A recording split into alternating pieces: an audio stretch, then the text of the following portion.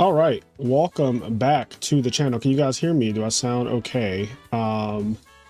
We are live. I think we're live. Let me refresh everything.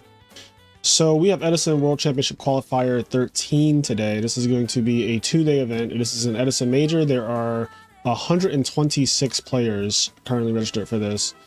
And yeah, it's going to be really exciting. Is that who I wanted to feature? Who's Sasp playing? He's playing Hot Bargain. Wait. Who do I want to see? I had a feature match in mind. Let me see.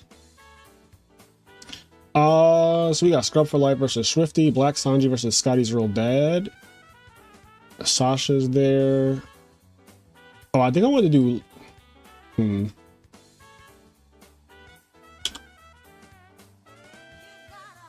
Here we go. Maru versus Chet Manley. I actually want to see this one because Chet Manley's playing Gigavice and he played Gigavice in Maryland and we featured him then, but the deck kind of crapped out on him. So let's see if he can show some redemption for the deck today.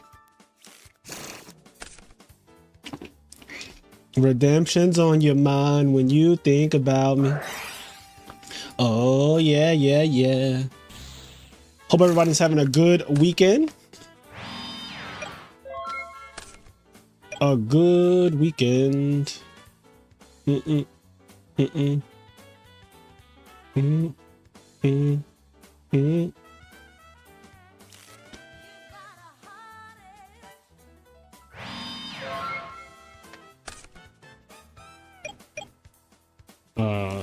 see. You and everyone around Philly has Brazil jerseys. I had mine first. Just want to put that out there. I had my Brazil jersey for years. And also I had my Brazil jersey when I cut my hair off in January. I had it before. I had it a whole year before then. I've had this jersey for years. And this is not a new jersey at all. But obviously Brazil is a very popular, football team. So we're just walling up against the impending doom of Lone Fire Blossom, which honestly, this might be game right here if he has, which he does have the full combo. He has Lone Fire plus Supervise, so no back rows to contend with either. That's kind of insane. You got a name on the jersey? I don't know if it'll show, but I don't think so. It's just like a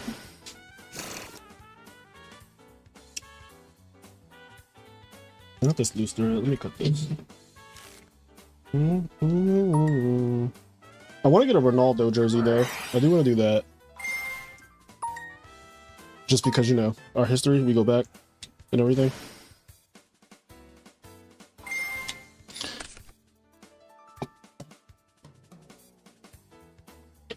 We go back.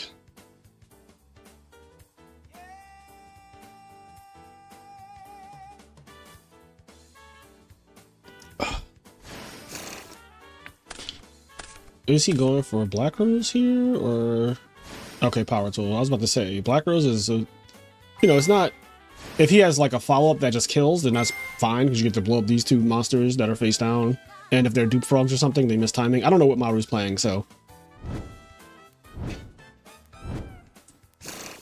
it could be anything. Another one.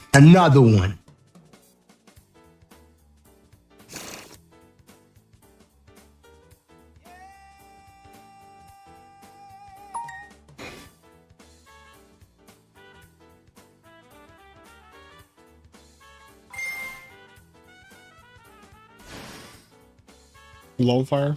LF is Lone Fire.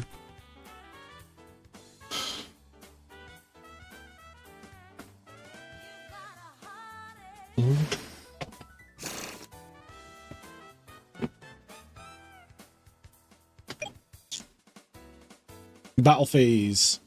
So we're just going right in with Titanial, Power Tool, Gigaplant. This field will get out of hand next turn if it is not dealt with. It's very hard to deal with. So this is an ideal opening for Gigavice. They got the 2 turns, the Resolve Gold Sarcophagus. No back row, like none whatsoever. and the opponent is just walling up with monsters, which honestly there are not many monsters that matter here except Fossil Dyna. So unless Maru is playing anti-meta, like Fossil Dyna would be the only thing that I'm really concerned about.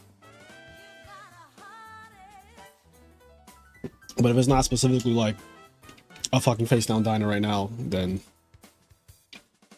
Dyna is really good against Gigavice.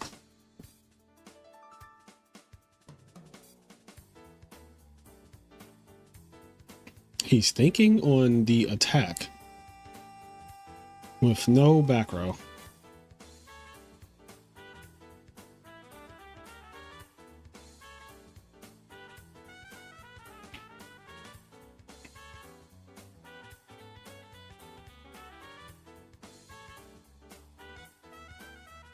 Oh, maybe he's thinking about scooping. I just thought about that. Oh, he's actually playing Frog. So when I was saying Black Rose earlier, like, he actually could have Black Rose and the dupe would have missed timing. Interesting.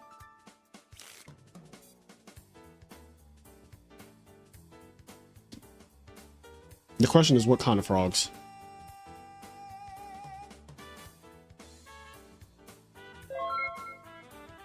And we're not attacking. Could you fucking imagine if that face down monster was flip-flop frog, bro?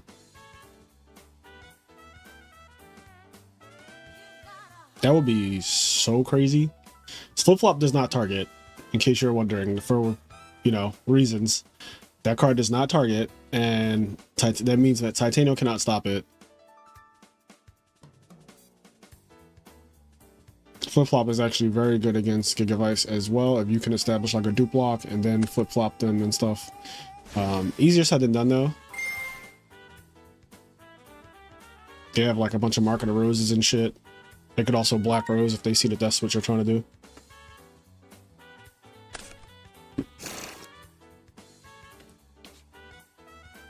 I feel like this is a battle between two combo decks right now.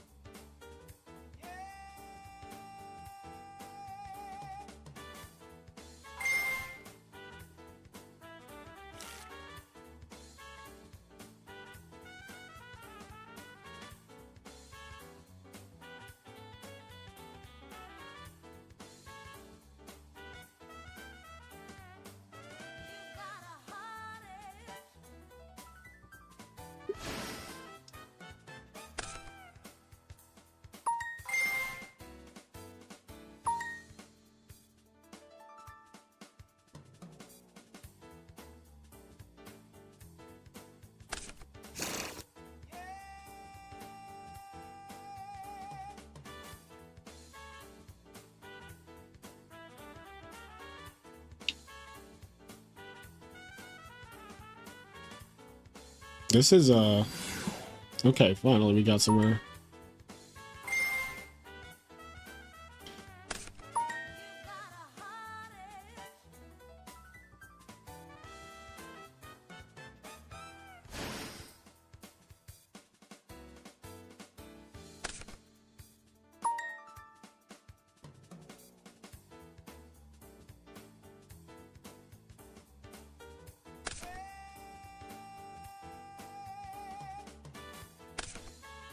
Poison Draw Frog. Okay, so now we get to find out what he's actually on, which Poison Draw Frog is pretty much only played in one type of frog deck, and that's a deck that can kill you in one turn.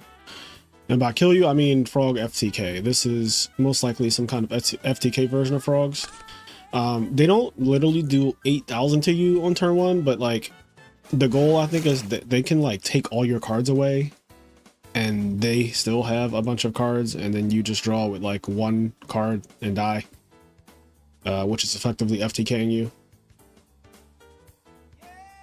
But of course, it can probably do other nonsense as well.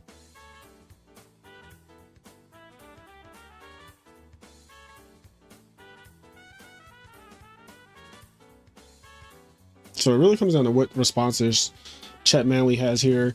I imagine this game is not going to be many turns. Like, as soon as the frog player passes, Chet is probably going to go for game if he can. I definitely do not want to give whatever the hell this deck is turns, because the poison draw frogs are, yeah, they're obnoxious. Fishborg, that's what it was. Fishborg Blaster. Okay.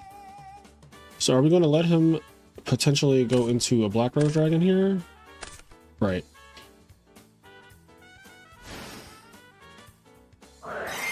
Bottomless Trap Hole. Okay. So Supervise activates, brings back Giga Plant. Now we're in a very simplified game state. This card fucking sucks so bad. If this was just like a Wing Blast or something, or Geki Break even, like, we'd actually have something here. Like Bottomless is just, ugh.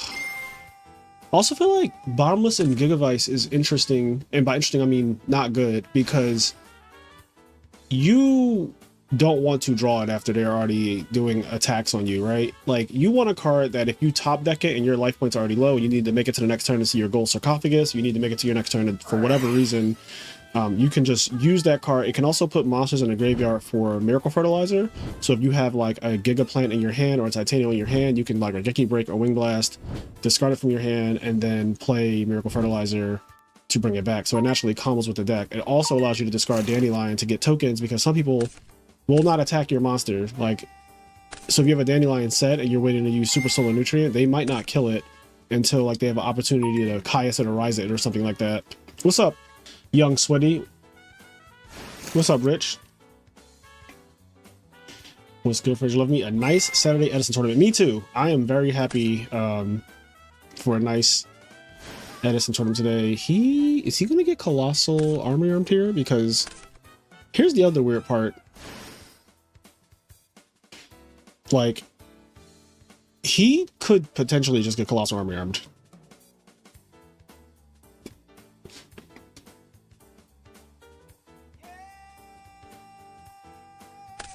Yeah, I don't think Bottomless is a Gigavice main deck card. Yeah, for sure. Like, I don't think Bottomless is a main deck card in a lot of decks, which I've been very vocal about. But like, especially in Gigavice, like, it's a combo deck.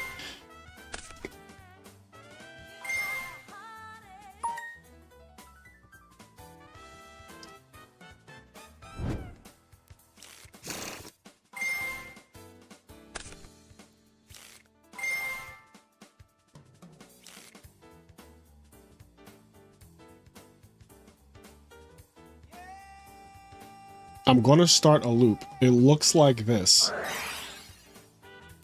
Okay, so he's dead. Like,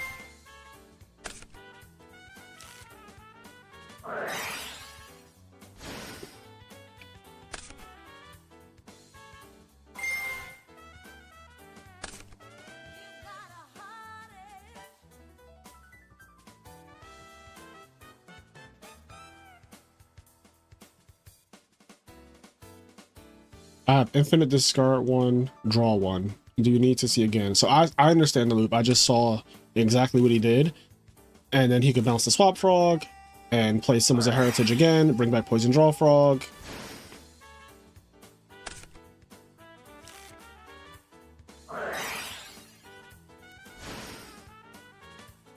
Yep. So he could do this an unlimited number of times. What's going to happen though is he's going to draw into Pot of Avarice, or anything that can increase his amount of cards, and he can Colossal Army Arm from here because that Gigavice is in attack mode.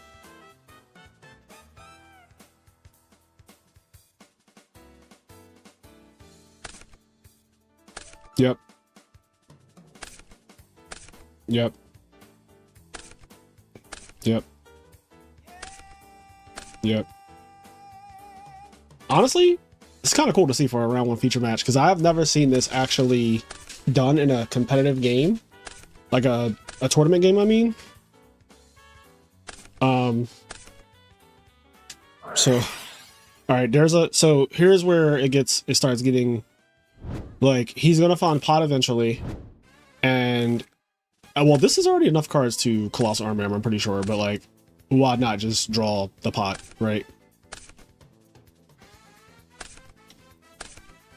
I assume he plays pot, but I don't know this deck list. I have no idea.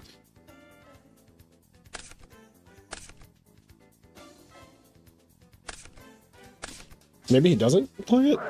Oh, there's another salvage. Okay, maybe he just plays a bunch of salvages and like this is again, this is enough to Colossal Army Arm here. The Giga Plant is in attack mode, so like it's very easy to just get Colossal Army Arm here because Symbol of Heritage can also bring back Substitute. However, I do feel like we want Pot Avarice to put frogs back in deck, but maybe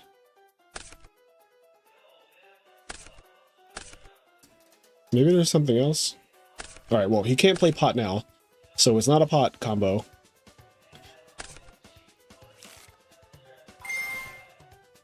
Okay, now let's see what this does. Let's see what actually is going to happen to our boy.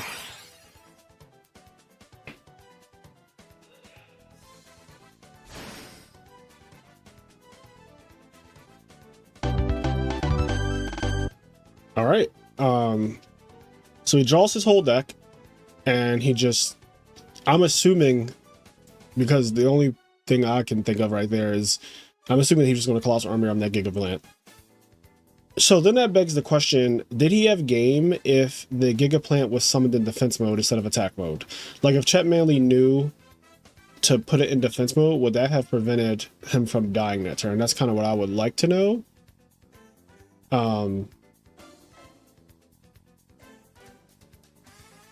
You would shark the loop? How would you shark the loop?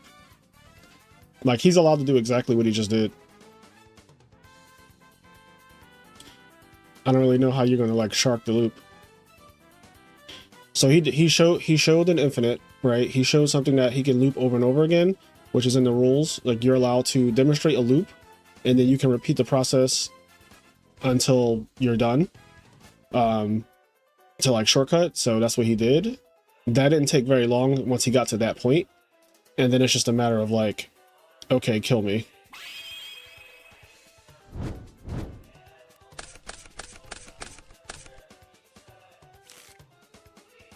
He said, didn't think you was set Fishborg there.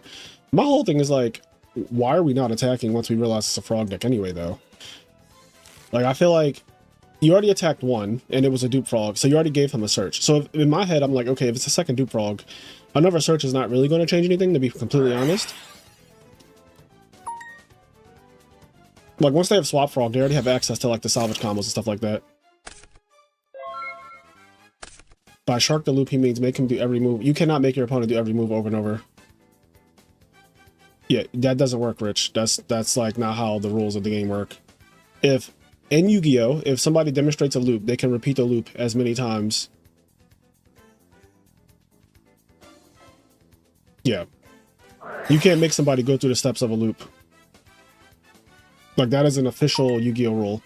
Like, if somebody can do a loop, then they can just say, I'm doing this 30 more times to draw the rest of my deck. So they can count their cards and say, I have 30 cards left in my deck, I'm going to do this 30 more times.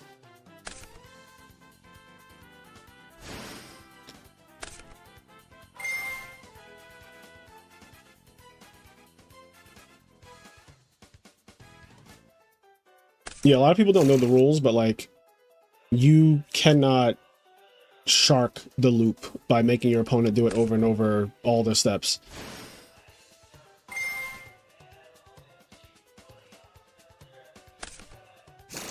Because Gishki, so the reason why it doesn't work for Gishki, because Gishki is not a determinate loop.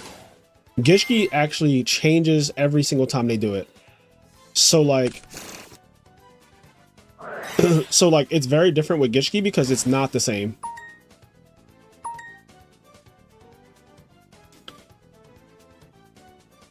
Whereas what we just saw, which is Poison Draw Frog, Symbols of Heritage, Swap Frog, that is an actual loop.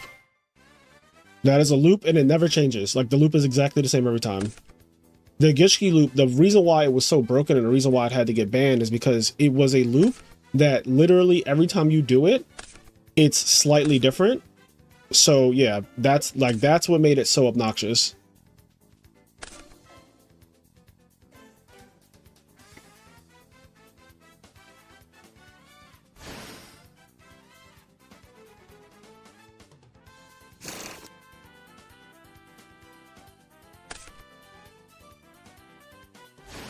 If your turn is 15 minutes with no responses, then you lose. But the thing is, his turn is not 15 minutes with no responses, because once he starts the loop, that doesn't take 15 minutes to do. Like,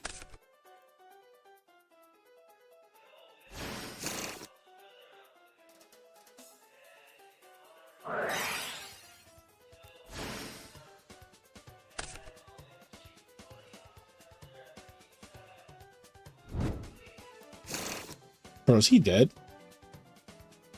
I have to loop again. Yep. So bounce that. Then he can bounce Swap Frog. Then he can activate symbols. Bring back Poison Draw Frog.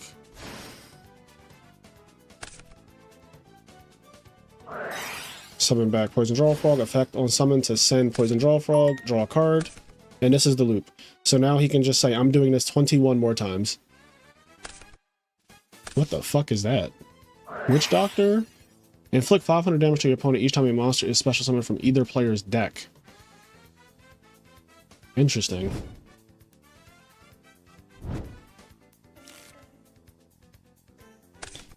So what do you do to kill me? I would have made him kill me game one. Like, I would have absolutely made him kill me game one, because, like, I want to know what killed me. In game one, I assume it was Colossal Army Arm, but here I have no idea what he's going to do. I mean, he could put Toad on the field and just do 8,000, like Yugioh, Death Frog, and Swap Frog is 81. Or no, it's exactly 8,000. So you can do 8,000 with, like, Yugioh, Death Frog, but that's a Frog OTK thing. I don't know how this deck does it, because if he draws all his cards, Substitute doesn't have an effect.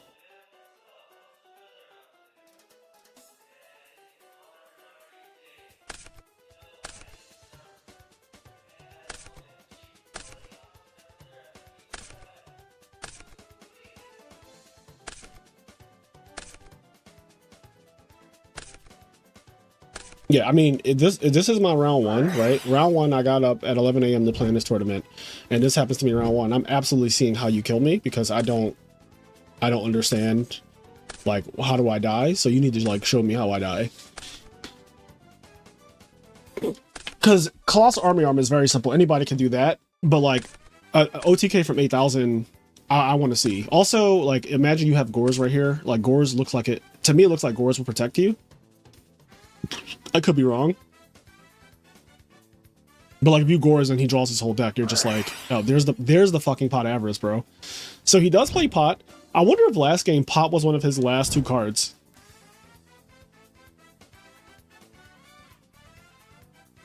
Because if you have only one card left in deck, you cannot play Pot Avarice. You need at least two cards to already be in your deck when you activate Pot Avarice. That is, like, the rule for that card. So this is a problem that sometimes Dragon Turbo has, where they can draw their whole deck, but if Pot is one of the last two cards, they just kind of, like, get fucked. In certain scenarios, it definitely does happen.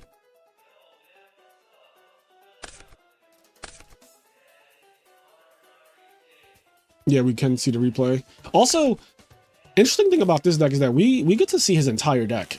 Like, anyone watching this duel who's in a tournament, like, his whole deck gets revealed when he does this. And that could matter. Like, it's just information. Obviously, if he has the loop, you just lose anyway, but...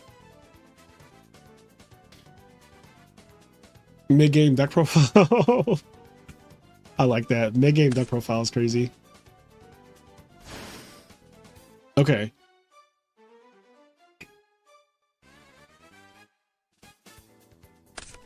Well, he has a battle phase, so I don't know if he needs to, like,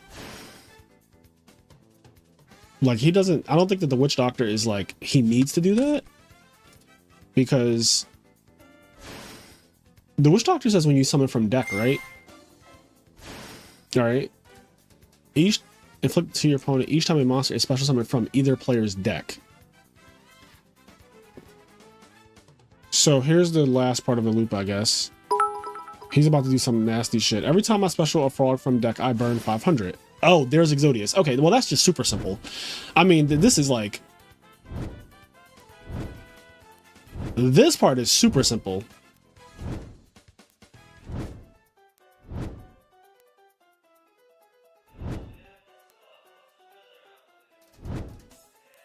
All right, so he has the loop now.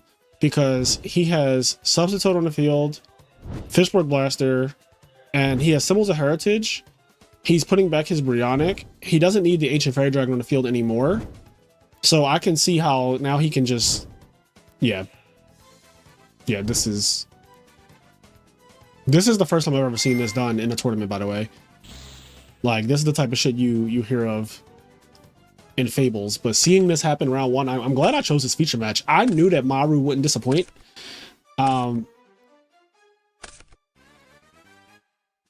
Yep, and he's just burning him for 500 every single time.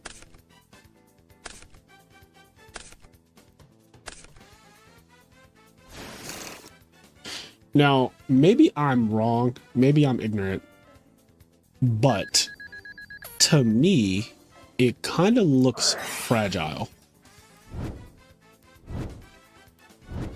Like a DD Crow looks like it goes a long way in this matchup. Also, I want to reiterate, because I've been a really big proponent of saying this for years, I think the Frog engine is the most powerful engine in the format. I think that most people who play Frogs, including myself, suck. So we don't fully like understand how to utilize it to the max potential that it has.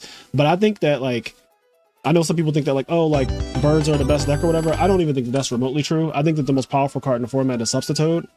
I've been very vocal about this. I think that something is very wrong with the design of Substitute. Like this card is just obviously very... It's just it's poorly designed. It's such a poorly designed card. I think this is by far the most broken, most toxic, most powerful card in the entire format. Like, it's the reason why at every major I play Frogs, because like this card is just outrageously broken, and you kind of know that already even past Edison. Like the first format after Edison is a format that is called Frog FTK format, and they only get one new card. The only thing that changes between Edison and this to make this even more powerful is Ronin Tonin comes out, and then the deck becomes like tier 0, right?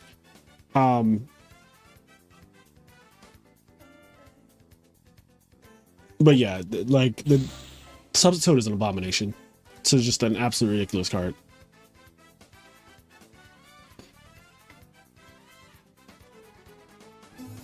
I'd be mad if I woke up at 8 AM on a Saturday to play an Edison tournament and I'd have to sit across from this round one. Yeah, exactly.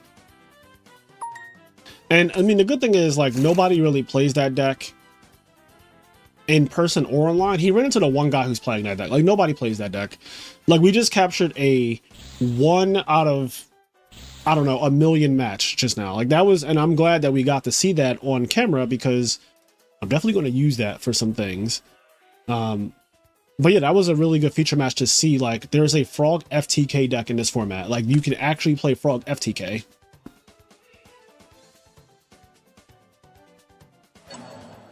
Maru coming back on the channel. I mean, if he wants to, the door is absolutely open. The last time he came on the channel was with his Vayu Diva Hero Assault Mode deck. And he topped with that deck. I think he got like 5th place with that deck.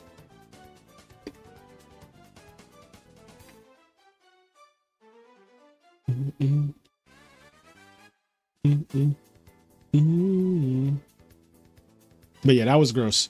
Like having that happen frame. I'm honestly though, for me,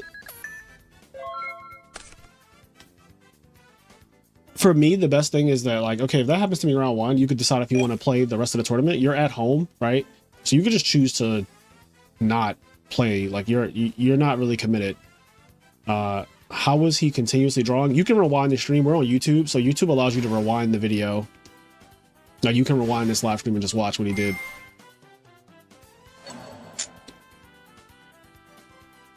$2,500 broken attack over Monarchs. I can. Those are very specific stats that I feel like most Yu-Gi-Oh players should know. What deck would a well-trained AI play in Edison? Probably something Frogs. Right, because it's going to play it perfectly every time. So it has to be some kind of Frog deck. Because the AI knows all the probabilities and all the math, so it can just play Frogs like optimally, which no one is really capable of. Like even if it just plays Frog OTK, not FTK, even if it just plays Frog OTK, it can do everything optimal. Like know exactly what to pot, know exactly what to leave in deck, know all the math to make the most optimal line every single time, just like straight up bot. And it's also calculating all of the possible responses that the opponent could have based on what deck they're playing.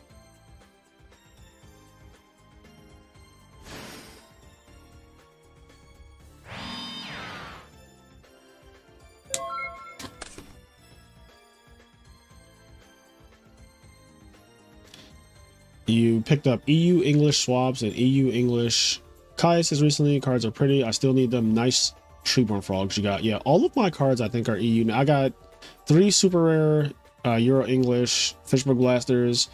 I have the Euro English Death Frogs, Euro English Salvages, Marays, Substitutes are Euro English, Treeborn Frogs are Euro English, my Dupe Frogs.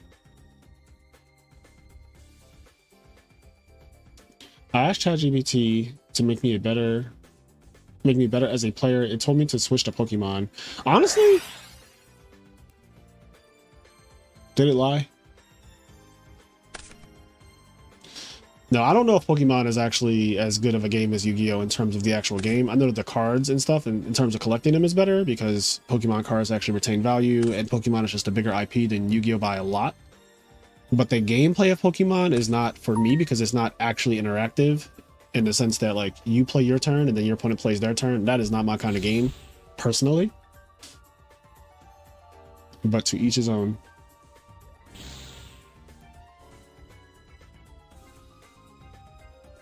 Yeah, playing other games can definitely help you change your perspective. I agree.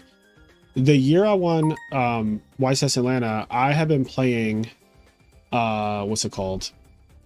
Magic the Gathering for 6 months leading up to that. And Magic the Gathering taught me skills that I did not have in Yu-Gi-Oh! Because the game runs on a resource system. It's still a card game, it still has RNG, it still has like optimal lines and things like that, but it's very different because you're controlled on what you can do. And I don't know, just playing other card games helps me to play Yu-Gi-Oh! Better. And I think that that's just how that works, period.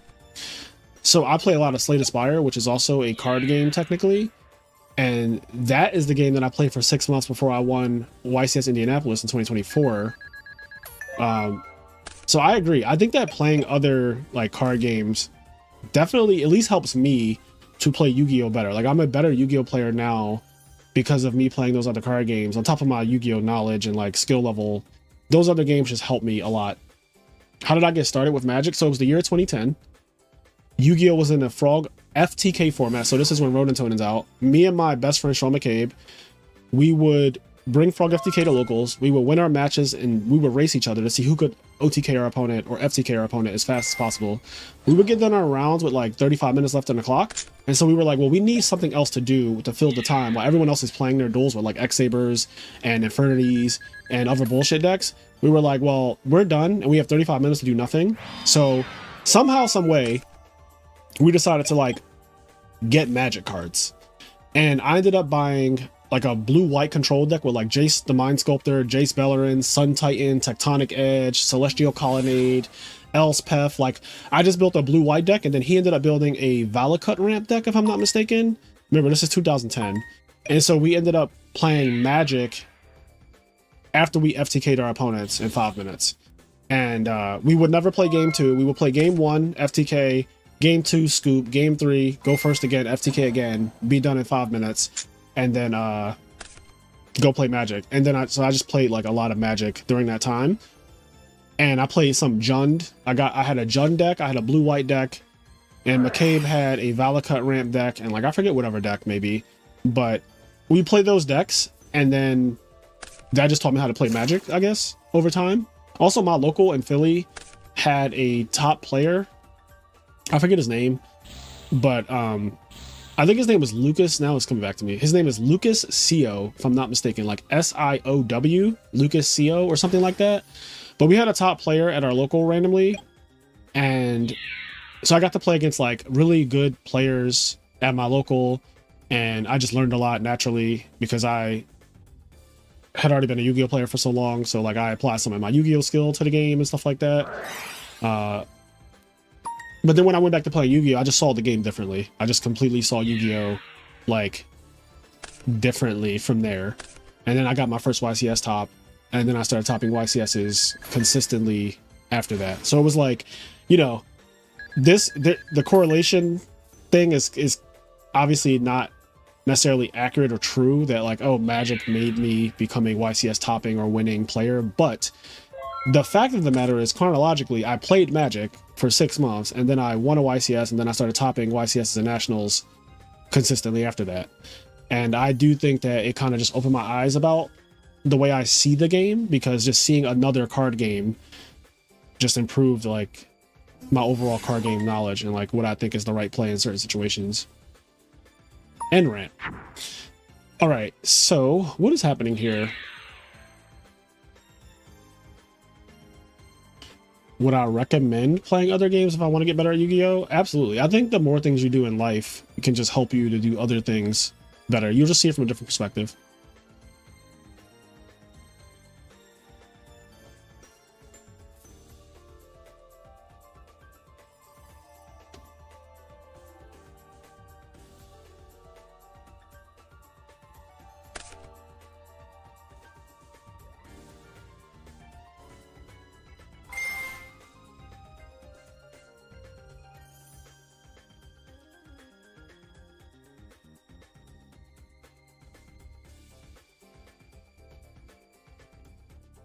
Different card games emphasize different things, so something you may be lacking in Yu-Gi-Oh could be a huge focus on another game. Yeah, I mean, Magic will definitely teach you about resources.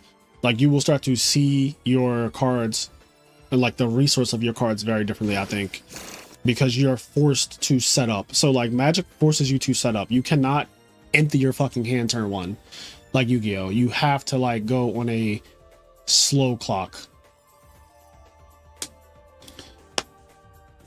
And some decks can ramp and go a little faster, but even the decks that go fast in standard Magic are still not like that fast.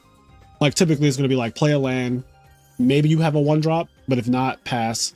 Your opponent plays a land, passes, then you go play a land. You have 2 mana now. You could tap those 2 mana and summon like a Wall of Omens, or play Spreading Seas or something like that. Like, you could do a 2-drop and then get your shit going.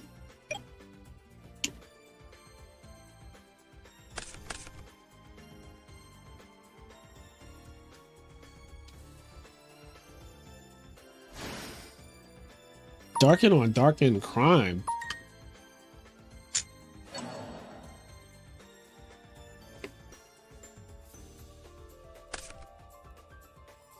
Not to mention, there are almost no tutors in Magic Standard, so you have to play with that in mind. And by tutors, you mean like cards that search, like Rhoda and stuff like that, how we have in Yu-Gi-Oh!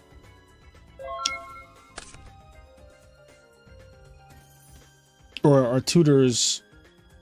Are tutors recruiters, or are they like searchers like Rhoda in charge of the Light Brigade? Oh, recruiters.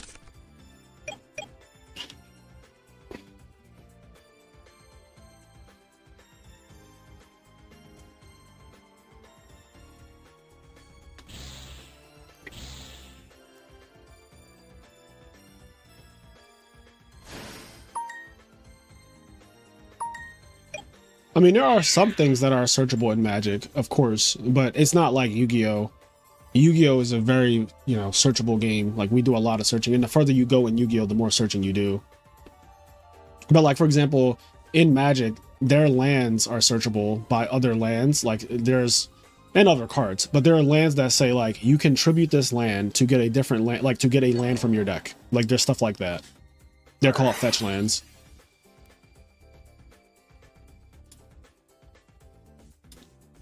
I guess I should check this to see how many... Oh my god, most people are done.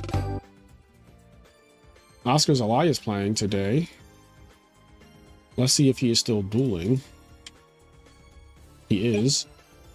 And he is playing triple Upstart Greffer deck. This looks like an Oscar deck for sure.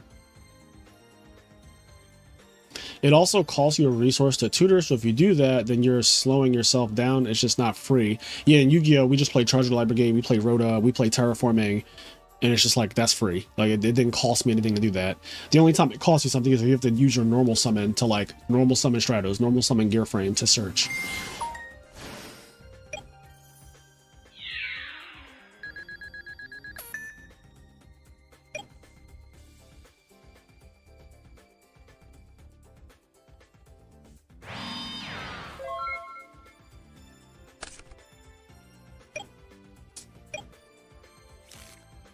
I know the games are different, but do you consider going pro in Magic, or was the passion out there? I had no passion for it. I'm gonna be honest with you. The reason why I didn't have passion to go pro in Magic or even attempt to do that is because the people who play Magic, I do not vibe with them. And I could not get enough of my friends to go to Magic events and travel like we did with Yu-Gi-Oh! So I would be going to events by myself, and I just wasn't about to do that. Like, I had no friends in the Magic community in terms of like all my friends were Yu-Gi-Oh! Players, but they were not Magic players. So the idea of like flying to Texas or flying to California or flying to anywhere to play Magic by myself just was never appealing. Also, like, again, I just don't like Magic players in general. Like I am straight up generalizing an entire community, but the Magic players and the Yu-Gi-Oh players are just very different vibes, and I do not vibe with the Magic players. First of all, when I was playing Magic, I was like 19 years old. Most of them were way fucking older. Like, they were already in their 30s and 40s, sometimes 50s. Like, the players were just older. They were in a completely different part of their life. And so maybe like nowadays I would vibe more with Magic players because I'm an older guy. And so I've lived like an extra 15, 16 years since then. But like at the time, me being a fucking teenager in college, playing with a bunch of guys who are like doctors and engineers and like, you know, they just have like real jobs and they're full adults with like families and shit like that. Like, that just was not the thing. Like, Yu-Gi-Oh players were my age. Like, my friends were my age, right? Give or take 3 years, up or down. But like, everybody was my age or 3 years older or 3 years younger. And that's just how, so we naturally had things in common. Like, we found the same things funny. We talked about Naruto. We talked about Bleach. We talked about like whatever cool animes were at the time. And we talked about whatever video games were at the time. The Magic players were just completely in a different headspace. A lot of the Magic players at my local would come in with like a work uniform on. Like, guys would come in with scrubs on. Guys would come in with like, I don't know, like a fucking suit, and they have the suit jacket in their hand. They have a tie on as like they've taken the tie off or just have it like undone. So it was just completely different. Like, we could not relate. Like, I am a student in college, have not worked yet. You know, I stay up until 3 a.m. every single night. You go to work, you have a family you come back to, you have a mortgage, you have like a car and everything. Like, it's just a completely different vibe. And then on top of that, like, they did not, at my local anyway, they did not like the Yu-Gi-Oh players. So that was a big thing as well, because we were loud. And I admit, like, we were loud, and they could not stand that. Like, they just could not, they hated us. Like, the Magic players would complain to the store owners that the Yu-Gi-Oh players were too loud and rambunctious or whatever.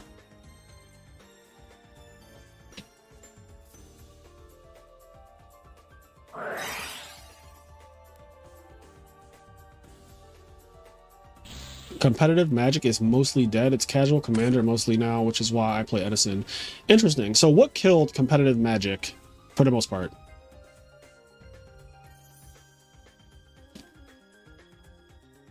Because I've heard people say that like competitive Magic is not real anymore. Like, did they nerf the Pro Tour? Did they get rid of the Pro Tour? Do people just not care anymore? Wizards of the Coast, Hasbro killed competitive Magic, too many sets. We were causing a fuss.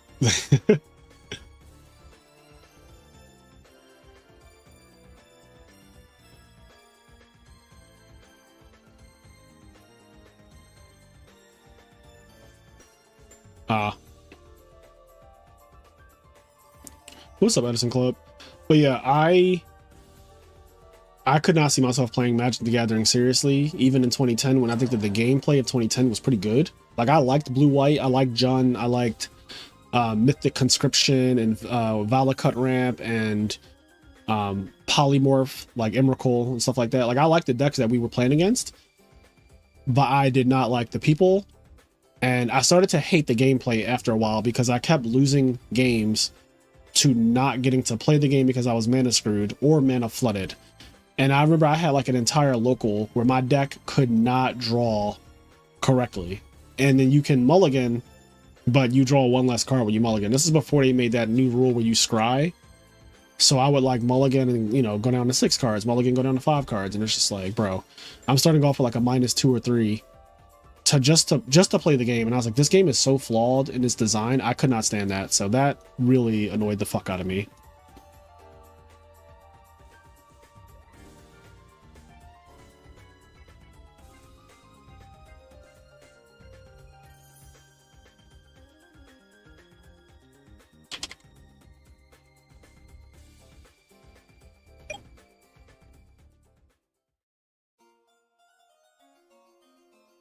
On the pro side, you used to get paid to play, and they restructured that with next to no support compared to the early days.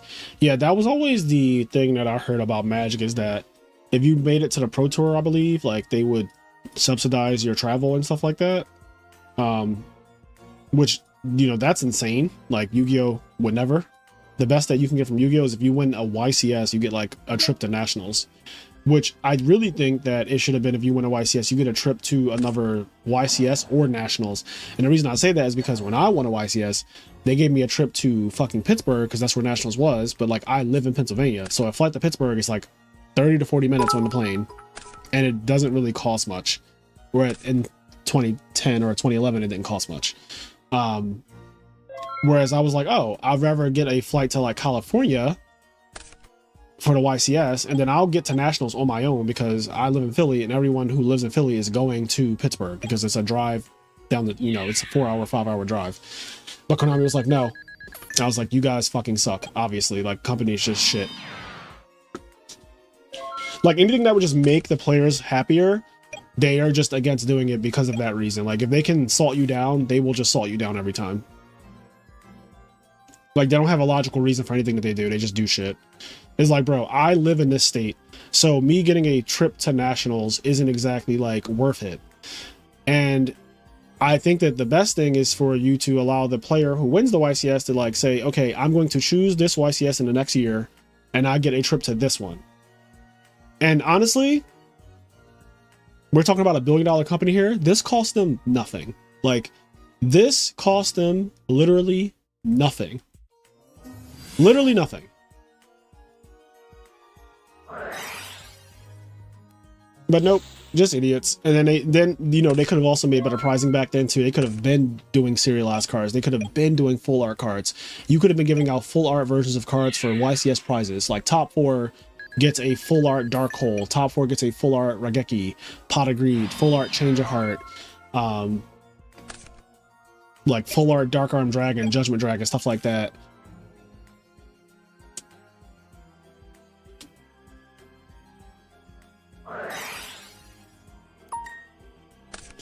I have about 7 jerseys, maybe 8. I probably have 8 jerseys because I got 4 from Japan by itself. This one I did not get in Japan. This one I just got on like StockX like years ago. So this is, let's say this is 5, 6, 7, 8. I can count at least 8. So I have at least 8 jerseys.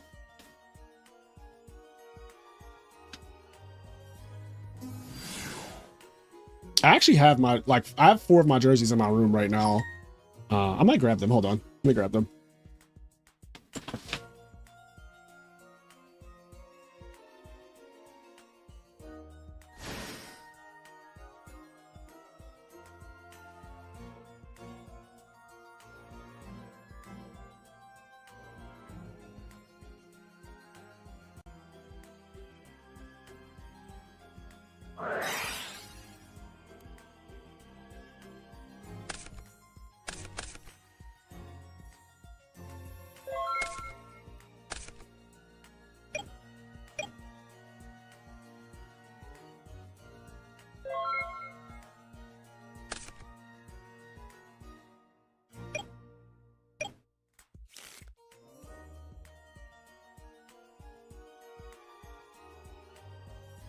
Okay.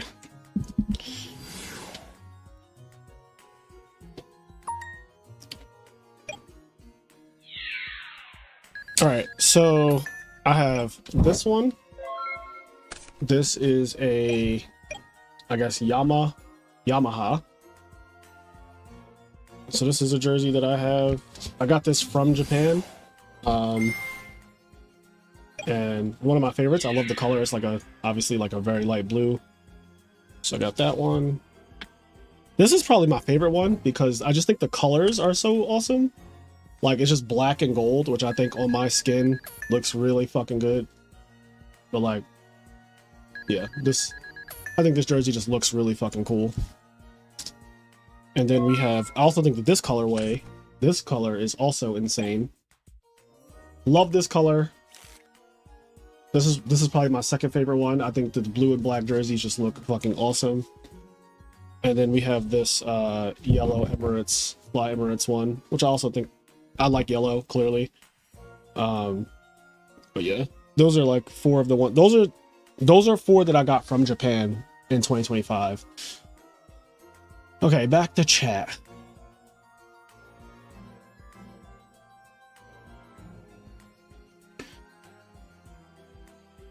Now, if you win a YCS, you get a giant card of your choice. I think that is a fantastic prize. It's a little late, but that is a good prize because, like, I would get like the giant cards they never made before. Like, I would definitely get like Absolute Zero, like cool shit like that. Like, if they haven't made a giant Brionic, I know they made a oversized Brionic. I don't know if they made a giant Brionic, but I would just get cards they have never made a giant card of, and that's a really cool prize.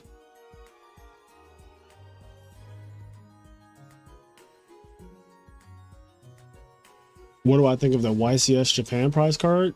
I think it's cool. I think that they should have been doing that like 10, 15 years ago, but I think it's a cool thing.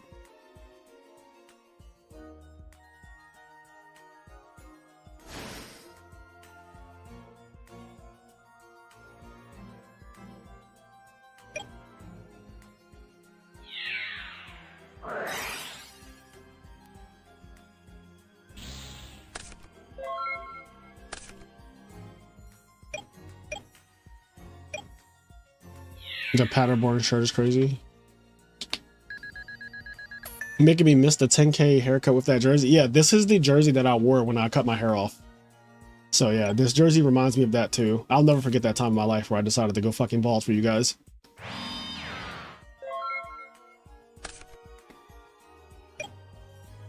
Is it still around 1? I'm gonna need to put a timer on.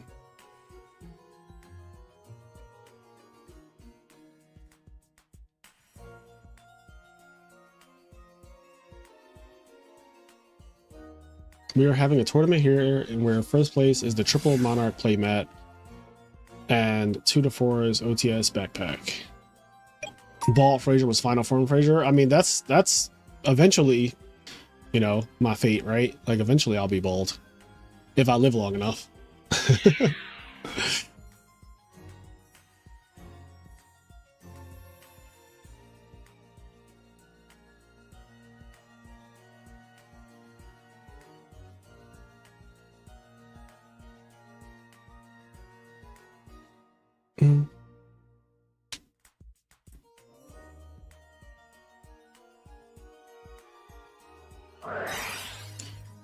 Icarus attack. So we're doing this to deny a battle phase, and we're going to get our guard in the graveyard when they are very close to time. Definitely a play that you make in time, and also I guess to play around some number of Kalutes.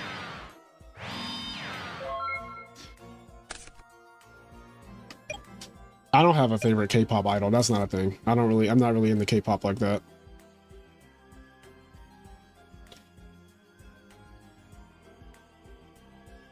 I think Upper Deck did good prize support, but they did too good prize support as well, which scares me. So as long as they would have toned that down, I would have been okay. Like, you can't make another card like Crush Card. Crush Card is egregious. So as long as they don't do shit like that for a prize card, we're good. But I think Upper Deck obviously would have done a better job than, like, Konami, normal monsters, bro, that nobody cares about, nobody has any connection to. Like, the prize card should be iconic. It should be iconic. For the prize card to just be a random vanilla monster is such a bad idea when you have so many iconic things that you could draw from. Like, they could have just made full art cards or alternate art cards the prize card 20 years ago.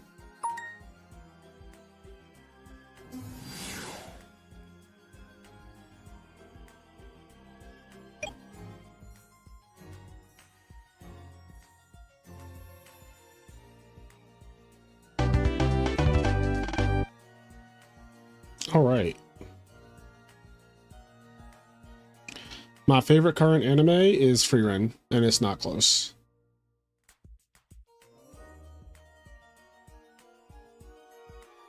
Hopefully that was the last match. No, there's still Shmeri versus whoever that is.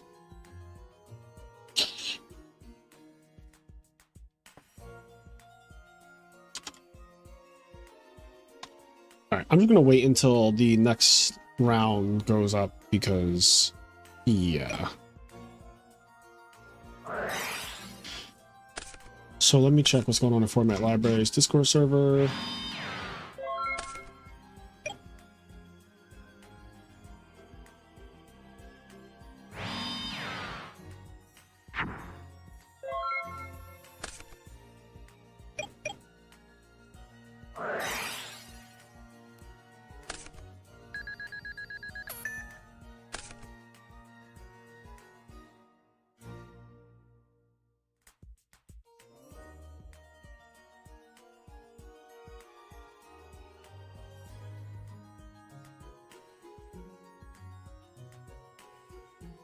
All right, they're figuring it out.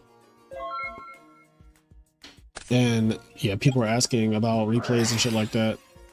What's the time rules? I don't know. You could check the announcements in the server.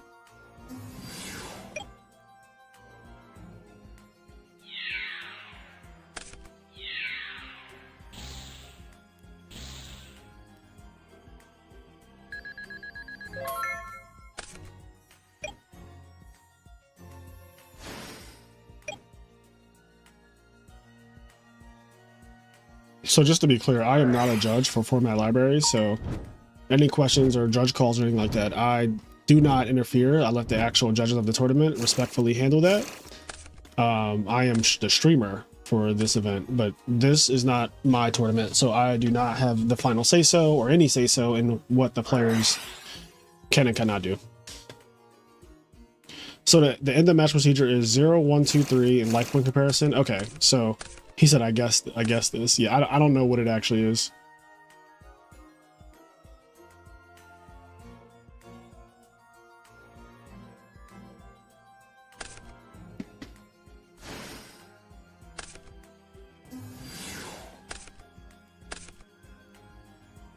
Dragons versus Frog OTK, it looks like.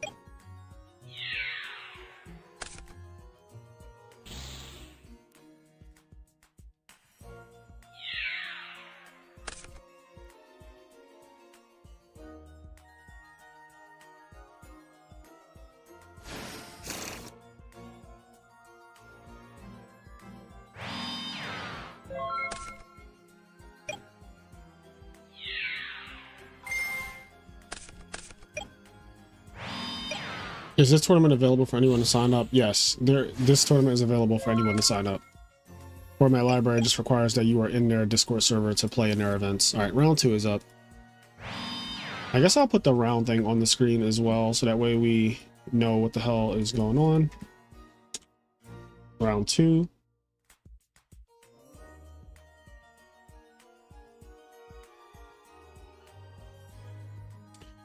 All right, so we're in round 2.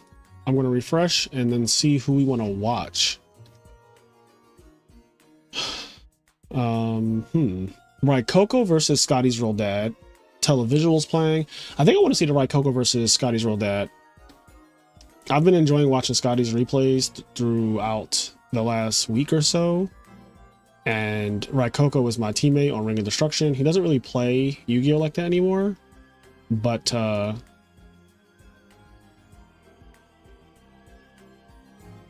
when he does play, you know, he's won, I think, 4 majors online or some shit like that.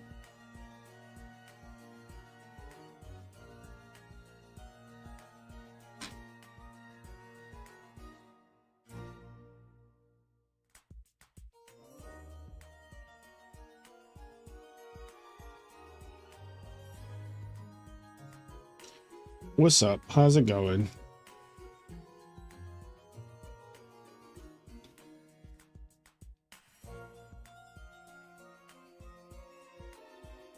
Mm-hmm.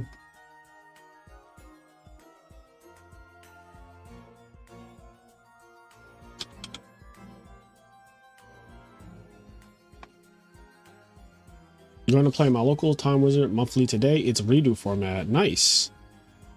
Redo. What deck do you play in redo? Everyone has their favorite redo deck. I've been saying that if I play redo, I would just play what I think is the best deck, and I don't think it's particularly close. I think I would just play Yugioh. That deck is just like so resilient in that format, where that format is very heavy on the floodgates. Like that format is like so floodgate happy. So I would for sure just be like, all right, I'm trying to play a deck that gets to play the game every game because it's very consistent and also does not get flooded in a format where floodgates are probably the most powerful thing you can do after game one. Like, to me, it just looks like floodgates are by far the most powerful thing after game one. You're playing Yugioh Karakuri. Okay, okay. That's definitely one of the right decks to play. What are your predictions for the Symbol of Heritage OTK? What do you mean predictions?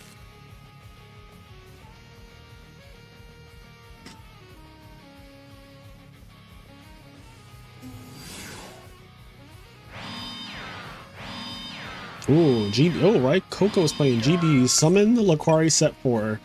Oh dear. Well, Scotty has been playing frogs a lot lately, so this could be a not so great match. Okay, no, he switched back to birds. All right.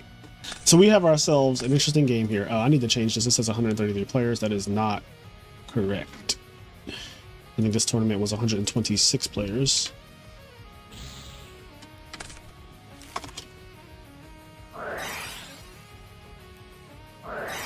Heavy Storm's going to meet Solemn Judgment. You think it goes all the way? Make top cut, get the invite, whatever the goal for the players is. I don't have any predictions for it, honestly. Like, that's not a thing that it's not in my mind to predict like how that deck is going to do.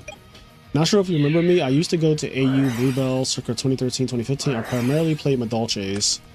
Well, I couldn't possibly remember you without knowing your name. So, to answer your question, I do not remember you. No.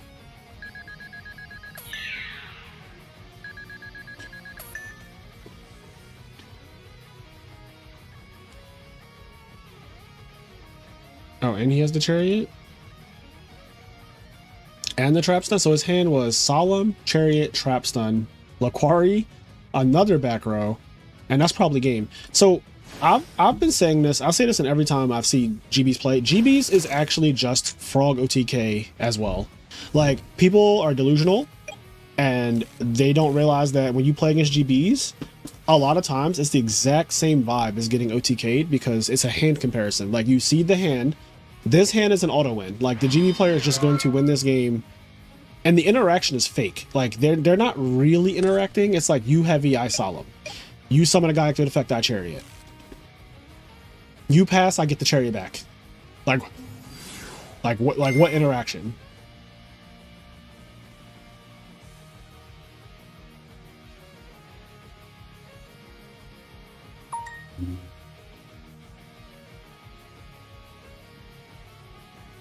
The next I Am Nerd tournament is next week. Next Saturday. $1,000. We're having a 1K next Saturday. I might actually have, do I have the flyer? Oh, I do have the flyer. Nice. Let me actually see if I can change this though. So I think I have a better version of the flyer. Ah, here we go. I do have a better version of the flyer. Nice. Nice. Okay, so this is happening next Saturday at 11 a.m. So same time as this tournament, but it's next Saturday. It's a 1K, so this will be a tournament that gives out $1,000 cash. You need to be at the party member tier in my Patreon in order to earn cash. You can play in the tournament if you're on my Discord server regardless. Like, it's free to play. But if you want to be eligible for the 1K prize pool, you need to be a party member or higher on our Patreon. Now, if you make top 8, and you are not active on Patreon, your prize money just gets passed down to 9th place and then 10th place and so forth and so on. But yeah, it is a 1K. It'll be next Saturday, so I'll be streaming same time next week. But yeah, spot the difference between the game we just watched, right? Spot the difference. We just watched a game where there was really no interaction. He got FTK'd. His opponent went first and FTK'd him. Solemn, Chariot, loop, loop, loop, loop, loop, loop, loop, you're dead. And like, honestly, I probably said loop way too many times because it was like a 2-turn duel. And I think that like, you know, people who hate frogs are, but like they like GBs, it's like, okay, well, hold on now, because your deck is also just the same thing in disguise. Like you're also not interacting with your opponent. Like and what I mean by that is that if your opponent doesn't play the game, like if they try to like not put cards on the field because they don't want to get them popped by Marmilla or Bestiary, you just Secutor them and they still lose the game that way. So there's like, it's like a damned if you do, damned if you don't. Mills value Dark Arm Allure. You know, the mill's not terrible, but you got a value, but you would really like to have your one-ofs Dark Arm and Allure. So something like a Greffer here would be really good. Chris, you'll be playing nice. Nice. Yeah, I'll see you next week. Try to win. First place is $400. Second place is $200. And then I think 3rd and 4th are 100 each. And then 5th, 6th, 7th, and 8th is like 50 each or something like that. If the math works out that way, it should equal $1,000. So, but yeah, we do a 1K every quarter. So that's $4,000 in cash that we give out every year, on top of all the other cash we give out every week. And then I do random tournaments like the Jank tournament. I did a $500 Jank tournament that ended up being a 1K. So this year we'll have given well over $5,000 in cash out, which is only possible because of the people on our YouTube and Patreon who like support the channel. We put that money back into the community so that people have a place to play Yu-Gi-Oh and earn money. Then all I ask is that you have at least a PayPal or a Zelle or a Cash App so that, you know, I can actually send you money. Human monies.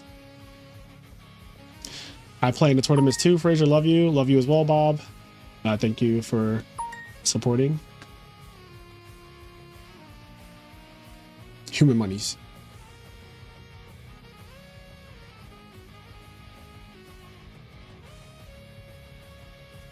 Double value engrave. Sirocco got bottomless. That is very unfortunate. This is a game where you really want Greffer. I don't know if Scotty sided in the 3rd Greffer, but I think in this matchup I would side in the 3rd Greffer. Yeah, real human monies. I give out real human monies. Love the Brazil jersey. No Ronaldo haircut this time. Yeah, no Ronaldo haircut. I don't know what that means, the hopeless one. Oh, never mind. I get it. I am Nerdhausen, yeah. Human monies. I had to break up the word for a second. I just look like letters together. Do you think Frog Hero Beat has a place if GBs become more popular? Every deck in Edison has a place. That place could be the bottom tables, or it could be the winner of the tournament. That is determined by the player in the deck list.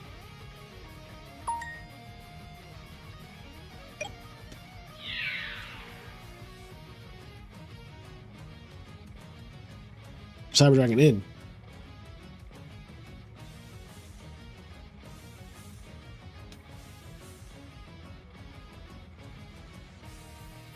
Big thing. Okay. Against 3 back row, that attack went through. What do we think these are? Chariot, one of them. Maybe Trap Stun. Maybe Starlight Road. Chariot, Trap Stun, Starlight Road. What else could it be that you would allow that attack to go through? Torrential, that's a good one. So we're going to use the Secutor. Oh, but we are going to Solemn. Okay.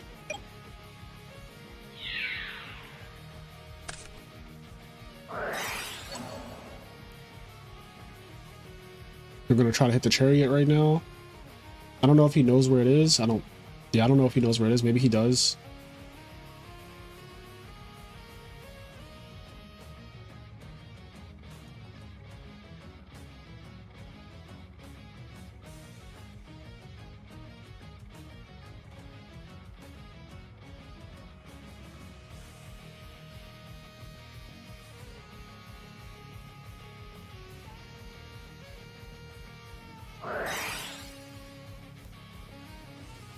We're going to compulse. Okay, we got some choices here. So this will also cause a replay. So yeah, compulse Cyber Dragon makes a lot of sense. In case this monster lives awkwardly, then he would have to tribute for the Cyber Dragon instead of special summon it. Okay, so we're gonna go for the back row. It is the Chariot. But the good thing is all three back row are gone. So like, so it's Torrential, Compulse, Chariot. Yeah, Cyber Dragon beats this thing.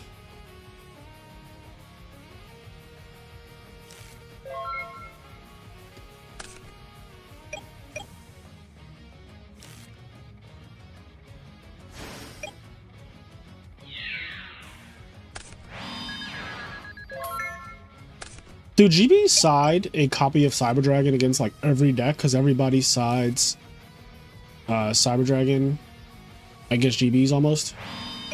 Like, is that a thing? Like, would you just side in like one copy of Cyber Dragon just in case you have Prisma? Just like auto contact on it?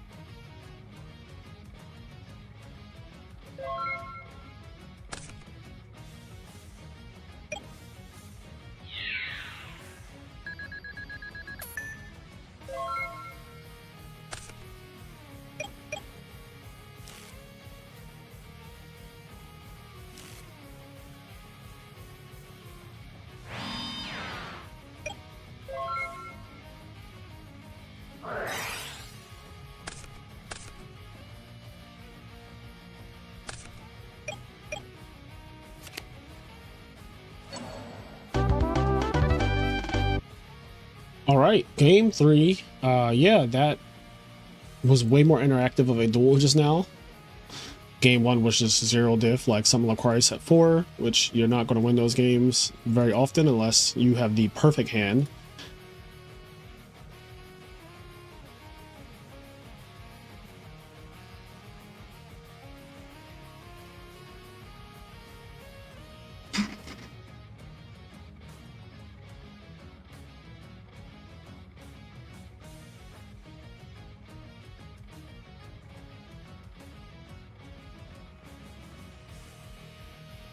That's right. I'm an Exceeds monster because I'm black. You damn right. You damn right.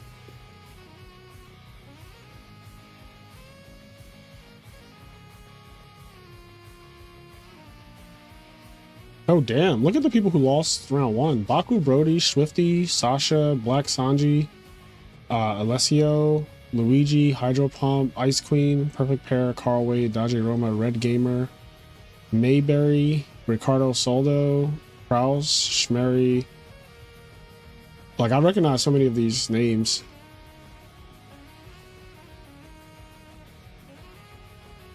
You didn't think of that? That's right.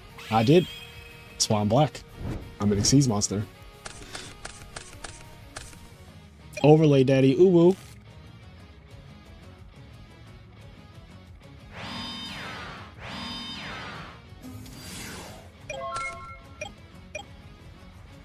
Losing round 1 fucking sucks, but I've lost round 1 and still topped the tournament by winning every round after that. McCabe lost round 1 at Maryland, won every round after that.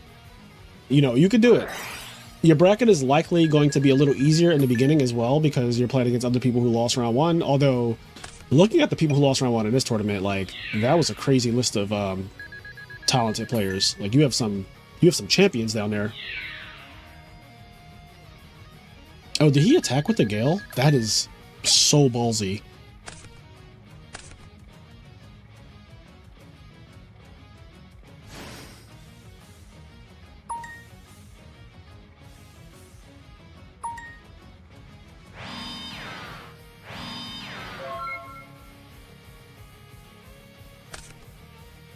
You know, my win condition against GBs is to just play them like they don't have it.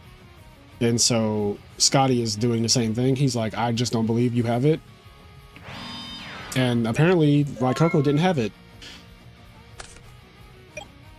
So those back rows are like nothing.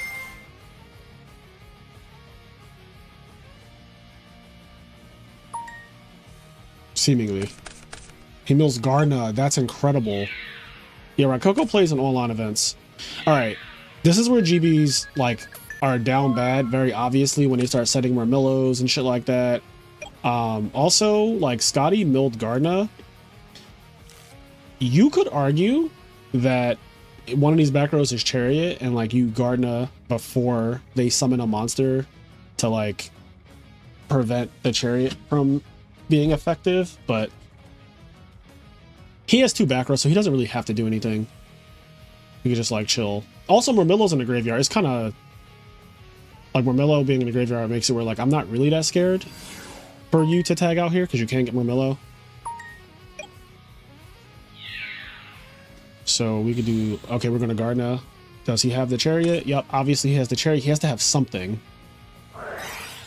We're going to Solemn the Chariot. That's a lot. Not sure if I agree with that, but I don't know his other cards. So if he has other cards that he feels like just locks this game up, but I think Solemn could have made it where he wins next turn guaranteed. Also, like, my thing is, if he attacked the Trooper, right, you draw a card, you take 1200, he tags out. What is he tagging out for? Because Marmillo's in the grave, so I'm not exactly like afraid of you tagging out there.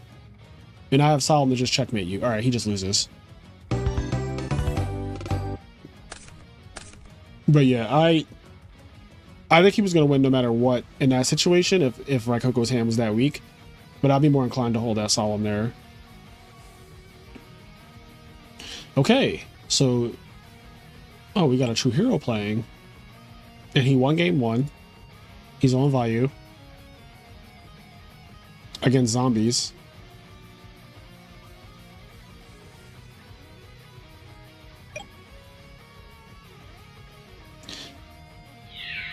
Yeah, you do have to play GBs like disrespectfully. You have to just say like, I do not believe. You had TT Burial? Okay. Oh, okay. So if you have Burial, then yeah, you're just going to use the Gardna willy-nilly because you don't care. And TT's kind of ass in that situation, so... Sure.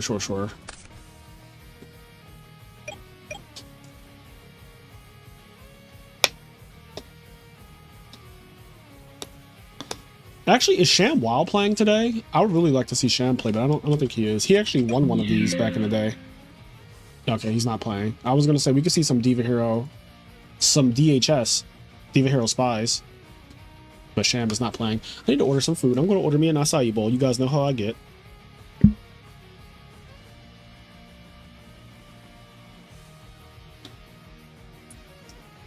Let's see what deals they have though.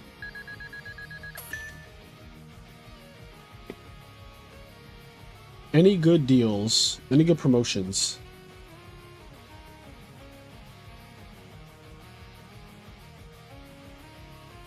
So 40% off on $35 plus. That looks like groceries though, which I'm not ordering groceries. Oh, Chick-fil-A. I haven't had Chick-fil-A in a while. But I can't order $35 in Chick-fil-A right now. Like, that's not... I am one person.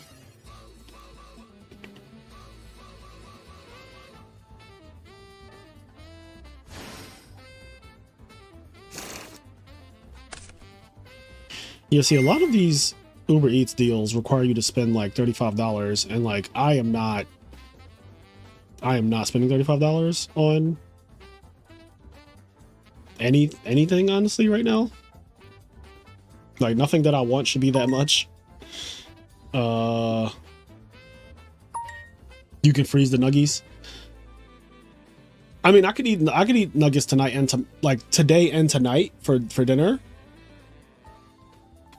No, yeah, Uber Eats and all of that. The delivery fees are definitely heinous. Like 100%. This is for sure not a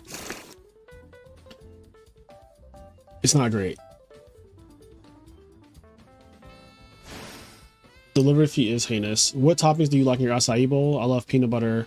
I like any kind of like butter. So peanut butter, almond butter, those are both good. I like bananas. I like protein powder, blueberries, and strawberries. A little drizzle of honey. Order breakfast, lunch, and dinner from Chick-fil-A. I definitely do not want to eat Chick-fil-A that much.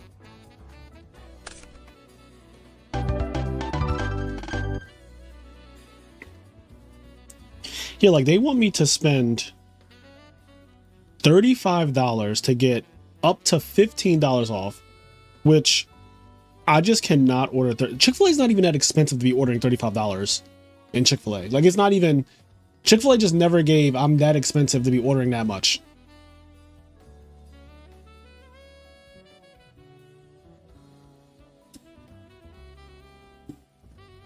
Like I would have to order food for right now, food for tonight, and maybe order like my boyfriend food for tonight when he gets off work. And I don't think he's going to want Chick-fil-A at like 9 p.m. that has been here since like 1 p.m. So that's just out of the question. What else we got?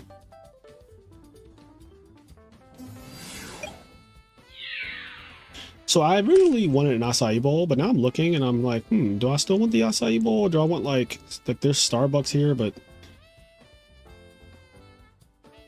oh, Starbucks looks fucking amazing right now, chat. Cannot lie. Starbucks, a caramel ribbon frappuccino, and like the double smoked bacon cheddar sandwich. That kind of goes crazy, I think. I think I'm doing that. I think I'm getting Starbucks. I haven't had Starbucks in a long time.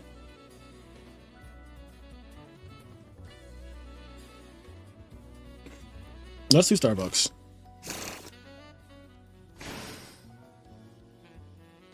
We're gonna do not whole milk. So what do you guys like out of almond milk and oat milk? I've been doing almond milk a lot. I'm gonna do almond milk.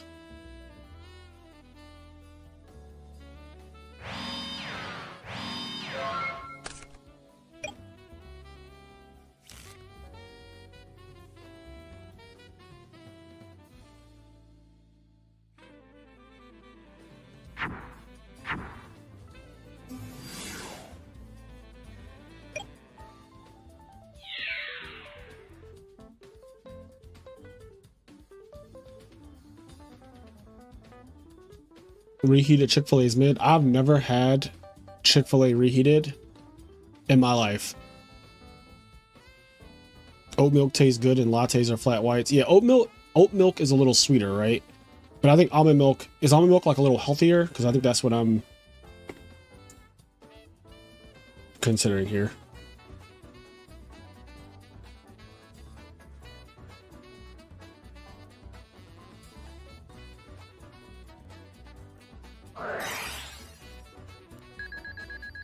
Skill drain. So one of my biggest problems with zombies is literally just fucking Shura, the blue flame. Like that card is really strong against everything that this deck does.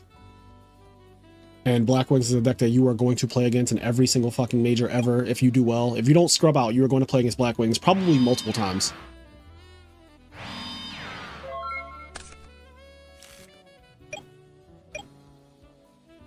Like, you're going to play against that deck.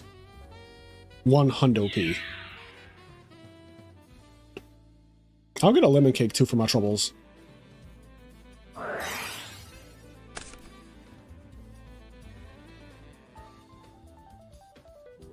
Where are the lemon cakes at? Is it bakery? Bakery. Okay, we got chocolate croissant. Lemon loaf. The lemon loaf is so good. Banana, walnut, and pecan loaf. Yeah, we're just gonna stick to the plan. We're getting the lemon loaf. Because if I'm gonna order fucking delivery, I might as well get like enough things, right?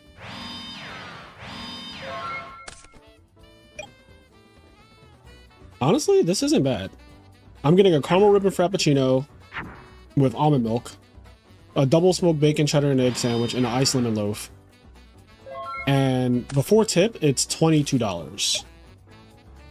So that's not bad. That'll just be my lunch.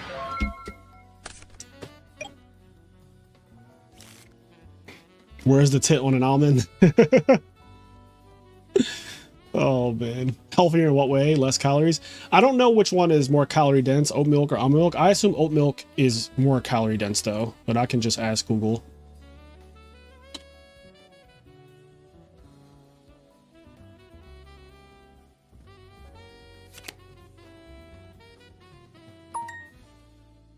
On average, a cup of unsweetened oat milk has 90 to 120 calories depending on the brand. This is largely due to the natural sugars from oats, which brings a bit of extra energy. Almond milk calories. Almond milk, by contrast, is the lighter choice, clocking in at around 30 to 50 calories per cup if you go unsweetened. So almond milk will have less calories in it.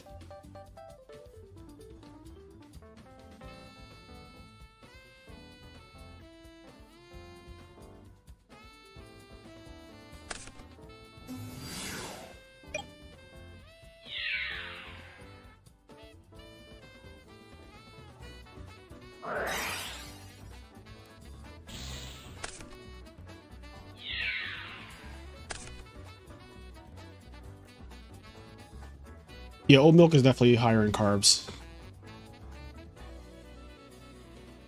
Yeah, the double smoked bacon sandwich at Starbucks is so good, and I haven't had it in months.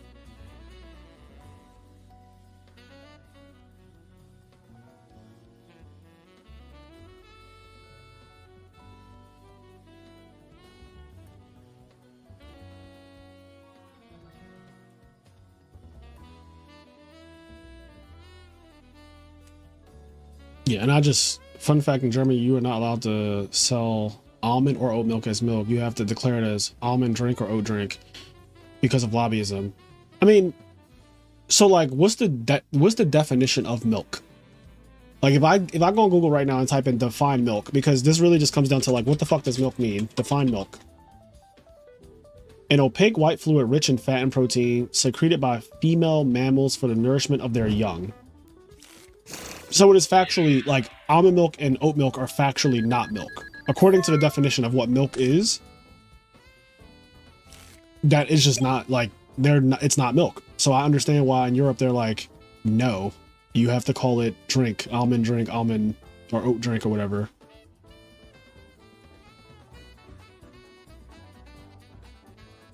Yeah, even Google says milk is used very loosely. But yeah, it is factually not a milk. So that checks out to me.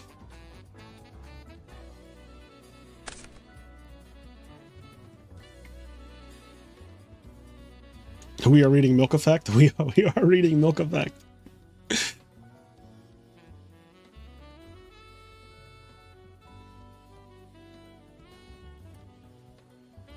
Let me get a caramel iced latte with oat drink.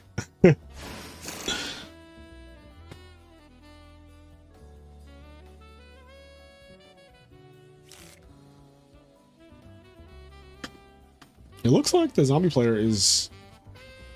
Oh wait, it's their turn. I was about to say, if Cairo was about to pass to him, then he would have more cards, but never mind. Never mind. Cairo is still up in card advantage and life points. So it's just a matter of closing this out. The zombies are a scary deck.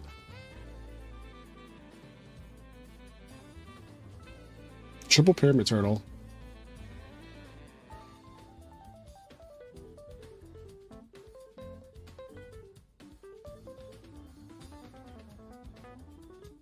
You're waiting for milk to get reprinted so you can afford it.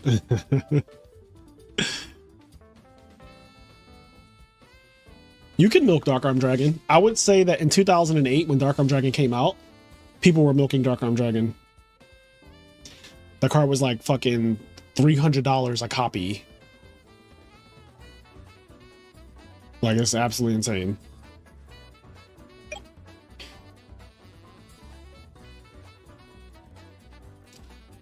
Zombies are my favorite Edison deck. I really like how there's so many variations. Yeah, zombies do have a lot of ways you can build it.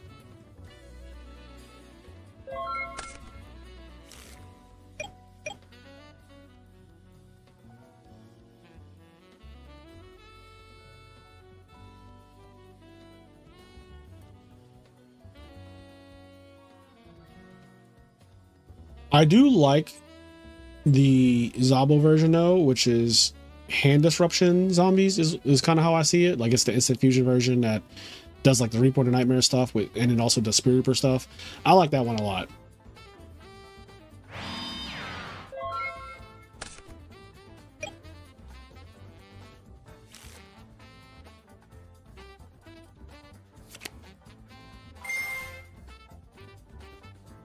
Hamster? I barely even know her.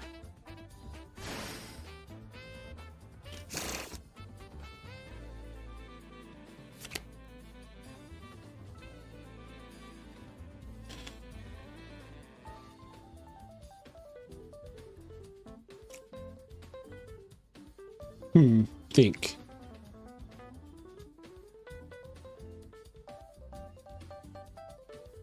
I think the scariest part about playing against zombies is that you know in the back of your mind you could die. At like, that 6800 is not safe, you know what I mean? Like, he could absolutely lose the game at 6800. Like, there is a combination of cards that still kills you through, like, with that field and that amount of life points.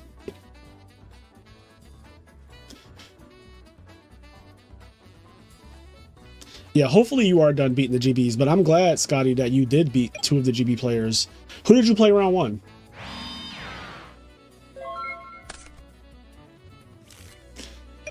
I'll be playing at LDS Houston in August, so that's a ways away. But typically I stream pretty much every tournament that I can. In your opinion, in Hero Frog, does Water Art belong more in the main or the side? Been going back and forth on this, and I'm curious what you think. I like Water Art in the side deck. I want to see GB's top. GB's will most likely top. It's a top 5 deck. It's not a surprise in 2026 for GB's to top a tournament. Oh, so you beat Crank? And you beat, who was the guy you just played? I forget. You beat them kind of quick.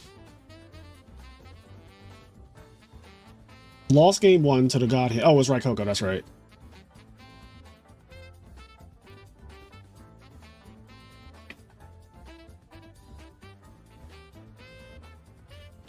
Oh, we just got the reveal for the new mat for LDS. I was just talking about LDS Houston, and here's the mat for LDS Houston. Really nice. That is a really, really nice mat. Well, I'll be getting this mat in August. That is really cool.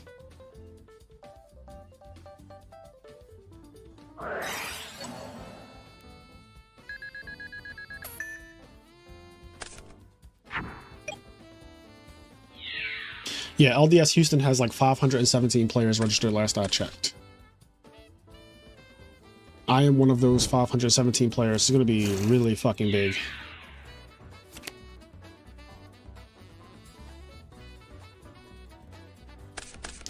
These mats are made by Yggdrasil materials.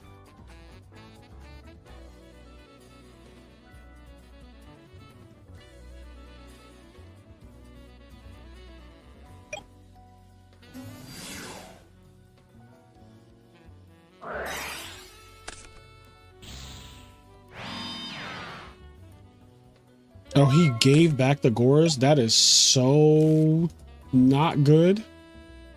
Why are we brain controlling monsters and not having conversion for them?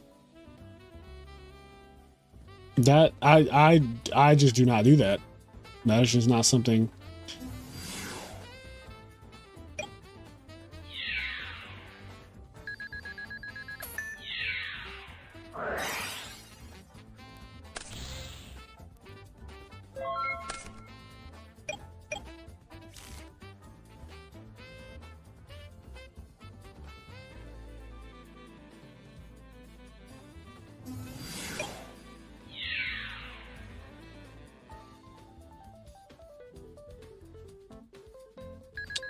I don't know if this is light zombies as much as it's just like skill drain zombies.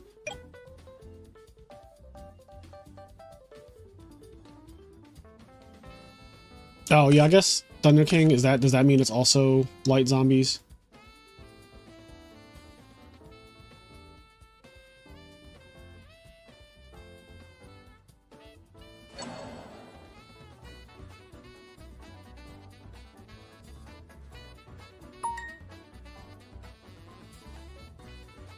I just don't think Thunder King is good in this format. Also, Thunder King conflicts with your best card, which is Goblin Zombie. So, like, I'm very confused on this being a deck at all.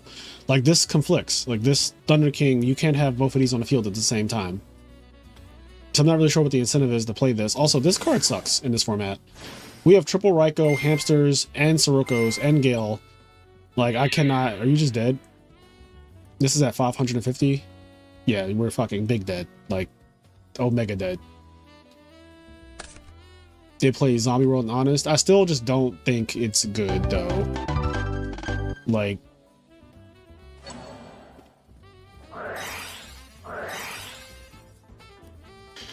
Okay. Does Saspi win round one? I want to... Oh, he did. So Saspi is actually undefeated still. Let's catch this. Saspi is playing Hero Frogs. And it's game 3 against Vayu. Vayu has... Oh, this is like Nitro Vayu. I see 2 Silver Winds. So the way you can tell when it's Nitro Vayu is that. If you noticed, the thumbnail I created for the round 2 feature match of San Jose... The thumbnail shows Vayu, the monster Vayu on the left, and it shows Silverwind on the right. And that is to basically tell you that, like, it's Nitro Vayu, because Silverwind times 2, that's the only deck that plays 2 Silverwinds. And we're getting to see that right here. So he still has Gardna. He still has a Vayu, even though he doesn't have anything to use with that Vayu. We're going to Ryza the Gores back to the top, which is really strong. Because that Gores will never come down again, at least not by conventional means.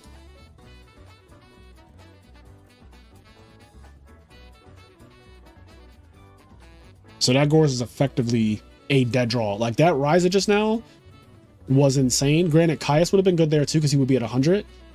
But, like, the Ryza is also good because it basically says skip your draw phase, because that Gores is just a dead card.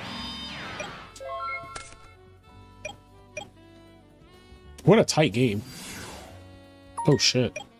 Torrential is gone. And you know he drew Gores for turn. So he has to garden this. He's at 500 with a Vayu in the grave. He has a Gores in hand and a back row. What could he have here? Return is not seen. I'm trying to think about what cards this back row could be. Greffer. Oh my god, Greffer was such a good draw right there.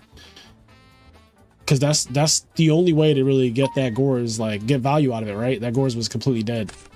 So that was an insane draw. They do play 3 Greffers, though, in the Nitro build. So it's not like... It's not crazy to think that he drew a Greffer in that situation. Because I don't see... Oh, there's 2 Greffers banished. Never mind. I lied. He has 2 Greffers banished. He just drew the 3rd Greffer.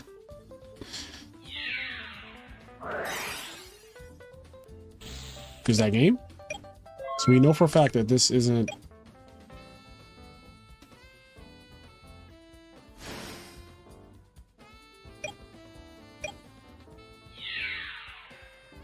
GG's.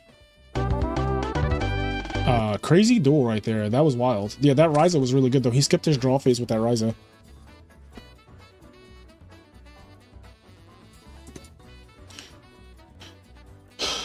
Okay.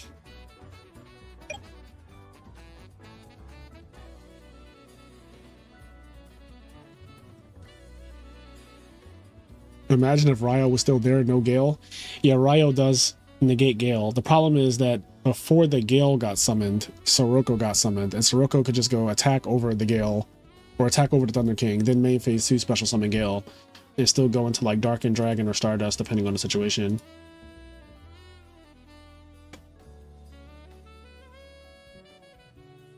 Alright, I will be right back, chat. I am going to go grab my Starbucks.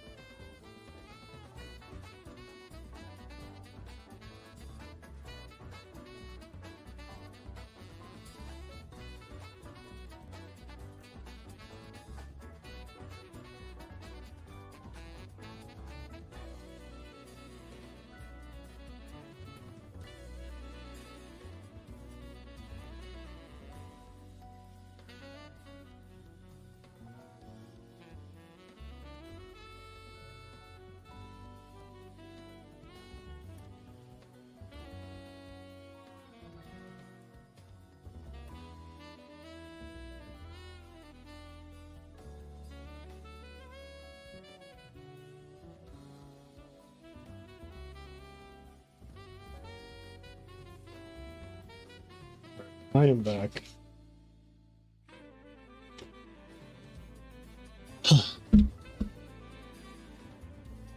You are the best player in your region. How come you weren't invited to this tournament? This tournament is not an invite tournament. This tournament is a qualifier, which anyone in the world is allowed to play in.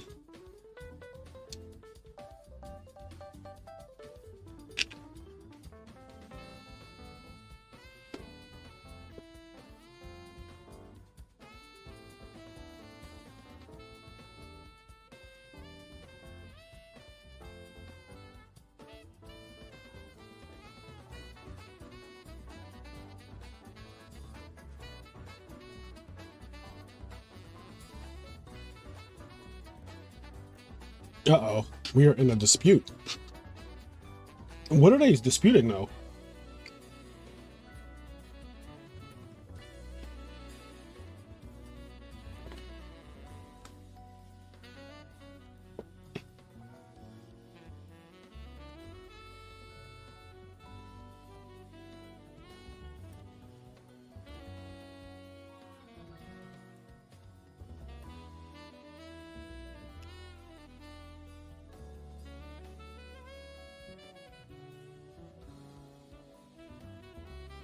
Summarize the ruling issue. He played Avarice.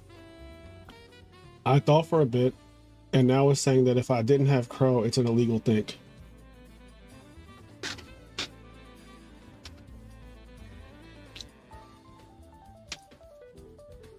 How was that an illegal thing?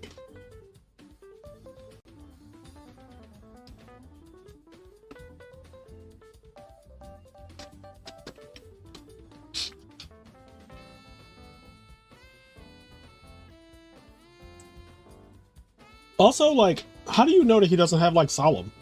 Right? I'm confused. Like, the only interaction doesn't have to be Crow.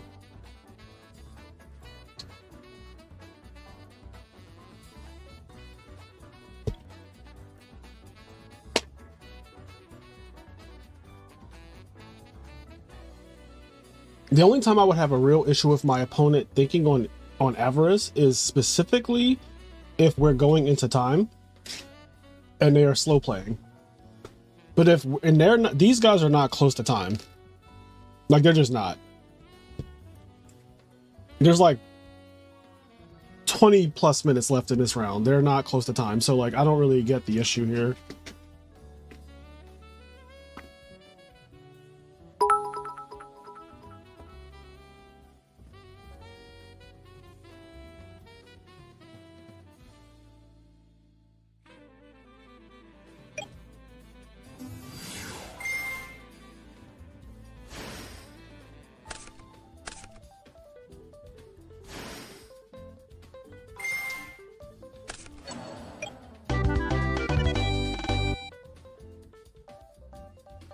Okay, well, he still said GG's.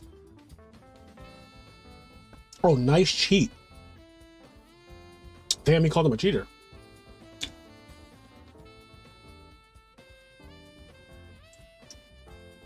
Damn, now I'm calling him a cheater. That's a bad look.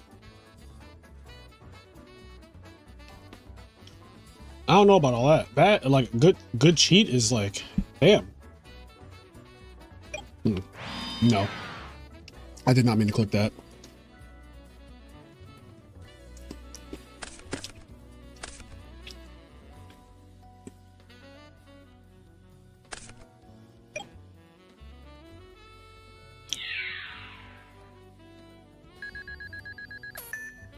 Yes, you're off next Saturday. We're having a 1K next Saturday, guys.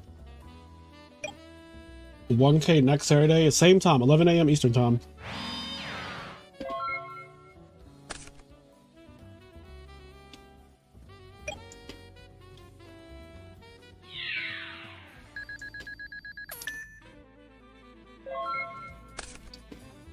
My 1K is a one day event, yes. It's just cut the top 8.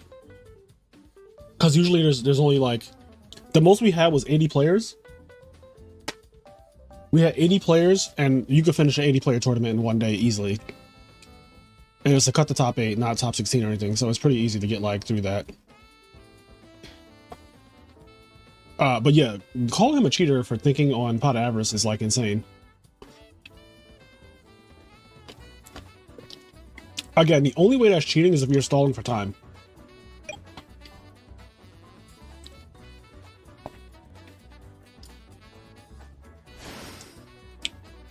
Like, that's cheating if you stall for time.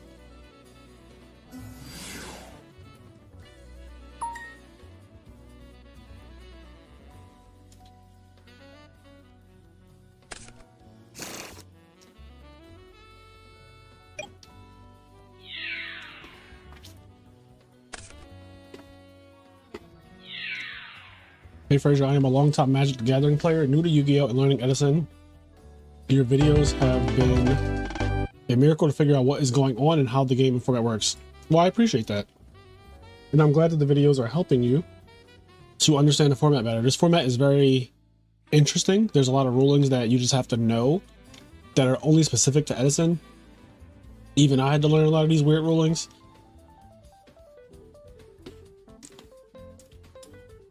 There's also this webpage.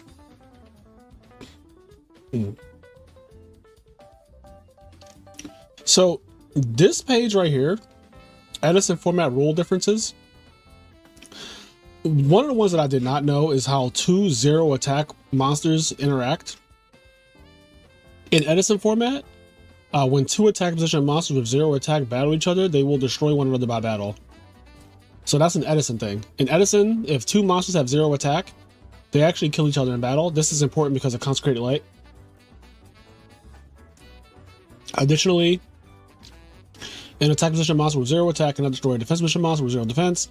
This interaction was overturned in 2011.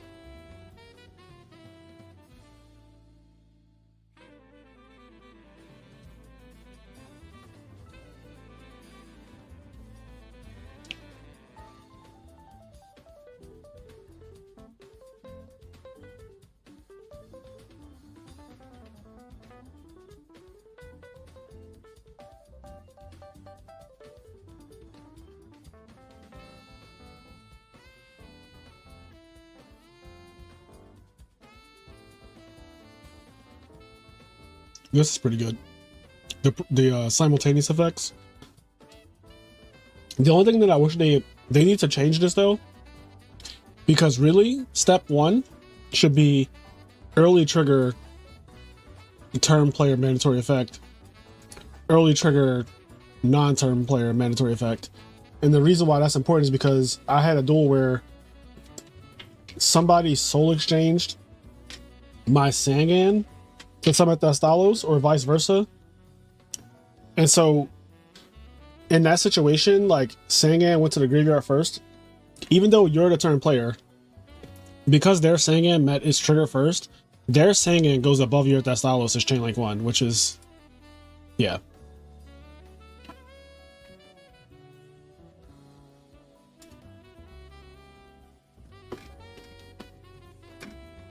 Nice, we're in round 3. That was fast. That was a fast round.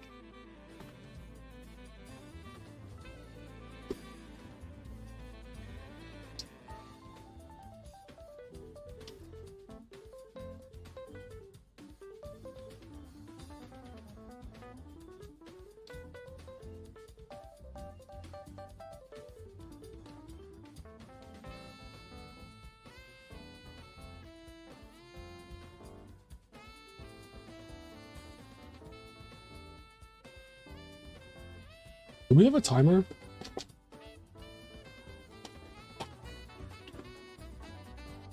Who do y'all want to watch?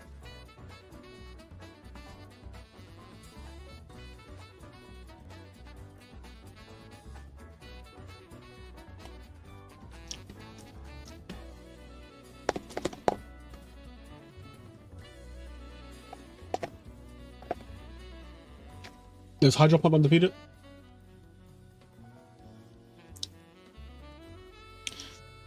Here are the 2-0s.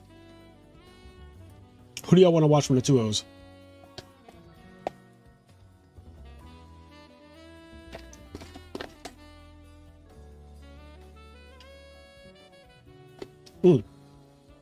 I could watch True Party King. That's a good one.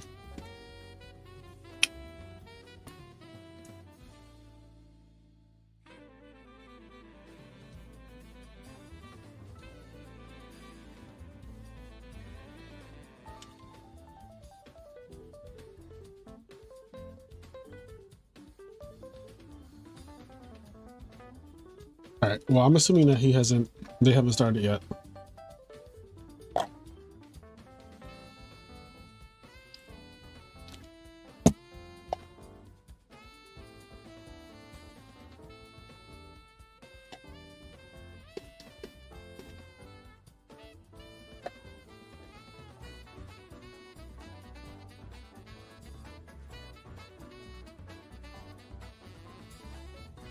We featured Maru round 1. Stengo for channel Pride. No, we're gonna do True Party King. Stengo was actually playing one of my decks today. I gave him a little side deck guide and gave him the list and told him, you should just play, have fun with it. And if you lose, come commentate with me. I am glad to see that he is currently undefeated, 2-0.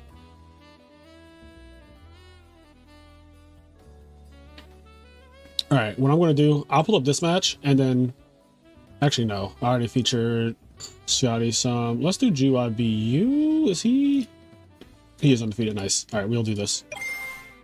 And then I'll open up a separate window to find the match I actually want to watch.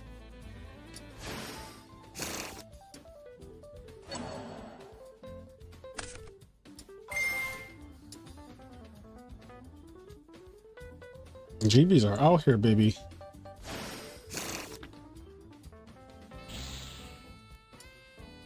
Oh, it's a GB mirror match. God damn. Toxic. People bringing their toxic panties. Y'all got those toxic panties on.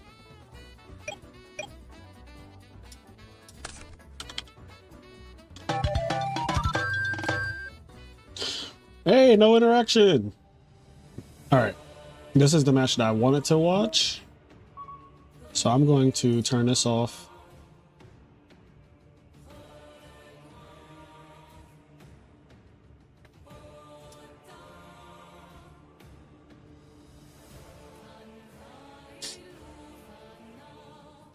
Rowan Shura. What did you add? Check the log. The good thing about DB is that everything is in the log.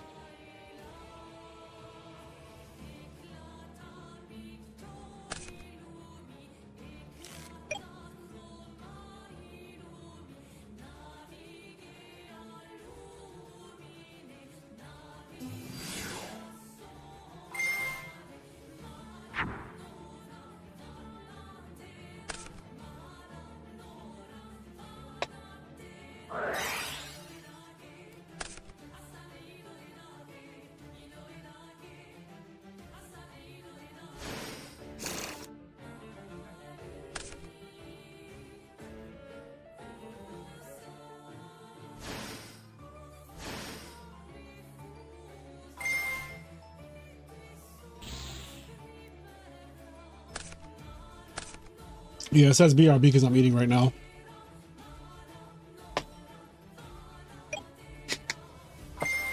But I am here.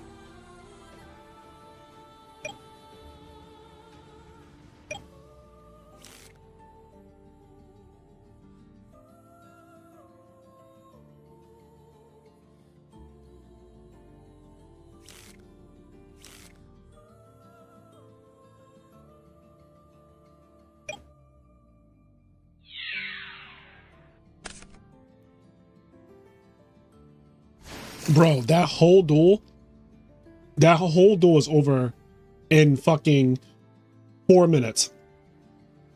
Let's watch this whole match. Let's watch this entire match. It's gonna be like no time at all.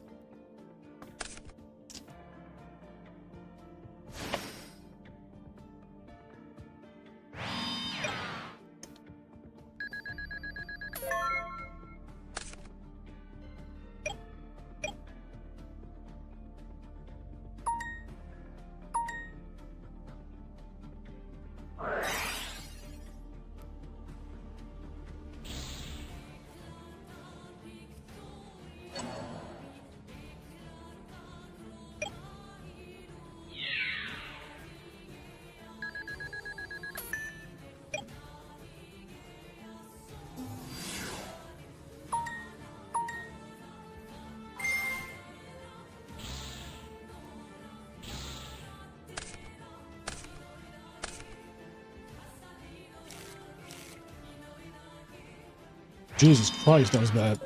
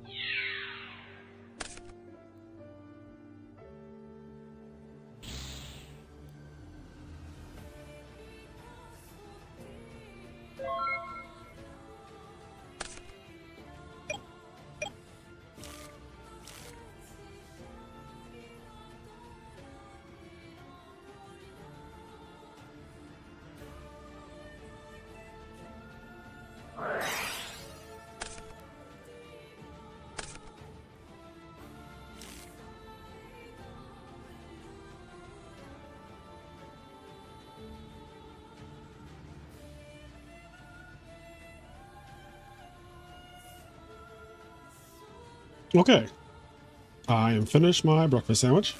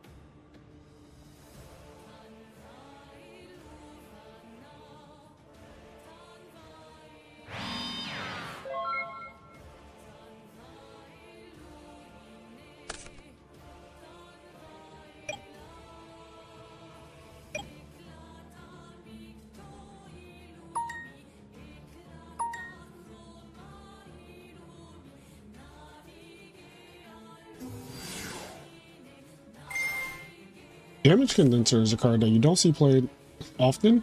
I know Gigavice plays this card though, sometimes. This is how the Toon FTK video should have sounded. I agree. The Toon FTK video, the fact that it had that fucking music that makes you want to go insane, like it literally has insanity music playing, does not help. Oh. Oh! We're going for game. I don't know how much that is, but that looks like game to me. I think it's Exactsies. This is 55 between Titanial and Nagai.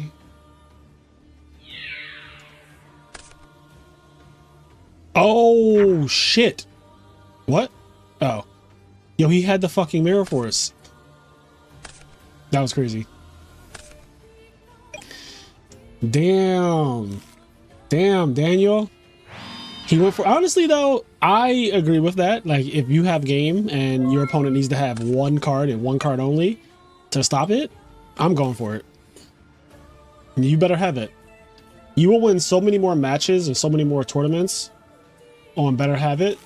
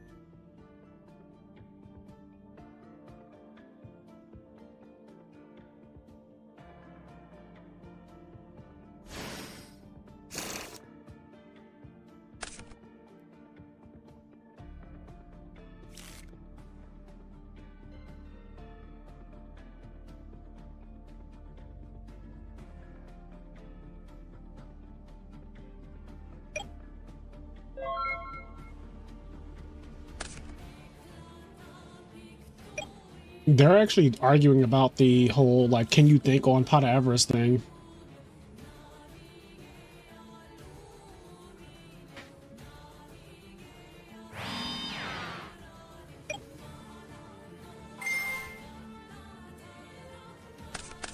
I'm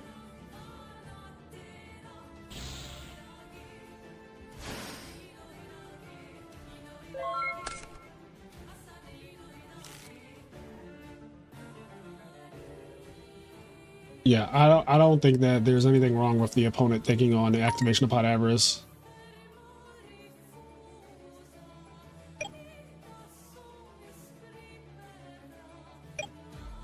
Like, I don't know. Thinking is cheating because it gives an unfair advantage to people with brains. It's just probably one of the most absurd fucking things I've ever heard, that somebody is mad that you're thinking. And yeah, so the guy did not have DD Crow, but he wanted you to think he had DD Crow, so he bluffed you. I don't think there's anything wrong with that. The only time that there would be an issue with you thinking and you don't have an interaction is specifically in a situation where you are doing it to gain an advantage via slow play to go into time. That is like, you know, that is cheating. Like slow playing for time is just cheating in general. So that goes without saying. But like, if I am making you think I have DD Crow and I can potentially influence the way you play, like that's on you for buying into that. But I'm absolutely allowed to think on like the interaction.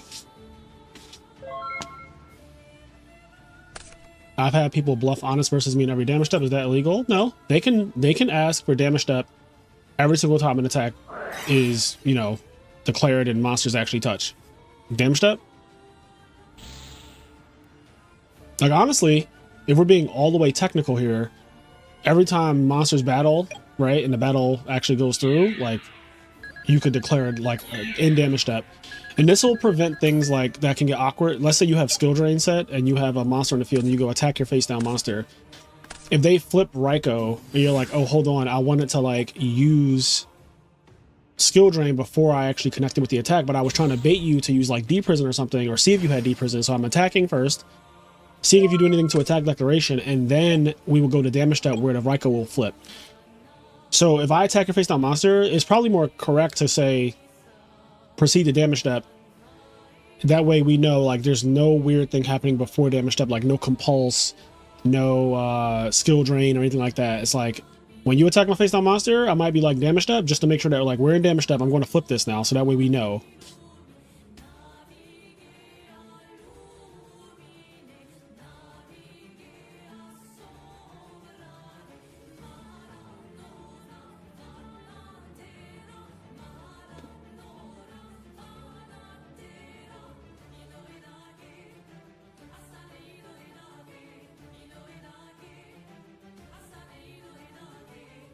How is thinking misleading your opponent? I don't understand.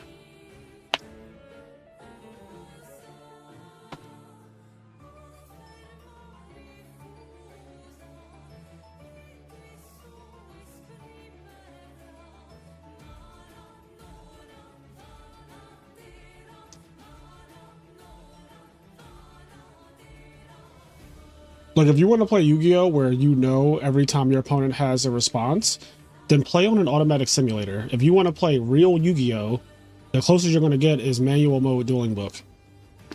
Those automatic simulators are trash because they tell you if your opponent has a response like Maxi or DD Crow, because they're going to keep slowing the game down every single phase, every single action to ask if the opponent wants to use their Maxi or DD Crow at every single moment. It's actually obnoxious. So you know, you gain an unfair advantage with the automatic thing because it's like, oh, I know you have something because it keeps on prompting.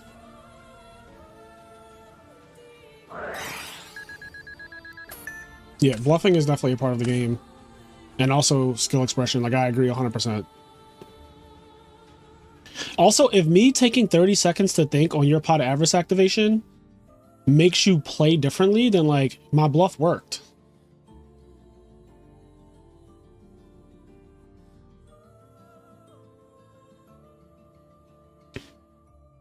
Yeah, Konami has some really dumb, like, I mean, Konami's just does a lot of dumb things though, right? So like them banning a guy for putting a Gore's token on the top of his extra deck, I think that's just stupid. Like if I show up and I have Heraclinos on top of my extra deck and you think that I'm playing GBs because you see a Heraclinos, like that's on you. Like I don't know what to tell you. Like I've had this discussion before, but I think that that's just ridiculous. Like it's one thing to purposely have a Gladiator Beast monster face up because you're not supposed to have your extra deck face up anyway. So that's like that part is, but that's not worth like a game loss. That's more so just like, okay, turn your face deck face down, turn your extra deck face down so that it's not face up, so that no one should see your extra deck cards just for the whole game, right? Until they come out the extra deck. So you can get a warning for that.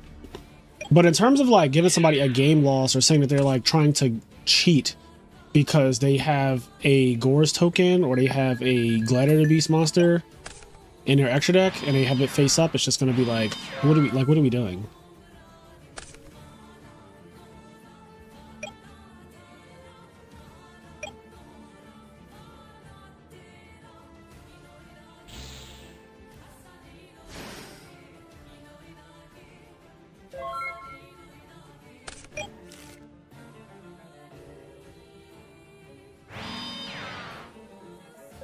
But that guy was mad because his opponent faked him out with DD Crow. And he's like, I played the whole game thinking that you had DD Crow. It's like, well, whose fault is that?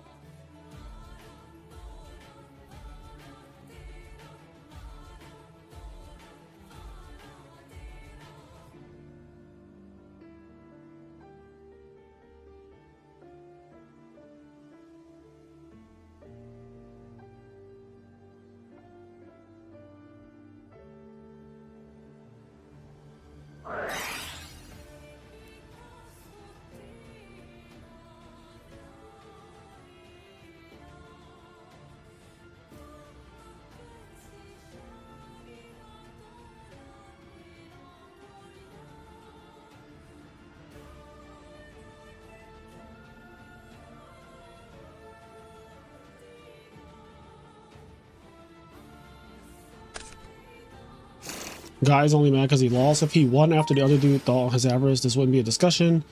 He's allowed to be mad he lost, but like calling him a cheater after his whack, I agree. Calling him a cheater is a bit fucking much. That's just like over the top. Like I'm not a cheater because I thought on you activating pot avarice. Sorry.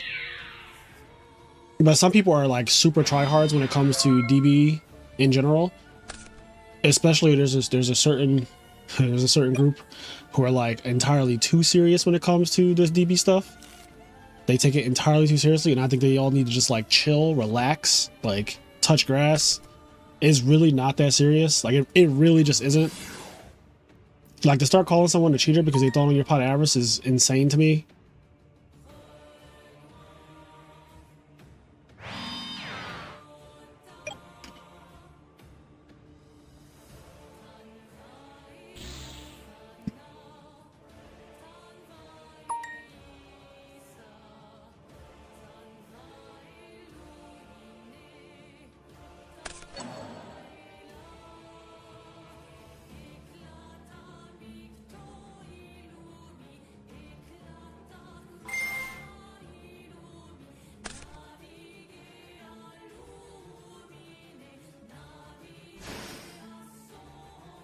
You ever try to make your opponent think you're playing a different deck by changing your sleeves and mat? No. I don't care about that type of stuff. I personally don't look at my opponent's mats and sleeves and think anything about them in terms of what deck they're playing. I don't buy into that stuff. It just completely doesn't work on me. It shouldn't work on anyone, in my opinion. Even if I saw that your extra deck had a GB monster in it, I'm gonna be honest, I'm not about to sit there and believe that you're playing GBs as a result of that. Like if you sit down and you have your extra deck revealed, for whatever reason, it's face up, and I see that there's a Gyzaris or Heraclinos, I'm going to assume that this is like, because, you know, I just know how many people are trying to do stuff like that. I'm just going to play as though I don't think that that's a thing. Like, you're not about to metagame me.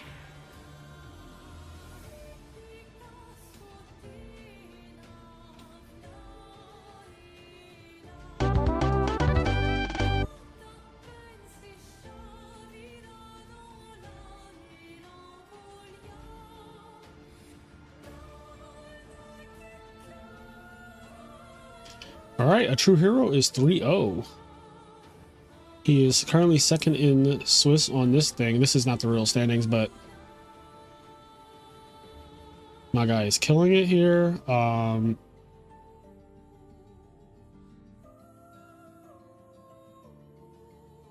was a long game one. Holy hell. That's how Andre Torres got banned. How did he get banned exactly? I'm not really familiar with that whole situation.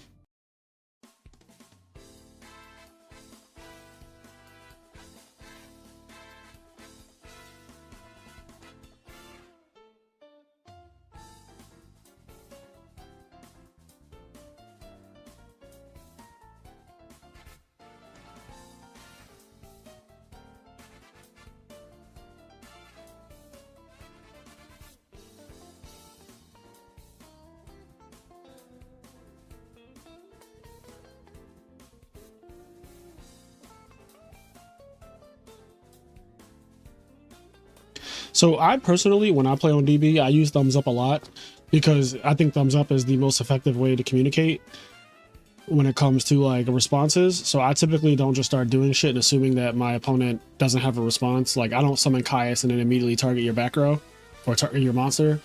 I'll summon Caius and go thumbs up, and then you go thumbs up, then I'll target. Just in case you have Solemn or, you know, I don't know. You could have, what's that card that... Forceback, I think it's called. Like, I don't know if you got Forceback.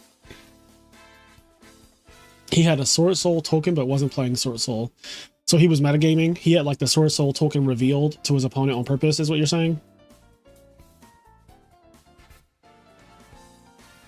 Andre Torres, he had a Sword Soul token and said something about it in his deck profile as a joke, and Konami banned him for that.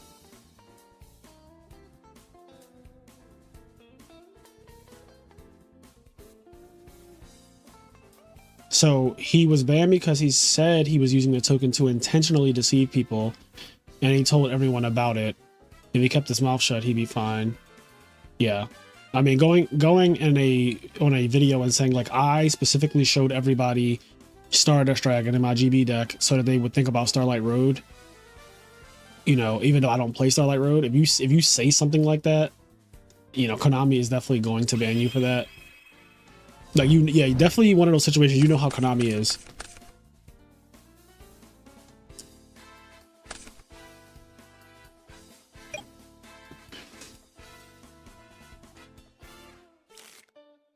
Yeah, the issue is that he said I was doing this to deceive people. I get it. Like I understand exactly why he got banned by Konami for that.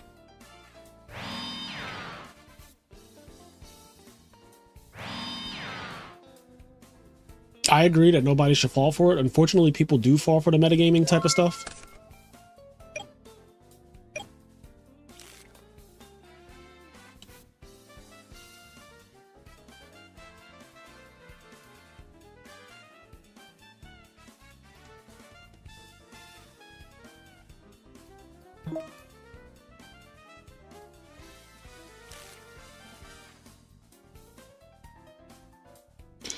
This was also the Triff situation. What's the Triff situation? So when it comes to modern Yu-Gi-Oh, I am out of the loop on a lot of this stuff. So I would, you know, if you guys want me to know about something, you have to kind of give me the deets.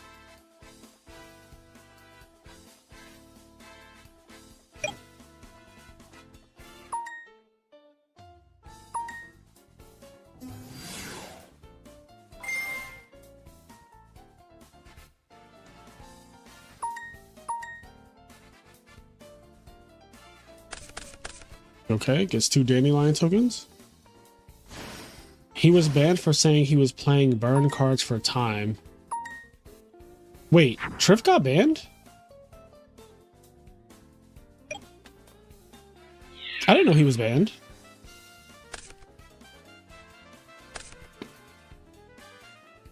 This was years ago. But so many people have done that, question mark. Yeah, you can side cards to burn your opponent in time, but you intentionally saying that for whatever reason Konami doesn't like you saying that their game is shit, because that's effectively what you're saying. You're telling you're exposing Konami for being shit. You're saying, hey guys, your game is exploitable and I'm exploiting it, and they don't like you saying that, because that's literally what is happening. Triff saying I am exploiting the time rules by siding these cards, which everyone is doing. He's not like the only guy who thought of siding burn cards. Like, there are people who are called time wizards in modern Yu-Gi-Oh because they would stall and win, and these are a lot of players, a lot of known players were doing that. In fact, every time I watched a feature match and it got to game 3, it would be the same thing every time. They would take 10 minutes on turn 1, game 3, they would create a field and either gain life or burn the opponent and win. And it was so cheesy and so corny and so exploitative and everything, and I just thought it was toxic. But that was the way you played the game. If you wanted to have the highest chance of like doing well, is you would side cards or have extra deck cards that burned or gain life. And this is what all the top players were doing because it was just the best strategy. Him saying it is what Konami has an issue with, because one, you're putting a spotlight on it as somebody who's like, he's obviously a big figure in the community. He's a Yu-Gi tuber. So then you put the idea in other people's minds who weren't even thinking like that. But also you're telling people that the game is bad because it's very exploitative in that way.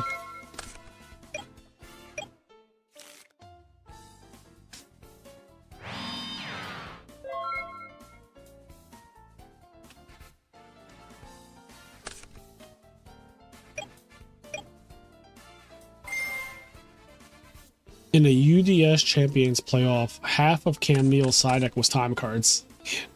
Yeah.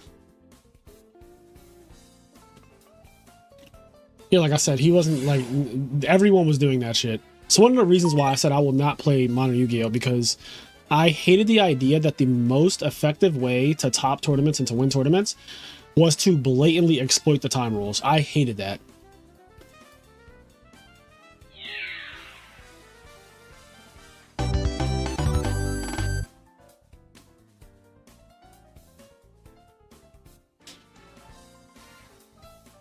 Like, if the best way to have a high win percentage in Modern Yu-Gi-Oh! Is to just be like, I'm going to stall for time and then side cards for time, and it really does work, like the results are there, I don't want to play that. Like, I do not want to play that game.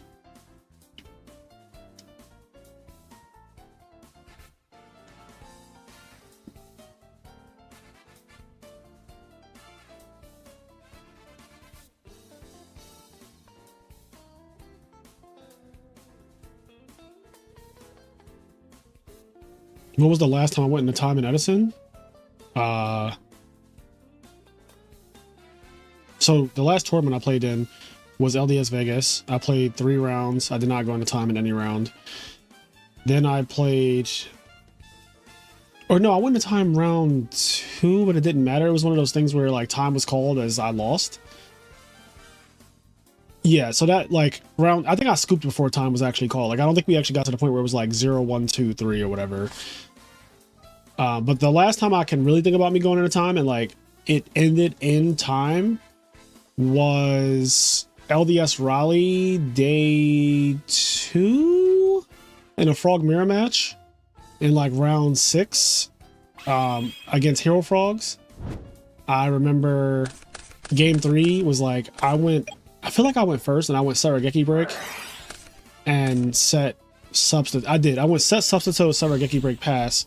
He went draw, set a back row pass, And then I went in phase for Geki Break, discard Dandelion, pop your back row, get 2 tokens, draw, flip substitute, and then like I won right there. So I mean, we were in time, but like he also died that turn, like actually.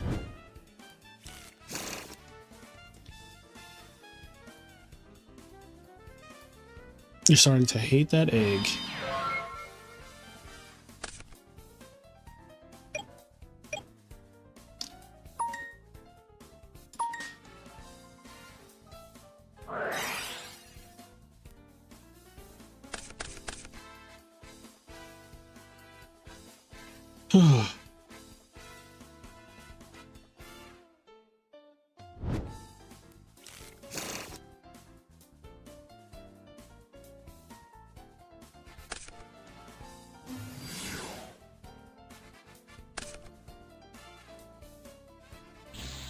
To be honest, I played quite a bit of Modern Yu-Gi-Oh! The time rules were 100% abused by the players. The turn rule was the best in my opinion. So I think the turn rule was bad. I also think that the end the phase rule is bad. I think what Konami has right now is actually pretty good. Like you play 50 minutes, so you get even more time. You get 10 more minutes to play. So normally you in like Edison you have 40 minutes and 0, 1, 2, 3. You get an extra 10 minutes to finish. If you don't finish, you get double loss. I think that is like so far those are the best time rules they've ever had. I'm a big proponent of double loss with 50 minutes of time. Originally, that came up in a podcast that I did with Scott Page, where he was the first person I ever heard say that, and I think Konami literally adopted it. But Scott Page said an hour match, every round is 1 hour, so you get 60 minutes. And if you're not done in 60 minutes, you both get a loss.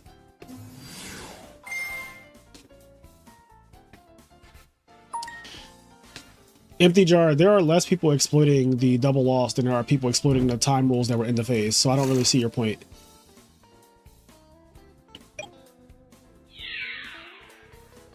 Like, it's not even close.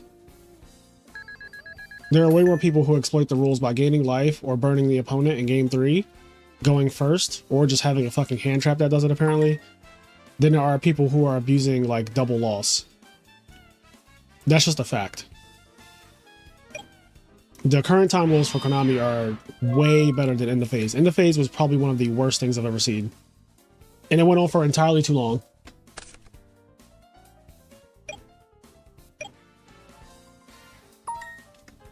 You're talking about a situation that rarely happens. Like, you're making a problem out of one that doesn't exist.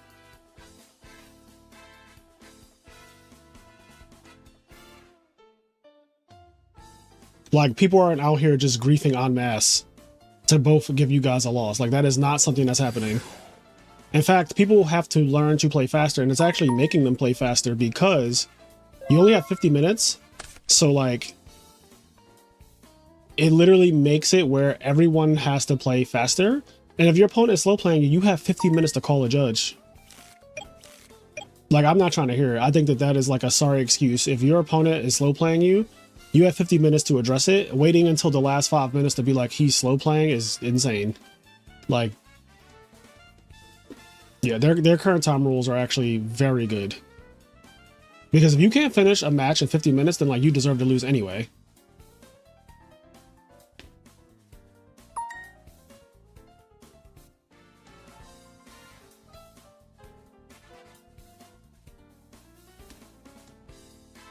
Yep, you are both accountable for pace of play. Yeah, people play slow. Yeah, it takes two to tango, exactly. Like, if you get to time in 50 minutes, you're the problem. Like, you are also part of the problem. You are completely complicit in what's happening. How many minutes would you say is too long? So if I'm playing a modern Yu-Gi-Oh, I'm not gonna... First of all, you're not taking minutes to make a play. Minutes is crazy. Like, if you're sitting there staring at your hand and not doing anything and minutes are passing, then we already have a problem.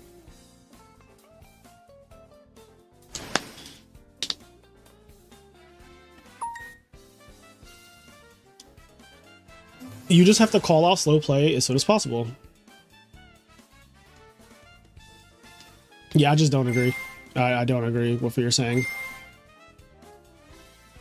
I think the time rules are perfectly fine. I've talked to Jesse Cotton about this. I've talked to Christian LeBlanc about it. I've talked to like a lot of the top players.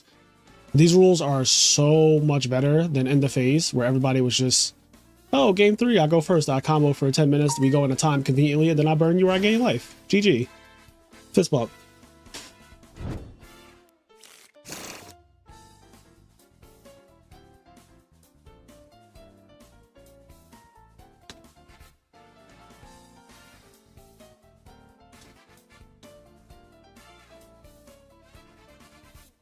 Like, I think anyone who keeps saying that, like, oh, I'm going to get griefed and I'm going to get griefed, like, you're just not good enough to understand. Like, honestly, that's genuinely what it comes down to. Like, if you just know how to play Yu-Gi-Oh and know how to play it well and understand the rules, like, this is not a major issue for you, because you understand that if your opponent starts to slow play, you call a judge. You address this as soon as it starts to happen. That way you don't wait until we're 45 minutes into the round and then you want to call a judge and be like, oh, he slow played me. Like, well, where did this happen the last 45 minutes? You guys played for 45 minutes. And you mean to tell me that you had nothing to do with you guys being 45 minutes deep into this round?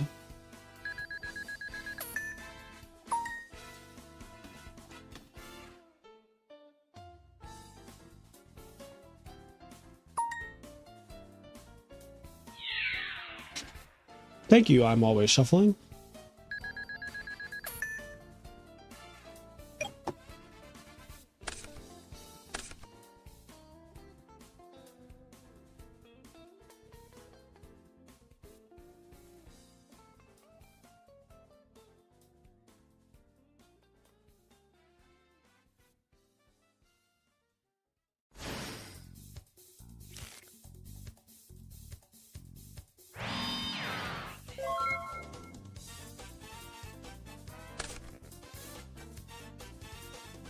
Yeah, it really is that simple. If you need to remind your opponent to play faster, then tell them to play faster.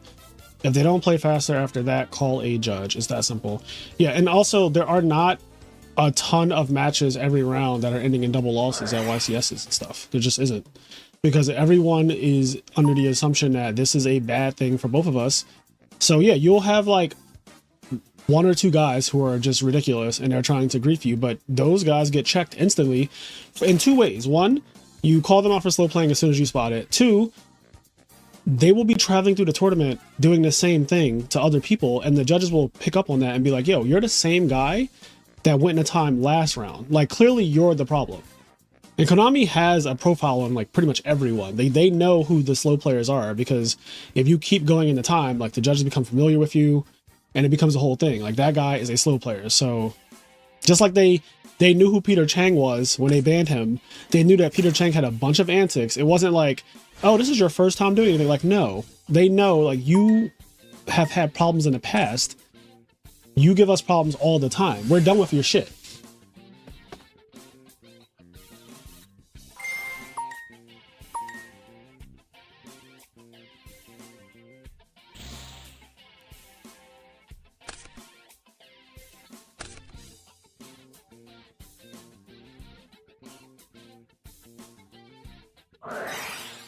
I feel like the people who complain about the double loss are people who play slow as shit. I feel like if you just play at a reasonable pace, you're not one of the people who complain. Because almost, like, I still follow a lot of people who play Modern Yu-Gi-Oh! Obviously, most of the people who are on my Facebook are Modern Yu-Gi-Oh! Players. And I don't see them bitching and complaining about the time rules all the time. Like, that, they even post, like, round by round what happened. And when they lose, most of the time, it's just, I didn't have a starter, or he triple hand trapped me, or whatever, right? Like, whatever reasons that people lose in Modern Yu-Gi-Oh! Rarely do I see, oh, I got a double loss because we both played like shit.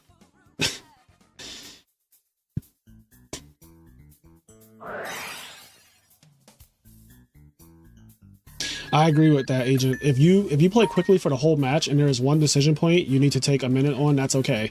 We actually saw that in the Sean McCabe feature match at Maryland. It was Edison, but Sean McCabe game 1, he won so fast. He played so quickly. He won game 1 in 6 minutes. In game 2, he got to a complicated game state, and we saw him think for like 40 seconds to a minute. But then that match still finished in like 15 minutes or less. But he did slow down at one point to think, because there was a decision tree.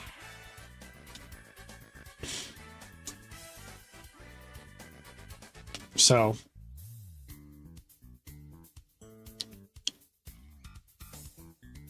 I'm not going to say it's absent, but I do see less discussion about time rules lately. Exactly.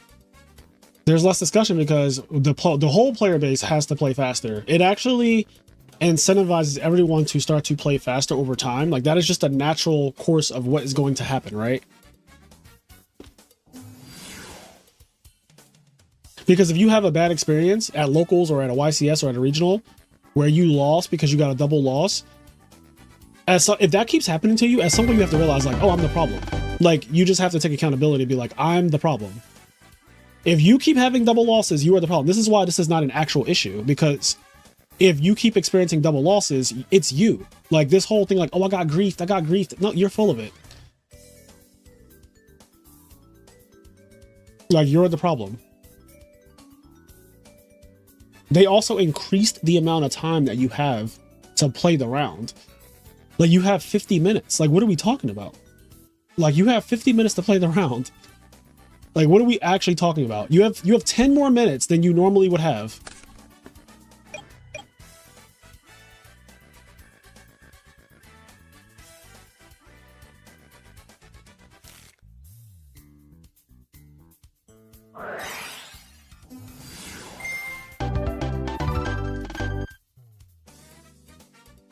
Oh, we came in at the Whirlwind Shora point. Okay. If you are not comfortable making your opponent play faster, you will lose. Yeah, you have to just be vocal about it. Like you traveled here, you paid your money. You know what I mean? Like you did everything you had to do to be here.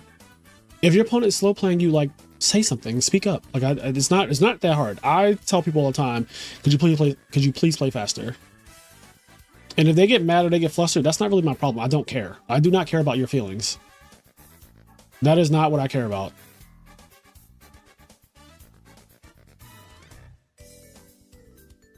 Who are we waiting for? Let's see.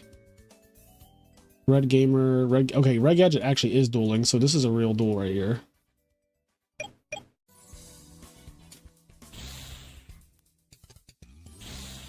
Silverwind, the Ascendant. Looks like a really close game.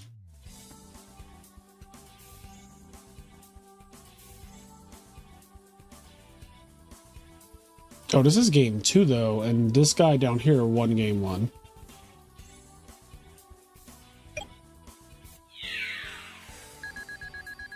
Yeah, Kiki, the double loss is honestly better than other options. You never reward someone for being slow. Exactly.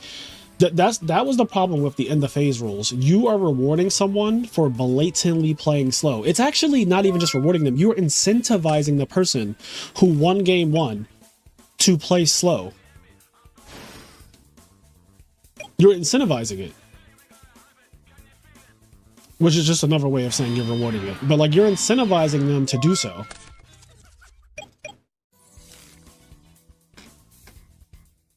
And the top players caught on to this very quickly. They were like, huh, if I win game 1 and I slow play game 2, then game 3, I could just side in some time cards and win. And that's what you saw, that shit in every single feature match that went in time, bro. Every single one. That was just how the game was played. It became a part of the game. Bro smashed his head on the keyboard to make his username.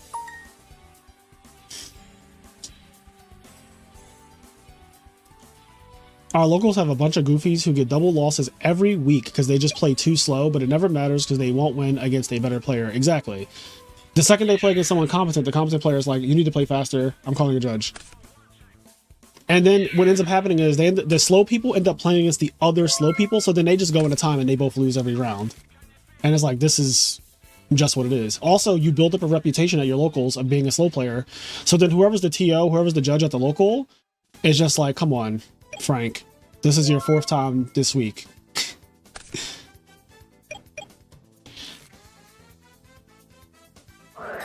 Like, if Frank is going into time every round, like, Frank, it's you.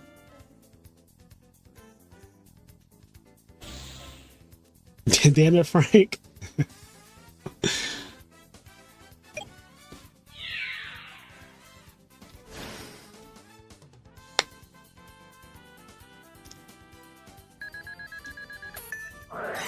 Ooh, Dust Tornado. Nice, nice. Okay, Battle Fader into the Dust Tornado. This could be game. He could, he draws a like a Caius here or something. There's 2 Caius left.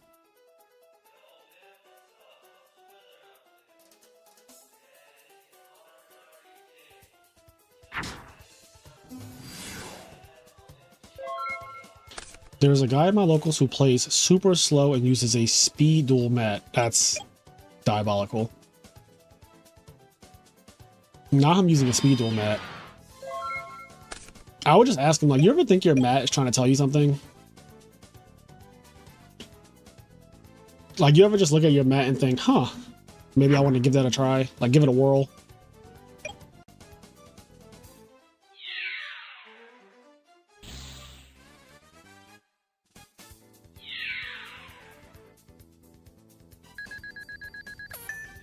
Do I get Cube Brick? Yeah. Foolish Burial.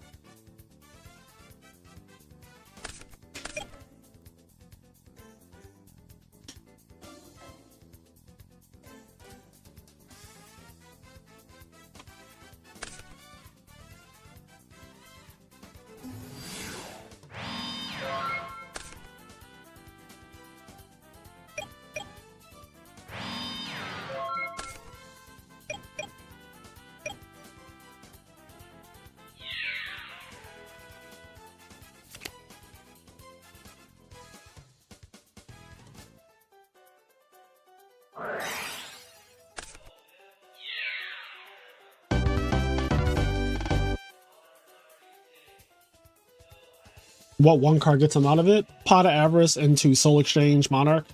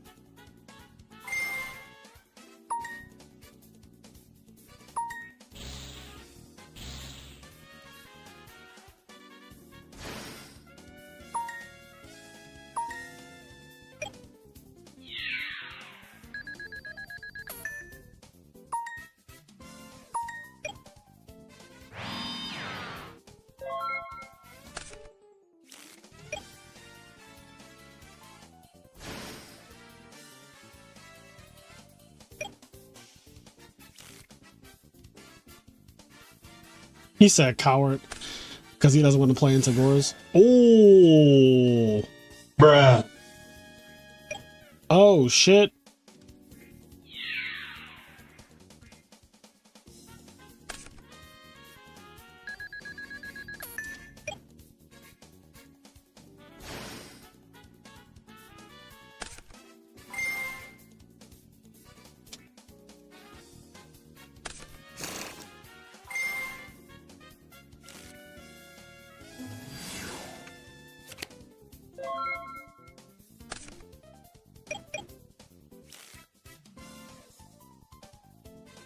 Jinzo is real. How many minutes are allowed for side decking Edison? Usually it's a max of 3 minutes, if I'm not mistaken.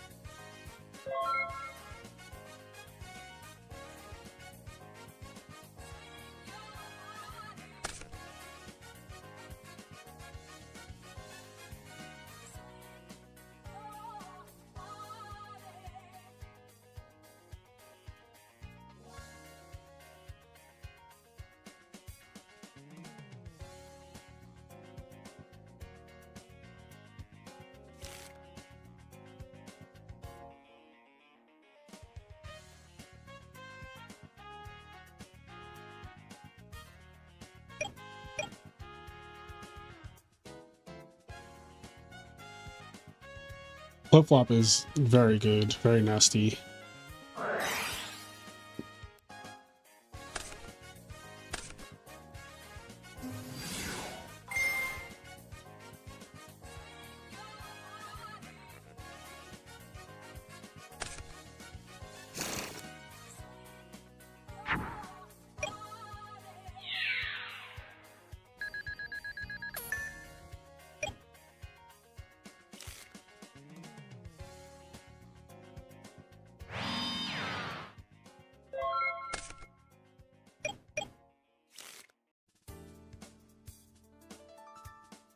Yeah, there's a lot new in Edison.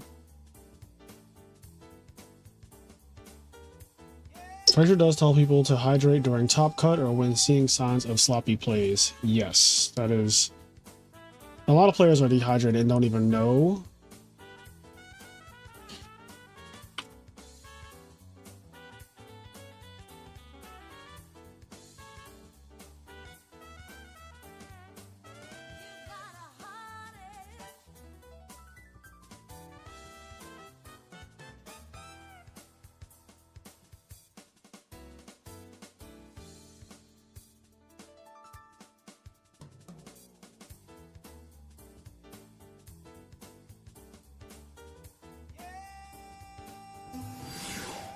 Go there in time. 55 minutes in time is like crazy. 55 minutes in time is fucking crazy.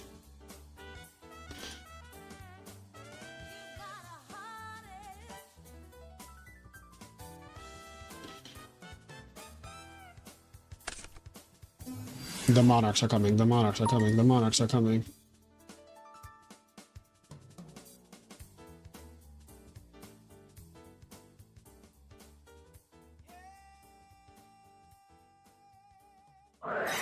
Solemn judgment in time. The frog player is happy to see that with a dupe frog on the field. And is this flip-flop frog?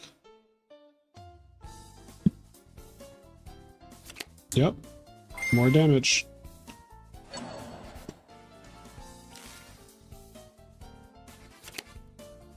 Oh, we're not even attacking. We're just like, nah, why playing the Gores? I'm in a good spot. And I guess if the game is going this way and it continues to go exactly this way, then you're fine. He does have 3 darks in graveyard though, which is a little scary. Like he has exactly 3 darks in grave. I would be very worried about that, but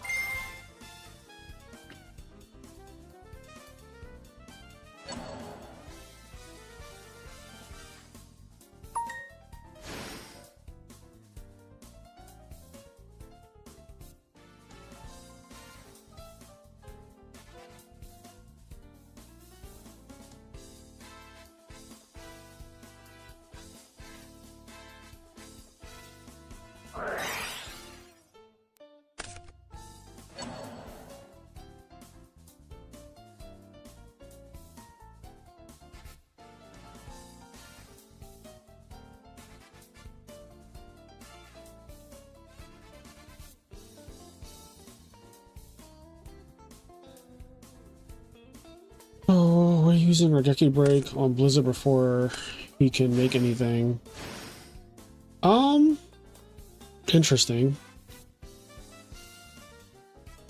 I think personally I would let him play more cards to see where he's going. Brio doesn't really threaten you there. Okay, yeah, GG.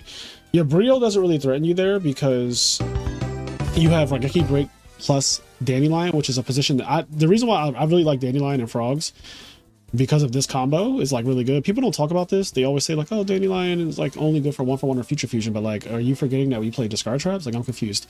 You can make a wall out of nowhere. Your opponent cannot account for that. So they can like summon a bunch of guys and try to attack, and you can Regeki Break, pop 1, and then get 2 tokens. And now effectively you've battle faded them, right? And you got rid of a threat like Fossil Dino. So this is a really good combo, but I would let him go further because I'm not afraid. Like, what are you going to do? Like, are you going to use this guy in Grave? Okay, sure. Summon a 2500 guy. What's next? Are you going to Synchro for Brio? Sure. Are you going to pitch cards from your hand? Sure. What are you targeting? And then I can Regeki Break there and then just still get the wall and you can't win. But I think because this is like the last turn of time, it's fine.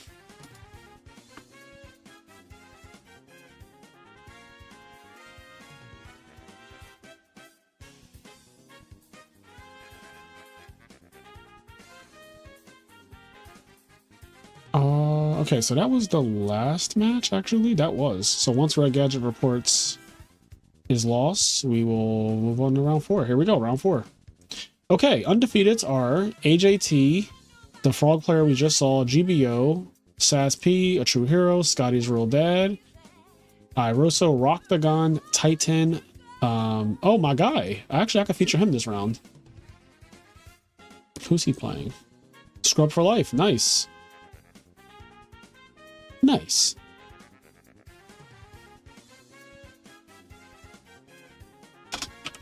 Regeki Break recently got an ultra printing. Is that an upgrade or do you prefer older printings? Well, I use the hollow Regeki Break right now. Is it super rare that I use? I use whatever the original hollow Regeki Break is. So whatever that is what I use.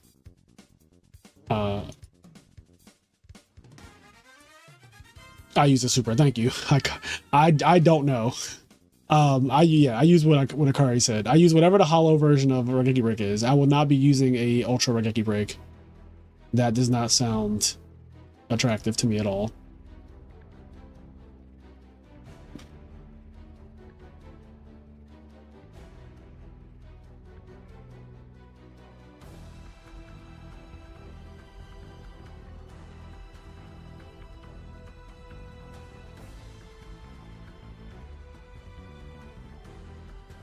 Oh, here we go. Older layout is way better, way more personality. If I didn't have the foil attribute orb, I consider upgrading, but if it didn't have the foil attribute orb, oh. See, it's not an upgrade to me though. Like those Regeki Breaks, if they're ultra, that's not an upgrade. Like a 2026 ultra is not an upgrade over a super rare from like 10 years ago or however long Regeki Break came out. Actually, why don't we look?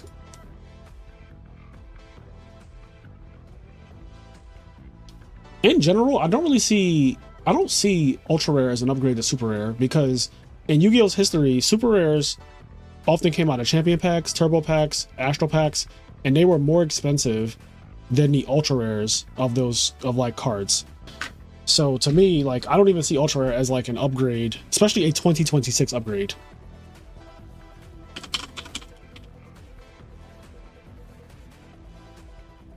Okay, so where is the super rare one? So this is the ultra rare one, I guess, that came out recently, and it's $1.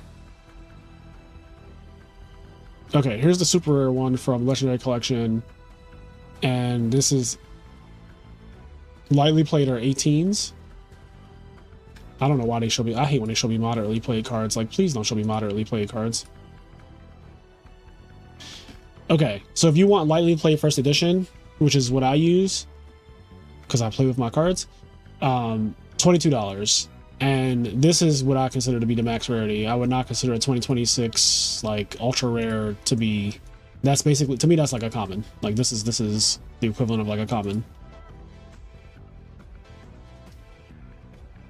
Also, this looks bad, in my opinion. God. Like, why is what is this coloring on the side? Like, what is that?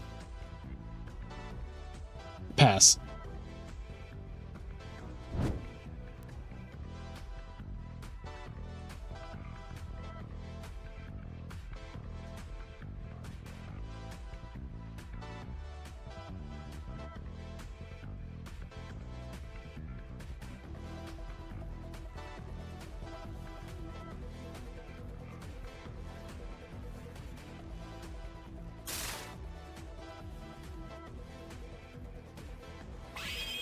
The new ultra rares are so cheap looking. Pricing is reliant on supply demand and a set that wasn't selling over a decade ago. Yeah, sure.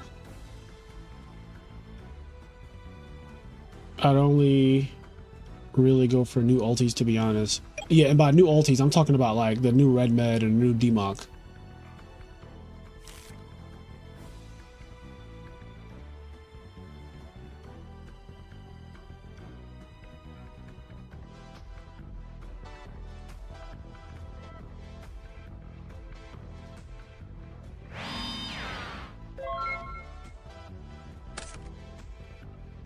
Well, like max rarity is the one that is the rarest to get, right? So in this case, the 2026 Ultra is common, whereas like it's way rarer to find a super rare Raigeki break first edition than it is to find that new printing.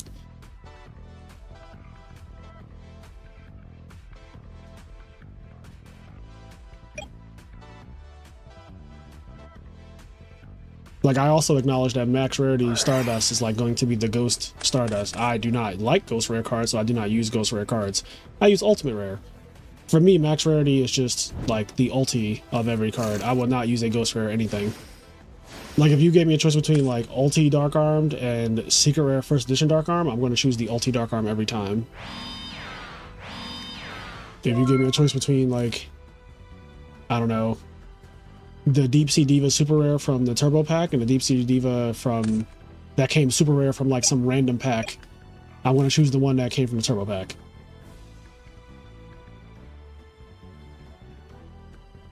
Yeah, I'm hoping they do some more ultis for Edison.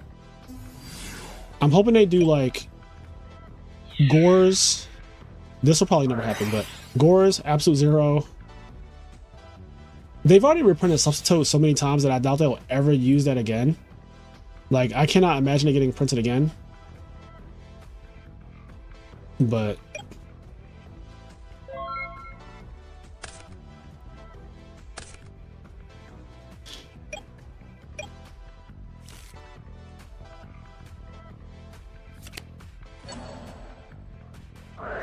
Torrential. You know, honestly, getting Torrential out the way, not a bad thing. Future Fusion. Things are about to get fucking crazy, and he's not set up. He has no Blackwing level 4 in the graveyard. So he's gonna have to fight against some number of red meds with no graveyard set up. Yeah, if 0 was an ulti, I'm buying 10.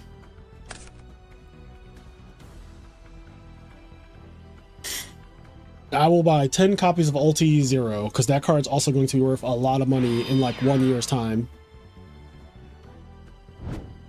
But also because I would think it looks... The Ulti 0 will probably look so fucking cool. I imagine it would be one of the best looking ultis of all time. If they do it like the way they did the Red Med ulti. Let me see if I can pull up that Red Med ulti. Some people might not know what I'm talking about. Sasha posted it in my Discord server.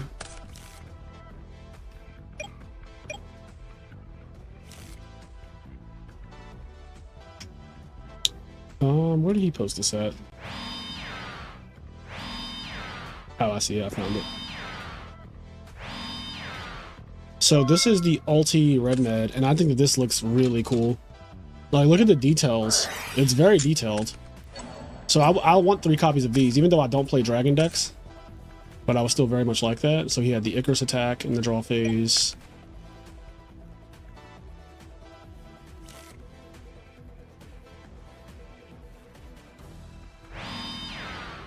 I can see them doing 0 as an ulti. I don't know if they are catering to Edison considering the cut ties, but it would be a step in the right direction. Yeah, the new ultis look really good. Yeah, the red mat looks nuts. Like, this genuinely looks nuts to me. Like, that looks fucking incredible. It looks like an old ulti. It looks like, you know how old ultis are really bendable? They're very like you could bend them so easily. Like, they're very soft. I want to grab my cards. I'll be right back.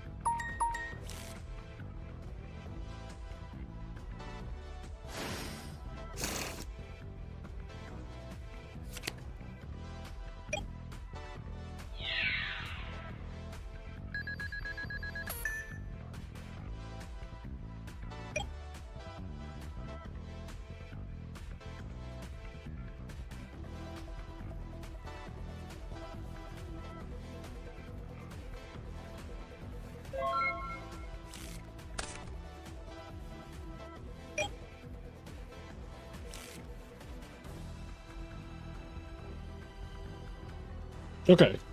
I also got some Fresca. I don't know if do you guys ever drink this? I just got into Fresca this year. This shit is crack. First of all, it's water and it's delicious.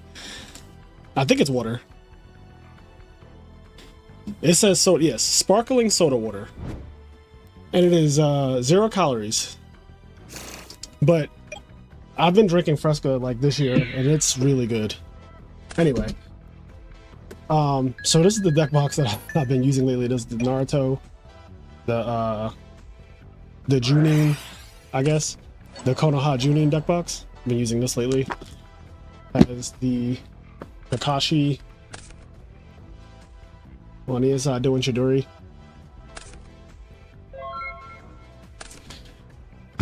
But what were we talking about? Something made me get my cards. Yeah, these are the Raigeki breaks I use.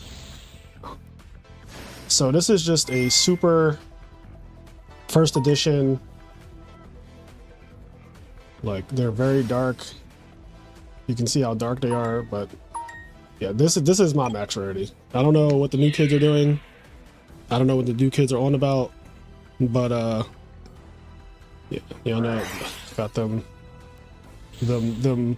ulti Euro English swap frogs. That shit is dark.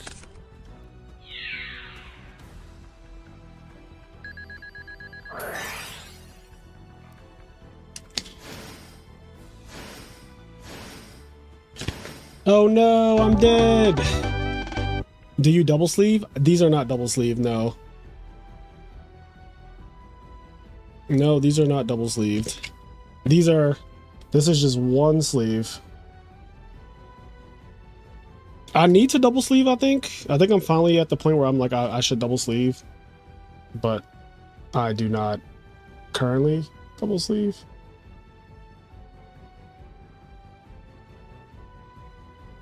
The first edition Euro English Treeborn Frog. My little guy. He got them swirls on him. Oh, look at this. This is one of my favorite ultis of all time. This is, to me, one of the best ultis of all time. So Sacred Phoenix of Nephthys is like my number 1. And I think that Stalos is like my number 2. Like, this just looks insane.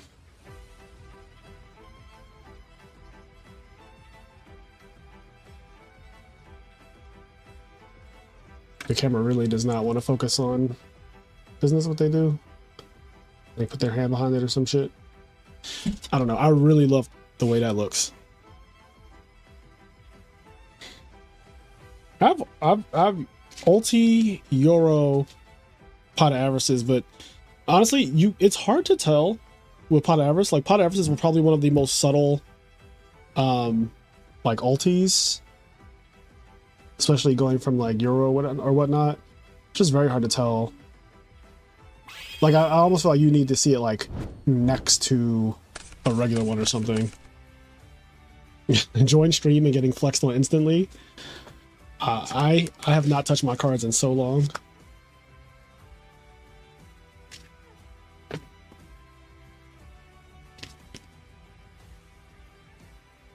I got my super Dust Shoot. So I know they reprinted Dust Shoot as like ultra rare, right? Or what rarity? It's like every rarity, right? Isn't it like they did that thing where they made like ulti and I don't fucking know. Konami just be doing stuff.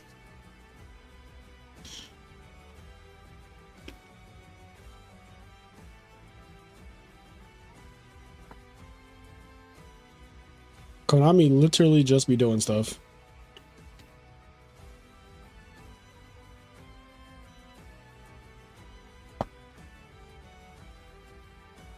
Yeah, pretty much all rarities. So what are the prices of the original super rare Dust Shoots now? Like, that's what I'm curious about.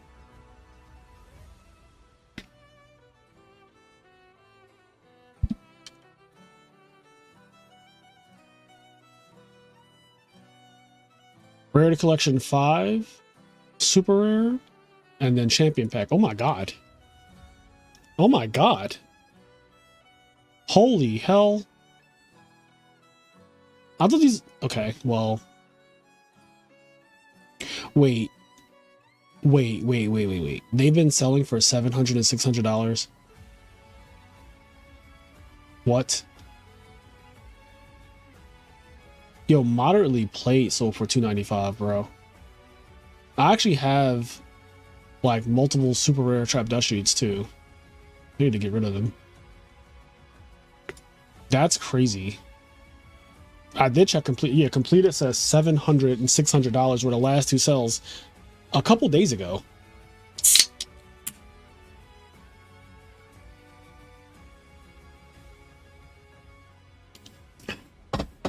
I'm drinking some Fresca.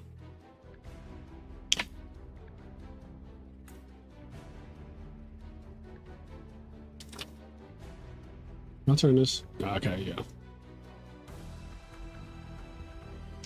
Retro Duelist with money to burn. You know what's funny? I didn't pay money for any of these cards. Every single card in my deck was given to me by friends. So shout out to my friends who have gifted me a lot of cards over the last 2 years.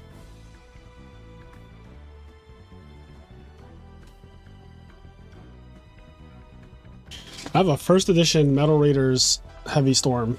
This is first edition. It's also mint. Like, it is mint. That is a Metal Raiders. It says Magic card on it. MRD 142, first ed. It is like very, very, very mint.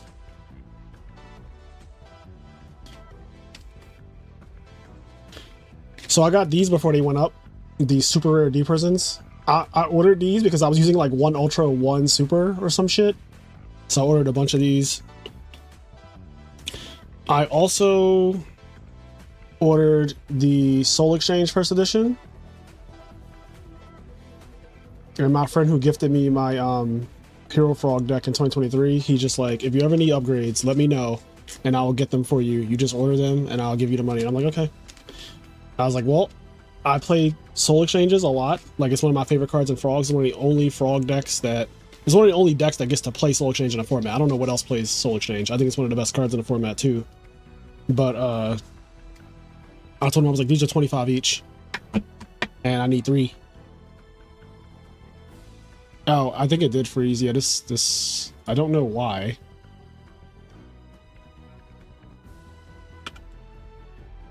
I hate when that happens. I hate when it freezes when you're watching it. Like, how does that happen? What did I do for my friend for him to buy me cards? We've been best friends since we were kids, like teenagers.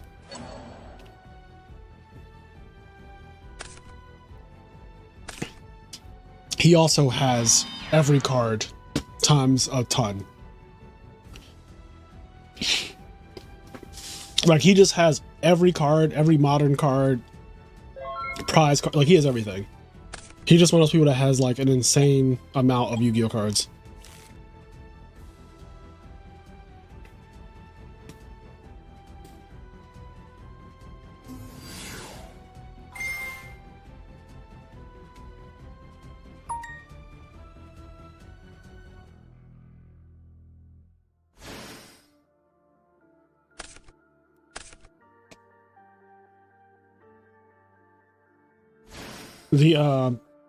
The Colossal Fighter, so these are my extra deck cards, and they're in the, let me try to make this look better. But they're in the frog sleeves, the extra deck frog sleeves.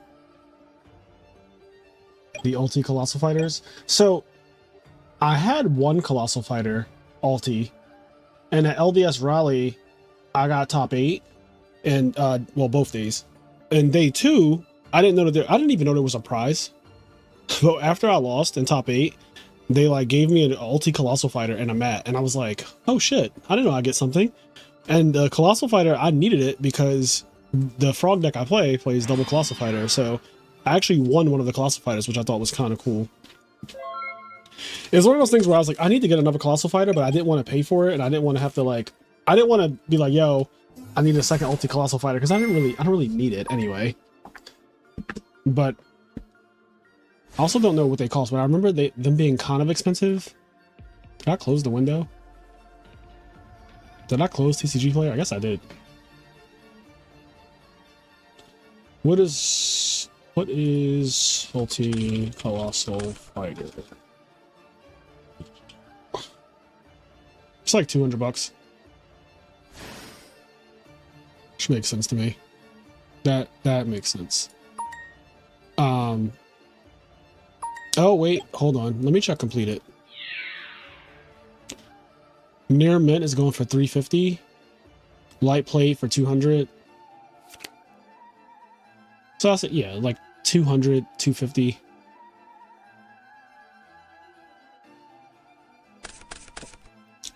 The frog sleeves that are on my extra deck, they're from Mana Moon. I got them years ago. I have like a pack of them. There's like they're like the, they have like Swap Frog. Let's see. There's like Totally Awesome, Dupe Frog, Substitute, Treebone Frog, Ronin, Totem, and Swap Frog on them. I know it's kind of hard to see, but sorry about that.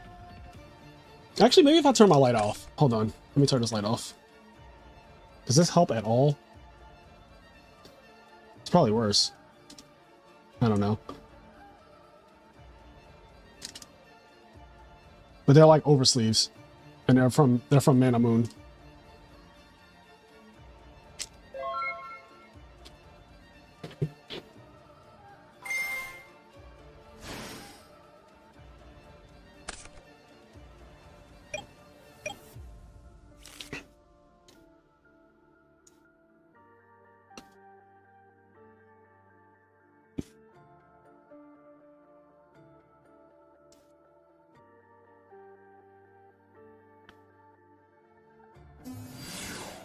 They gave out an ulti herp to the highest finishing GB at Raleigh. It was my 4th. Sentimental things make them so much better. My value deck has The card trooper my friend won at a YCS we went to together. That's awesome.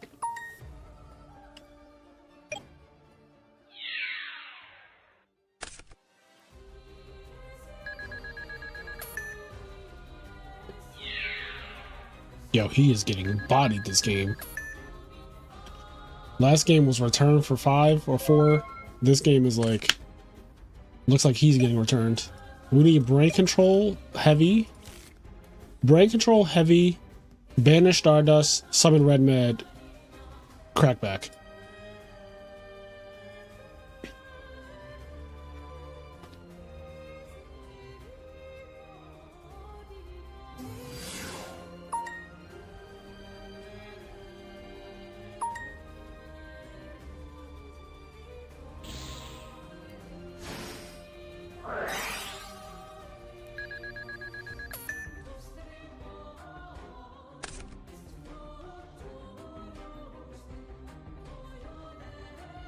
I actually feel like the Dragon deck could side Royal Decree. Because the benefit of the Dragon deck is that Red Med is going to be the biggest monster on the field. Like every time. And so that means that if you could just make the game simplified to big monster versus big monster, like you're going to win that.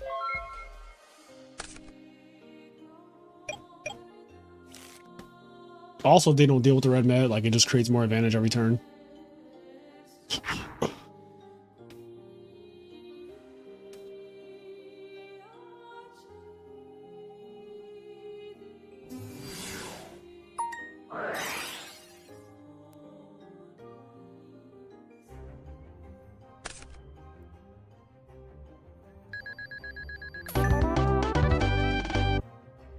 All right, going to game 3.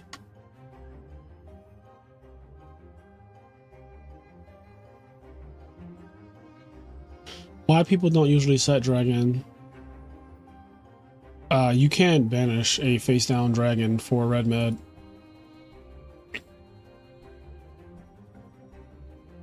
So I'm actually going to go on Mana Moon's website. So she has a new Kirby deck box that is really awesome looking. Wow. Let me send this to my friend. My friend loves Kirby things. Let me just tell him, like, you need this. You need this.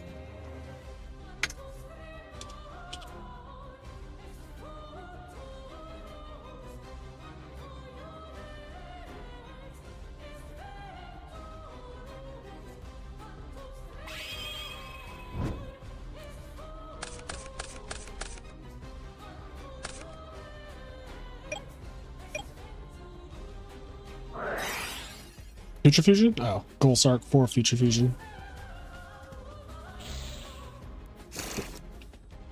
Yep.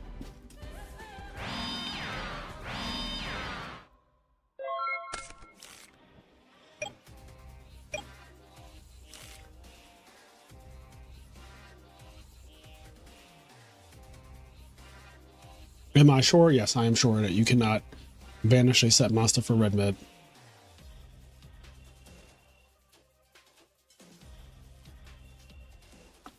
Just read the rules.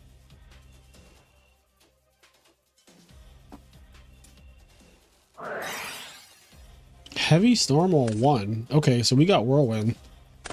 And the bottomless was going to... Oh, or Gale? Gale. That's an annoying hand. Fucking Sirocco Gale. I just hate this combo so bad.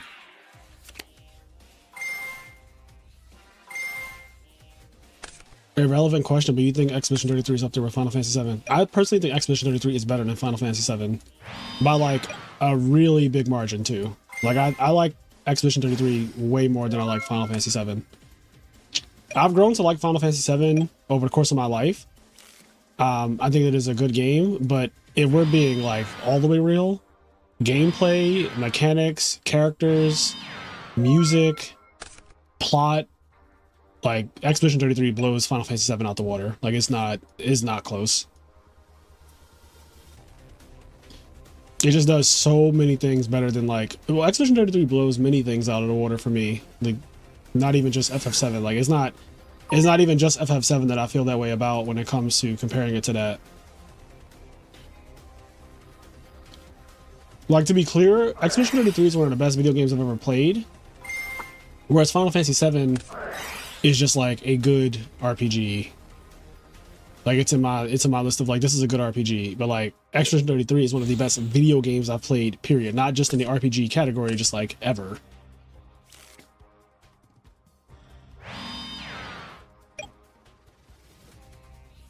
I like both, but if I had to rank them, Expedition 33 is like top 2 video games I've ever played in my life. And especially because I'm a really big RPG fan too. Like I grew up playing a lot of RPGs, like Legend of Dragoon, Legend of Legaia, Final Fantasy 7, 8, 9, 10, 12, 15, like you name it. Dragon Quest, like so many games. So many RPGs.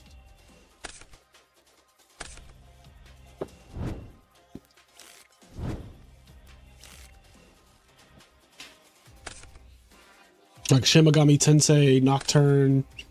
There's like, I could probably name like 20 more RPGs that I played as a kid. Because that was my shit. That was my genre.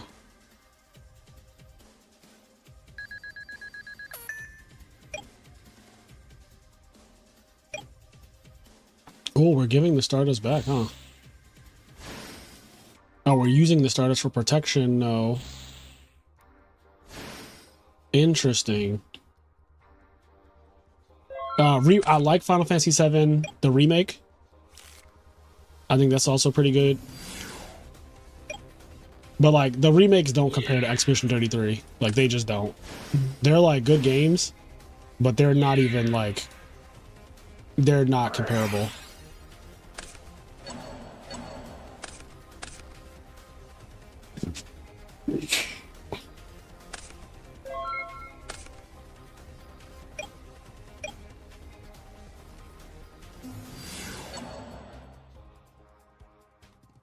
That Stardust was a problem, bro. That shit came down turn 1 and really turned this whole game on its head. I know he is glad to be done with that goddamn Stardust. That shit was obnoxious.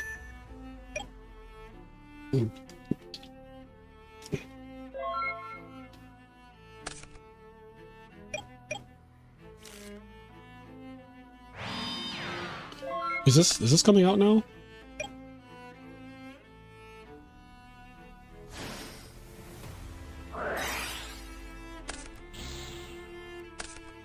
Yep. Monster got destroyed. I've never played RuneScape. I don't even know what RuneScape is, really. Like, I can't even say that I've seen gameplay of RuneScape.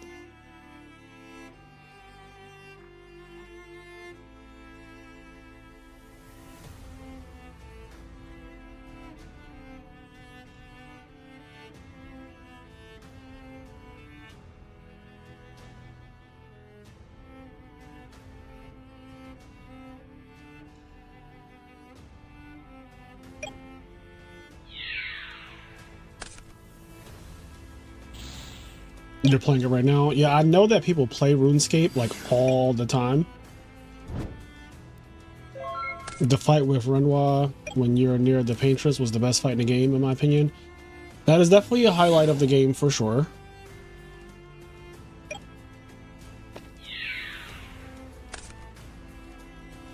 It's just a clicker game that you can actually play like an MMO if you want. Good AFK and good combat. That's a really good Shora resolution right there. Because he has Sirocco in the grave. I don't know what he drew, but he used all his cards this turn, right? So he drew something.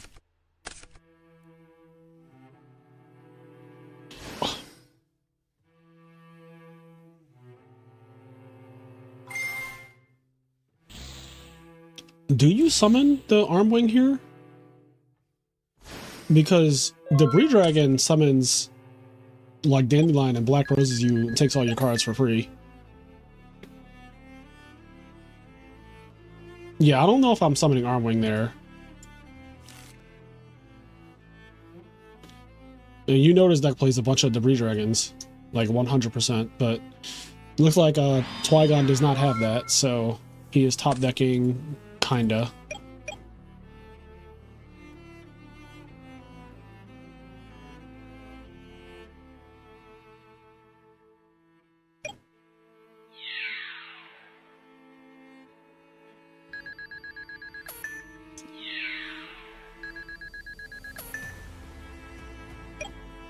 Well, TT's in the grave, so I don't know what you mean by he's playing around TT. Like, the card has been in the grave since the beginning.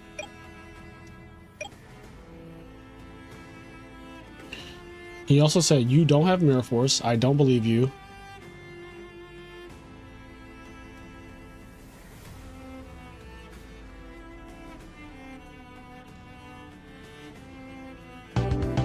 GG. Damn, the backdoor 2-0.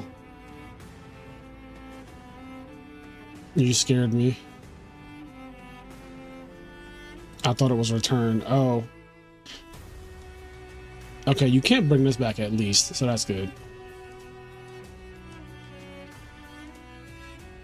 Yeah, he needed a Debris Dragon right there badly. Okay. Moving right along. Who else is playing in round 4? Quite a lot of people, actually.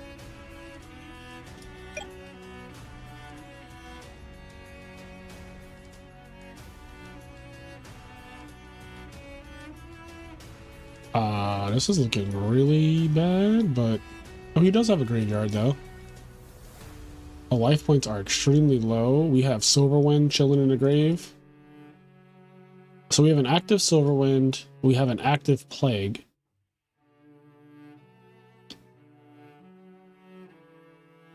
So he could just draw for turn, and he has Silverwind plus, like...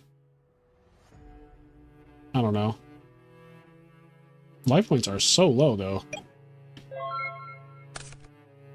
Alright, let's see what he comes up with.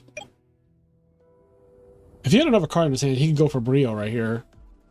But he only has one card, so... You need like a Caius here? Caius plus Silverwind. Brain Control's gone. Sorcerer's gone. There are not many outs. Like, Deep Prison is also really good here. Still a bitter taste after that frog loss, but we still in it at 3-1. Nice. What went wrong in your loss to frogs, Red Gadget?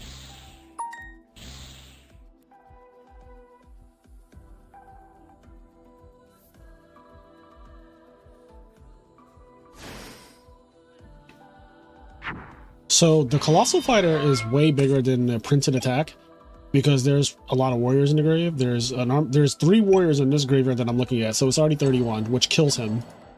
And then there's 2 more warriors in the opponent's graveyard, which means that it's actually 3,300. So yeah, this is not a Raikou. They're all in the grave. So I don't know what this is, but it's not good. A Trooper. He does not hit Sirocco, but he does find a Sirocco. Oh! Oh, shit. We're going to game 3. Oh, shit. Oh, my God. That... Bruh. Swallowed up. Have you ever been swallowed up? Have you gone through a time of swallowing where everything was overwhelming and you...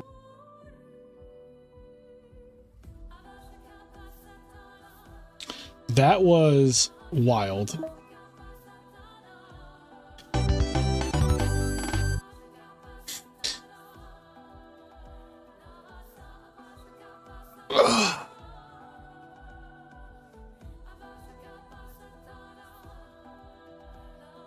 I mean, I don't know if he's a sack right there. If you think about it, right? If he didn't draw that Sirocco, the card trooper would have milled it. And if he milled Sirocco when he had like the value in the grave, then he could just like stack for Plague or whatever. Or if he just had Sirocco earlier. Like if he just had a Sirocco, because like clearly my guy was missing Sirocco from the grave. If he just had a Sirocco at any point, he just wins. And there were multiple Siroccos, I feel like. So it's not the craziest thing.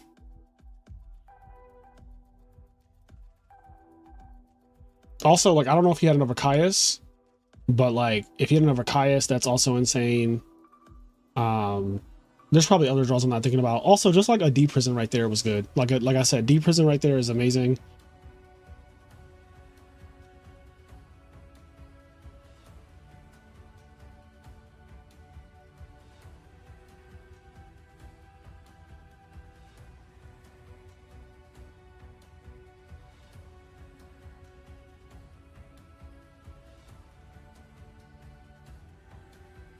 Hmm.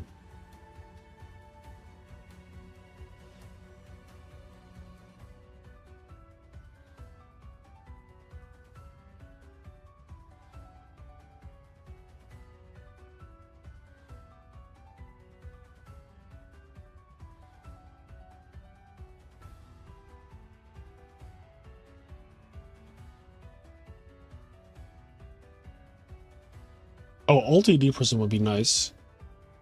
I'm here for that. LTD prison would be really nice, especially because D prison is the most played card in the format. I'll be happy with LTD prisons. They'd be a lot, but that'd be really cool. Yeah, that would be one of the expensive ultis for sure. That would be very expensive. Very, very expensive. So this is round 4. We only have 2 more rounds of Swiss today. So round 5 and round 6. Then tomorrow is round 7 and 8, and then top 16. So we're doing pretty good. It's only 234 where I am.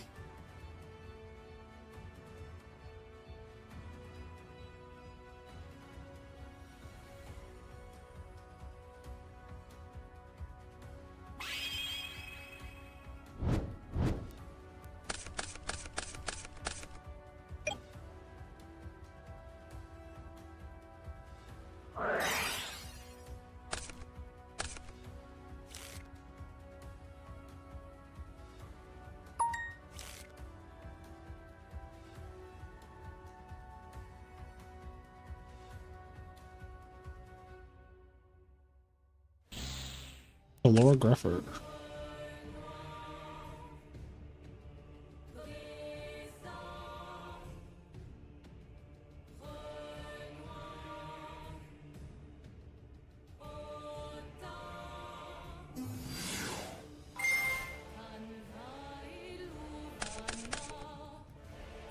Let's check it. Shit mills.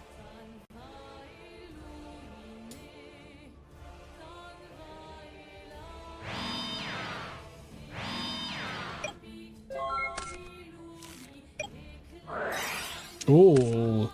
Turn 1 Allure into Dust Shoot and Card Trooper. Look at how many 1-ofs this deck. The value just never ceases to amaze me.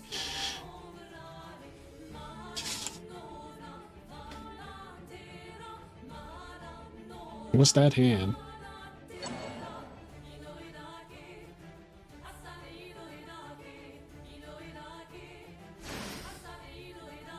To Armageddon Knight. Elfin, Dad, Mirror, Return, MST. His hand is completely dead. Yeah, I think he just loses this game unless he draws something really good, but like that hand is so fucking unplayable that hand is really bad, especially against a trooper.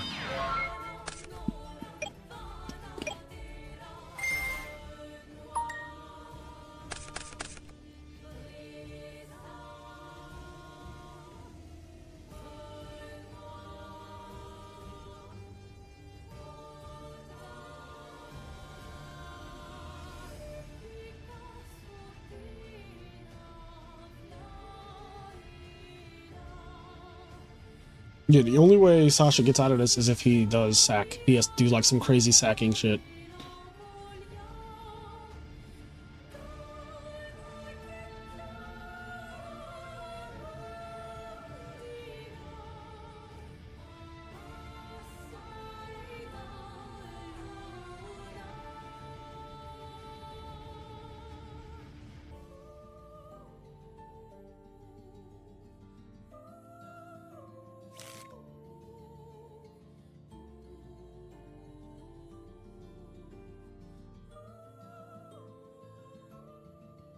You're just happy whenever you see Elfin, even when it's bad in that situation.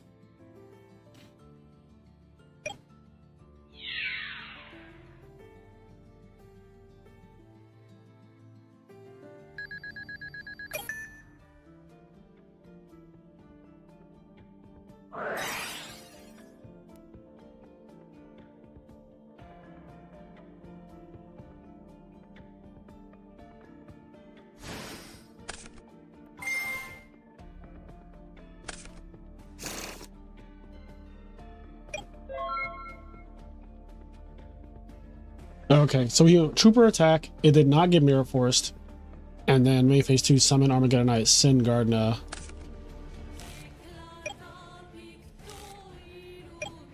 Yeah, I mean, that's not something new.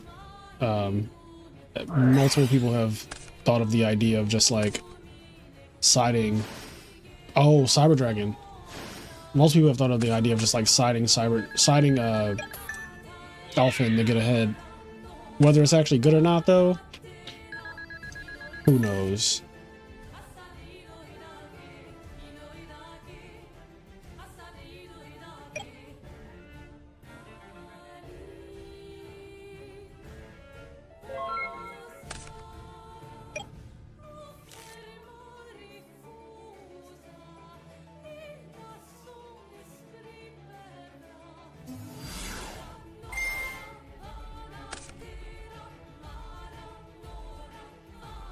He missed 100 damage. He did miss 100 damage. That was a suboptimal line to not attack with Cyber Dragon first and then contact. But I think the excitement of topping Cyber Dragon against a Card Trooper Armageddon Knight probably got to him because that single-handedly brought him back into the game. Like, that Cyber Dragon was one of the best top decks. It was like Brain Control, Cyber Dragon, a Greffer.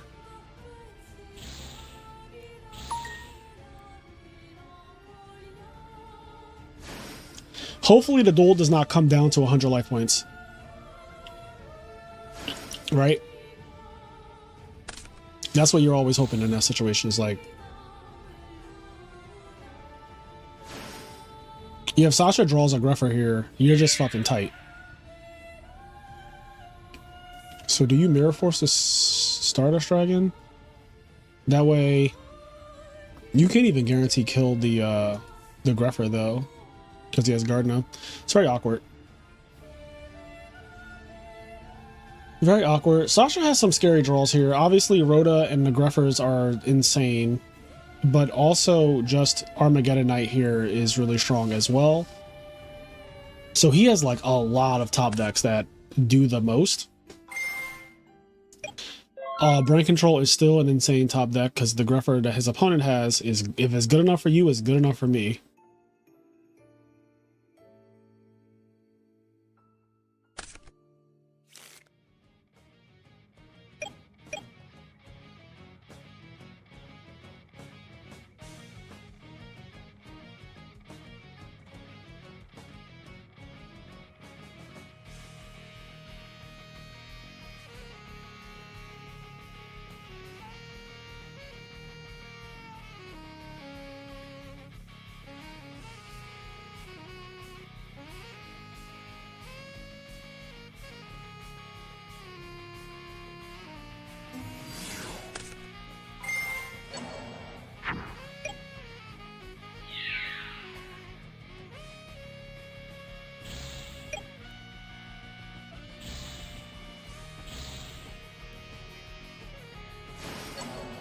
Top deck Chaos Sorcerer.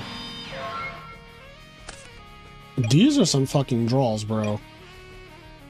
Like, what is happening? These are some draws. You gotta be some kind of tight when your opponent is, you know, their hand because it does shoot. You've bricked their hand, and they are just drawing off the top like insanity. A live Chaos Sorcerer is fucking crazy right after the Cyber Dragon. So if he drew those in the reverse order, that would have been so bad, right? If he drew Chaos Sorcerer first, that would have been awful. But he drew Cyber Dragon first, then Chaos Sorcerer second. That is like tilting.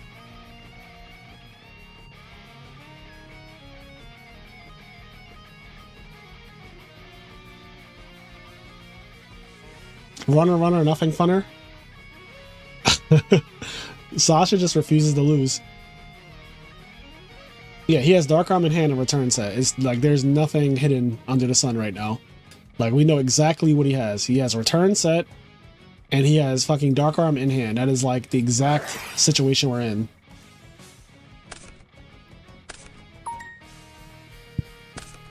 Okay, but Rix is firing back with his Burial for 3 relevant cards.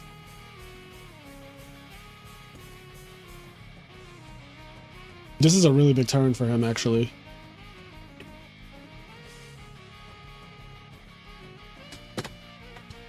I don't know, that burial might have sealed it. That's like a really fucking good burial, honestly.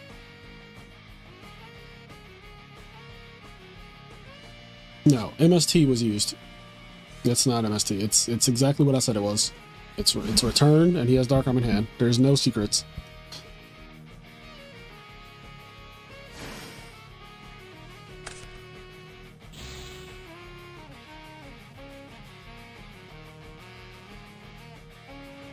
Yeah, we know exactly what he has. So he has to draw.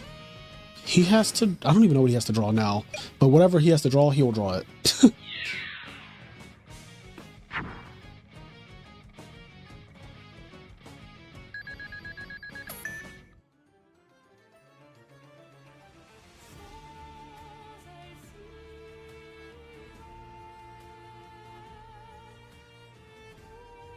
There are no darks in the graveyard.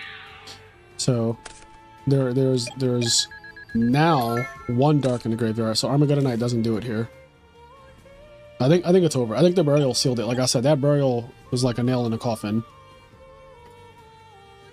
I would be shocked if he comes back from this position.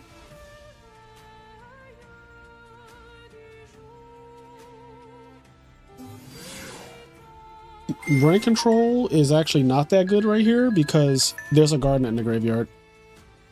So like he can't attack. Like if your thought was he's gonna brain control Yugioh or something, like that's not going through.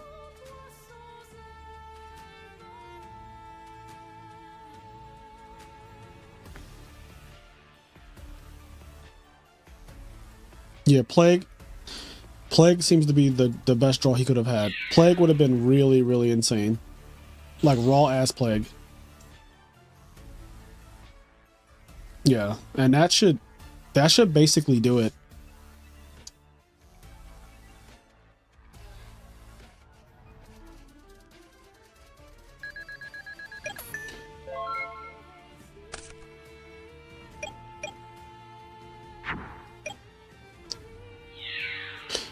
Yeah, because here's the problem. He keeps taking his shit, so he's not getting darks in the graveyard. So now he needs to draw like Armageddon Knight, send a dark, attack over his own Sirocco, main phase 2 summon Dark Arm. Something like that. And I guess the raw Plague Spreader is still on the table. Oh, or not. So he's doing this now, but this wasn't... Was he going to die from that? Oh, I guess he would have died, right? Yeah, he would have died. Never mind. Okay, so Plague Spreader is not a good draw here anymore. Alright, yeah. Yeah, the Burial put the nail in the coffin. He came way closer to winning that game than he probably should have been with those top decks. Like, realistically, you're not really in that game.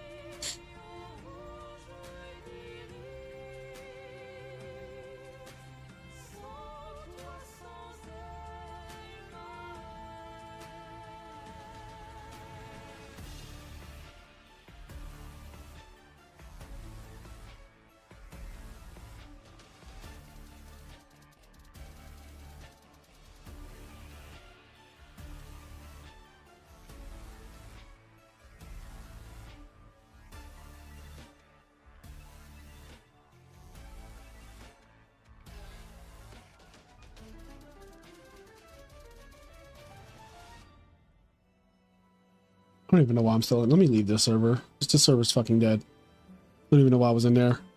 Alright. Who else we got? Luigi, and True Party King.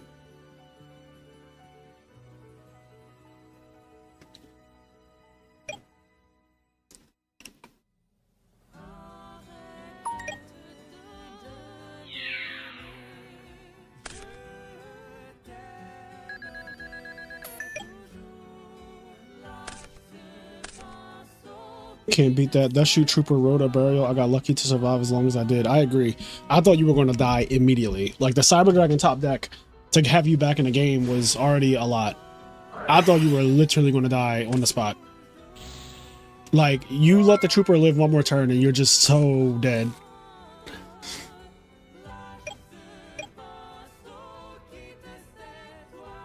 I mean, mirror matches in this format are really bad. I think the value mirror match is one of the worst. Like, there's too many one-ofs, too much volatility. Also, DDV, there's like too many blowouts and things that you cannot account for. You can't account for the one gale. You can't account for Dushu, return, dab, burial, brain, like gores. There's just so many things that can go wrong. This whole soundtrack that you're hearing right now is from Expedition 33, Clair Obscura Expedition 33.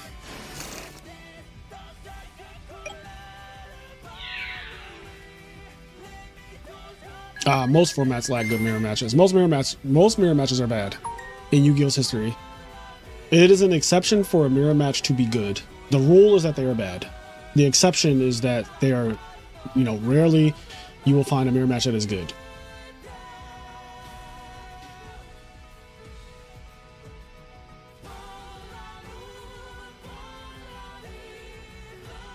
Yeah, they are very few and far in between, especially because Konami decided to print so many cards that literally work for both players. Like, for example, the Gravekeeper mirror match. Necro Valley buffs everybody's monsters. So you side Necro Valley out in the mirror match.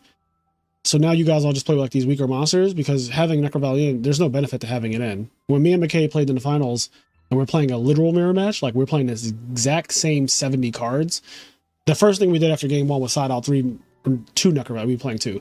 Side out two Necro Valleys. It was the first thing I did. Like, I grabbed my Necro Valleys immediately, and the Royal Tributes, obviously. Like, mirror matches, the wind-up mirror match is bad. Like, you could play Factory and pass, and your opponent, if they use any wind-up effect, you get a search. Like, Six Samurai mirror match. The Bird mirror match with Sirocco was just insane. Like, Konami went out of their way to make mirror matches bad.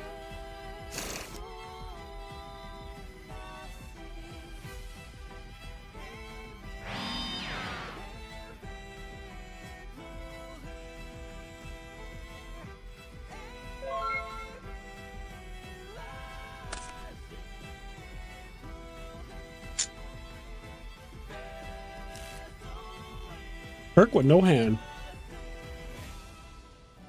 That's like Soul Exchange, any Monarch. Oh, well.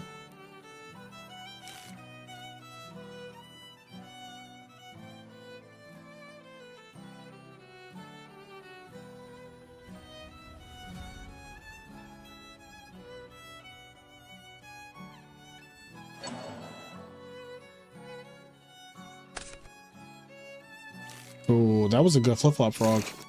Unless this is Chariot, which I don't think it is.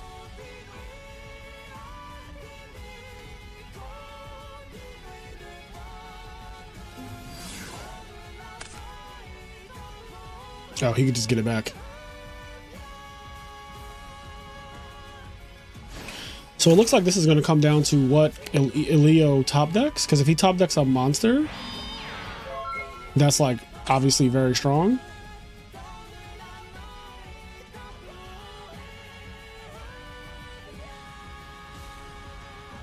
Yeah, the Natural's mirror match is bad. So is this is the GB player's last turn, I guess?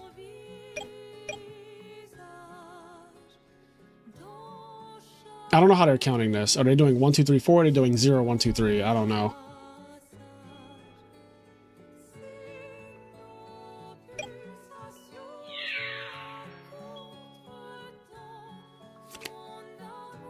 Yep. Put back the Darius.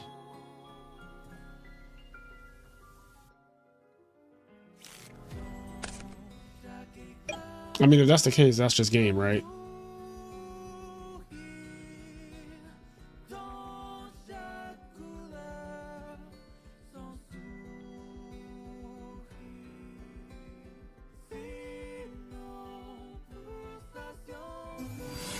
I don't know how people don't like Soul Exchange and Frog decks. That literally doesn't make sense to me. Like, just now, Soul Exchange would have cleared it. Soul Exchange, with that hand that he had, where he went, like, Trap Dust Shoot. If you have Soul Exchange in that hand, you have Soul Exchange with Substitute, or any Monarch, and they have no hand with, like, Herc, you're just like, oh, I'm nice. Alright, well, he fucking has Massacre Strict out of nowhere. Why didn't he mask and restrict? What? Why did he mask and restrict before Substitute got the... What? Why didn't he mask and restrict before the Substitute got summoned? I am so lost.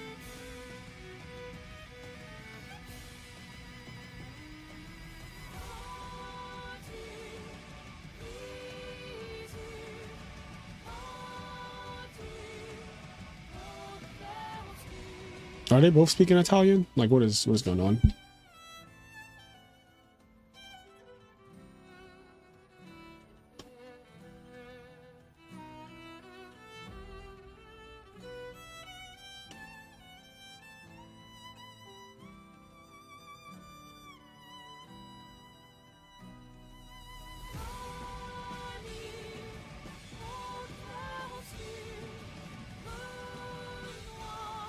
There's definitely not another turn. There's definitely not a fifth turn.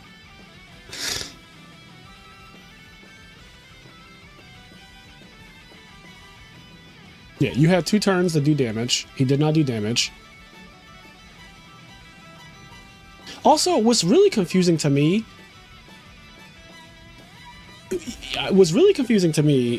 is... Why wasn't Mask or Restrict just flipped before Substitute got to get Flip Flop Frog? Wasn't that just game?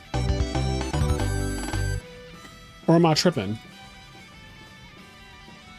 Like, if he just flips up, if he goes after Dust Shoot resolves, flip up Mask, like what do you do?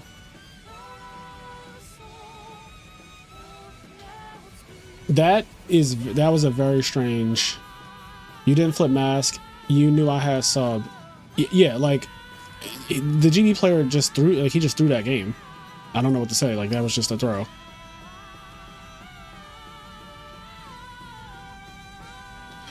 Okay. Anyway, that's round 4. So I guess we're going to round 5 once he reports.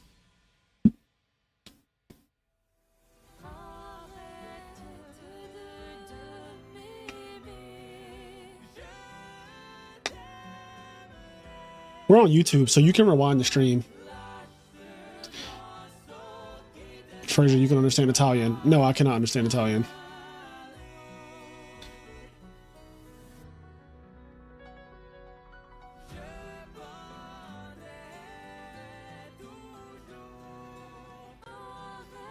Luckily, you don't really need to understand Italian because the internet exists. And you can get anything translated immediately. Even my AirPods can listen to people speak Italian and it tell me what they're saying.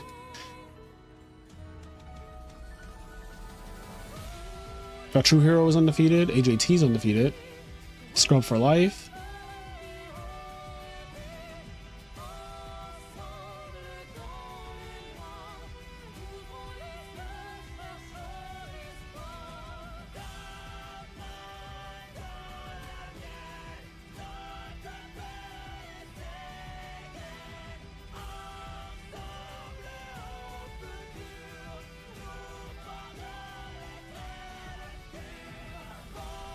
All right, round 5.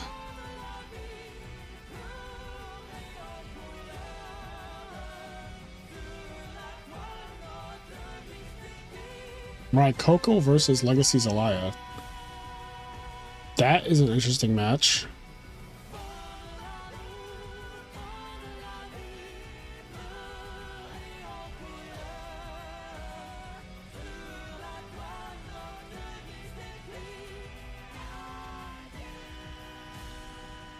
Oh, they're pouring in.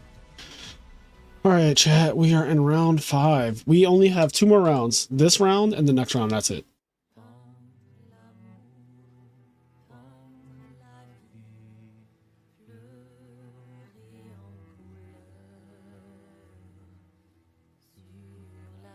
The players are pouring in quickly. Quickly, we must make haste.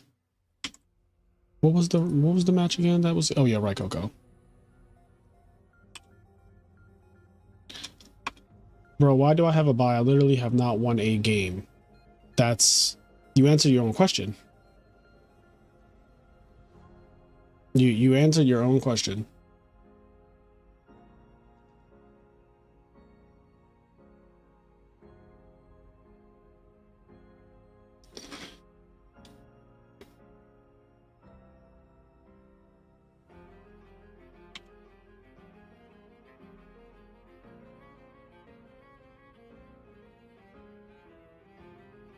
You got to win some games in order to play. If you're just out here not winning any games, then you're probably not going to get to play.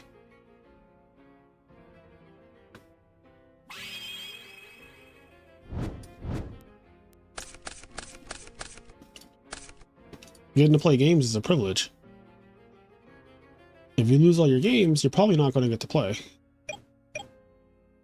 Even in real life, if you lose all your games, like likely you're going to be in the back tables, and people in the back tables just no-show a lot. Like that's just a thing.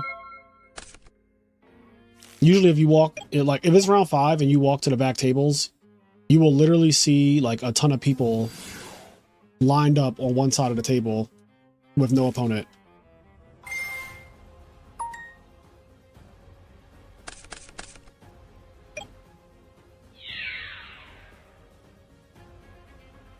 Yeah, the best deck in 2007, Chase. I agree. He's on the best deck in 2007.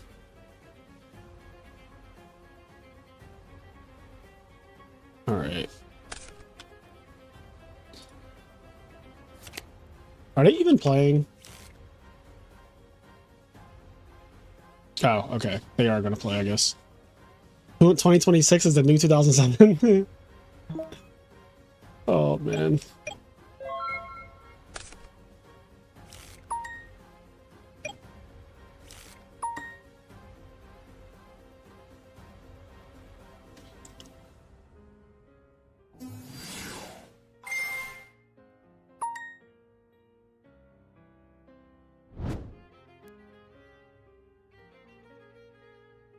GYBU is not Italian. GYBU is actually very American. Like, when you think of an American, you probably think about GYBU. Do with that information what you will.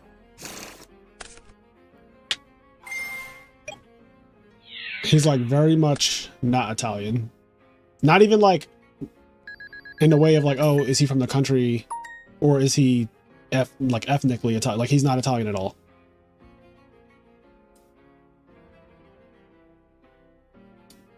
He's very American.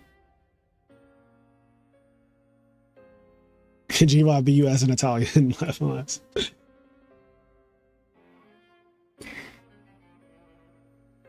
All right. Well, this game. Ooh, he's got a crow for the bestiary. All right. Damn it, Bobby vibes. What does that mean? Oh, damn it, Bobby. GYBU doesn't know how to spell Nemesis. He spelled it Nemesis.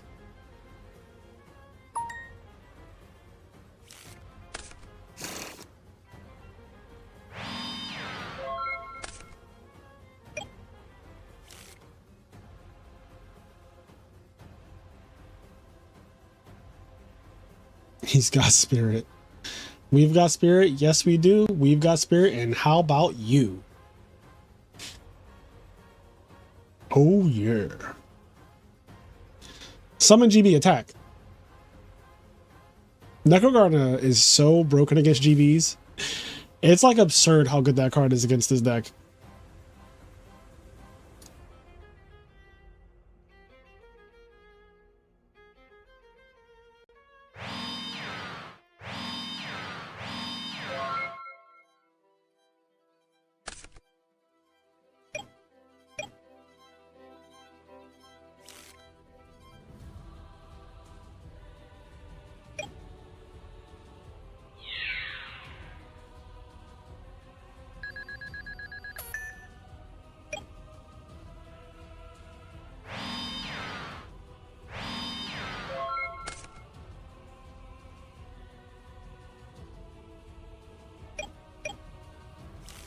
Rosa Heavy is crazy.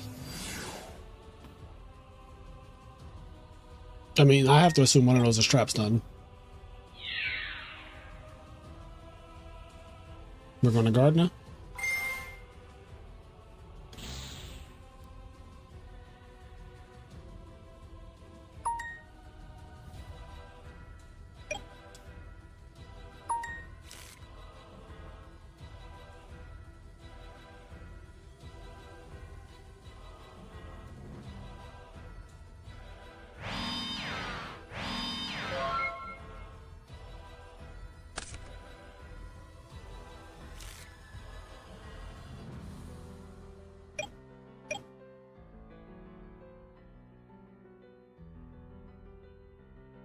If you had to delete one deck from Edison, what would it be and why GB?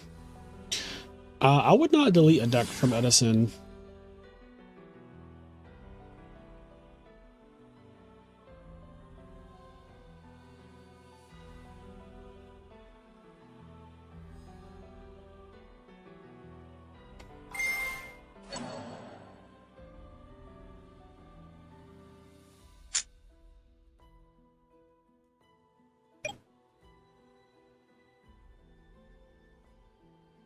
We're going in.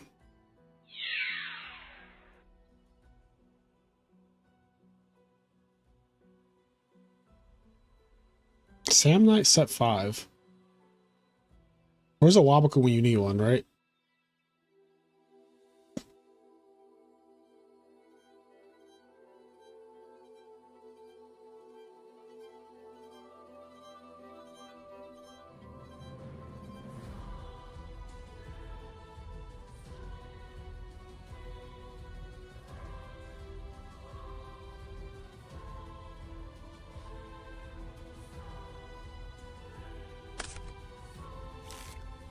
Oh, wow. It was that deep. That's not a good sign for Raikoko there. Those back row are very ineffective.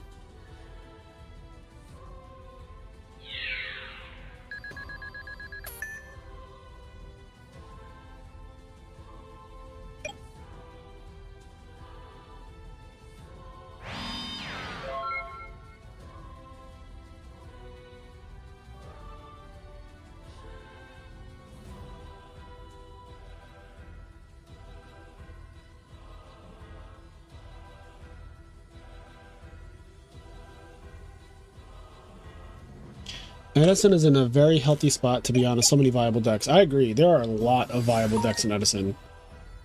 I can think of like 15 decks that are viable, 15 decks that have topped in the last, like out of the last, let's say 4 majors, there's like 15 different decks that have topped, which is really good.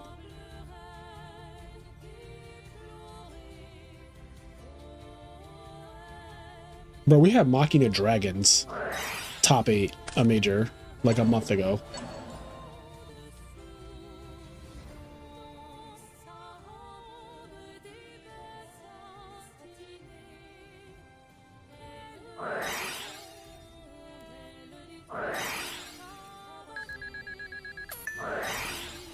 Oh my god. The girls are fighting.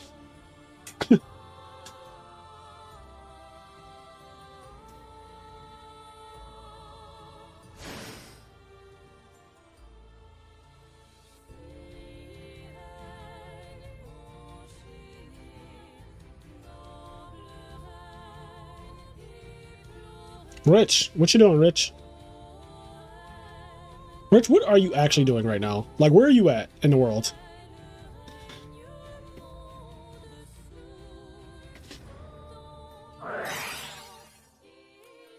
Oh, another one. Hold on, hold on. Another one. This is a crazy... What is this? Chain Link 6? Chain Link 5? Icarus. Starlight Row Oppression. MST Icarus. Oh my god. About to go to my in-laws. Was at the gym earlier. I'm sorry to hear that.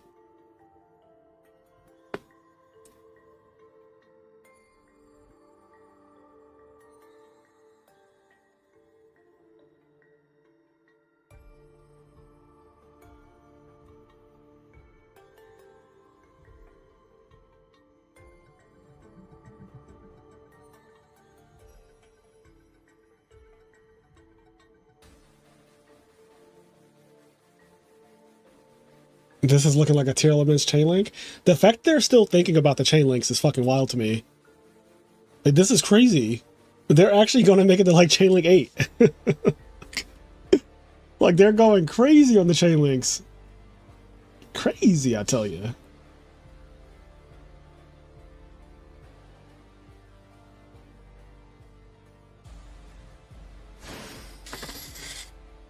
Okay, so it looks like the chain is finally resolving. Cards get popped. Oh, he had the trap stun too. Trap stun to negate everything. Fuck it, yeah. Send us back to the Stone Ages.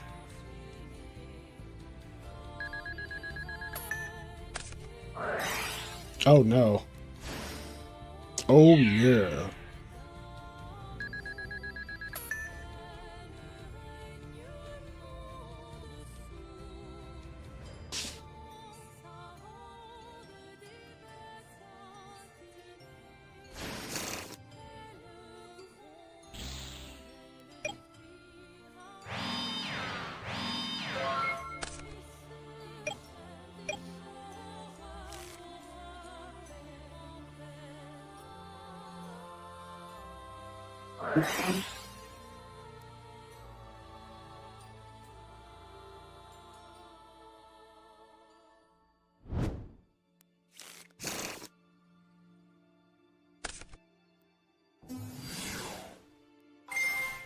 If Raikoko wins this tournament with GBs, this will be his 5th win with a different deck. So he's won with Dragon Turbo, Vayu Turbo, I think Black Wings. I forget if he won with Frogs, Christia Sworn. I think he won with Christia Sworn as well, but I might be making that up. Maybe he played against Christia Sworn in the finals. Oh, he Zombies with Lila, Raiko, Blackwing, Vayu, and Dragon Turbo. Those are his 4? Okay.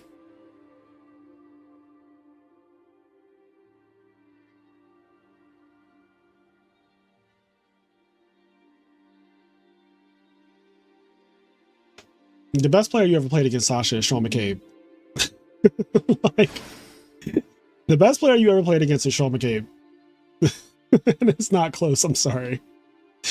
Like, it's just not.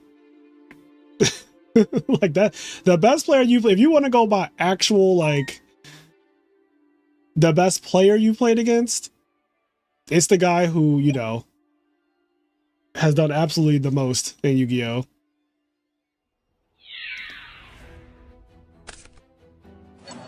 Maybe the best Edison player you've played against.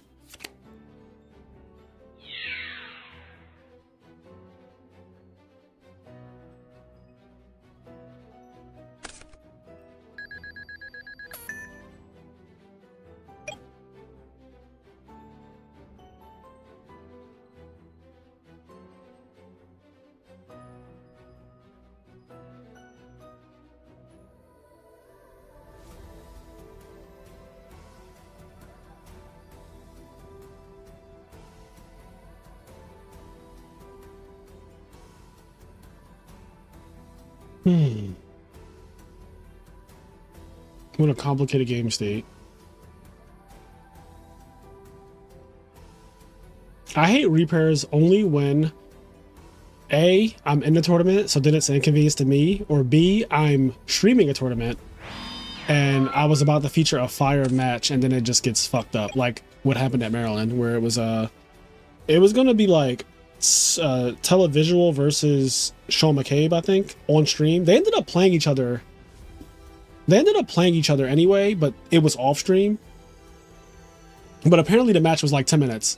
So I'm actually glad that like I did not feature that, because it was apparently a 2-0, was not close, was not entertaining or anything. It was just like destruction. Like McCabe just destroyed him, he said. Like they both said that, like McCabe destroyed him, like Sushant and McCabe. He said that Wabaku, it was like Wabaku on Greffer attacking a Darius or some shit. Like something weird like that happened. And it was like, Wabaku, your Greffer dies, Darius tags out, and the game just falls apart.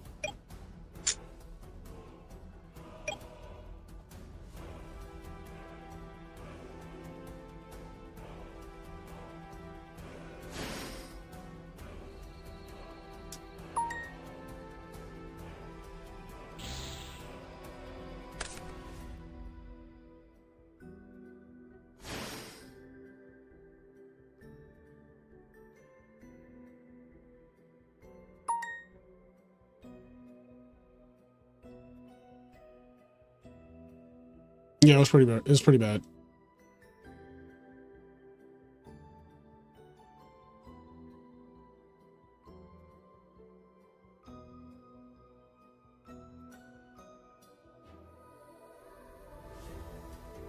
I wonder if any of the GB players are main decking Econ today. Or if that technology is like an in-person thing only.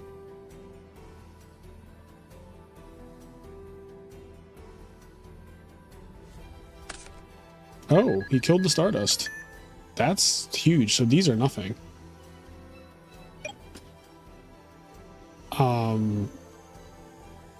So like, what could they be though? Trap Stun, of course, is on the table. What else is on the table? If he plays like Heavy Storm or Cold Wave, those cards are also on the table. Oh god, 3 dead back row? 3 dead back row is fucking wild. It can't be Solemn. He would have solemned the shit out of the Yugioh Guardian, right? So it cannot be Solemn.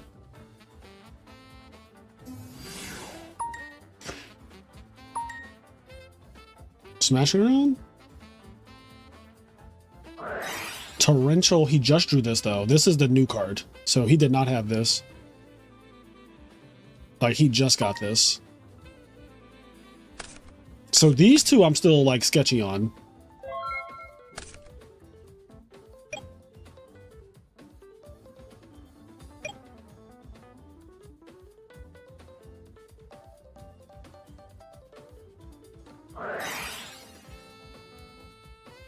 So when he summoned Yugioh Guardian, I was wondering if he had returned. His plan was to go attack, UD prison.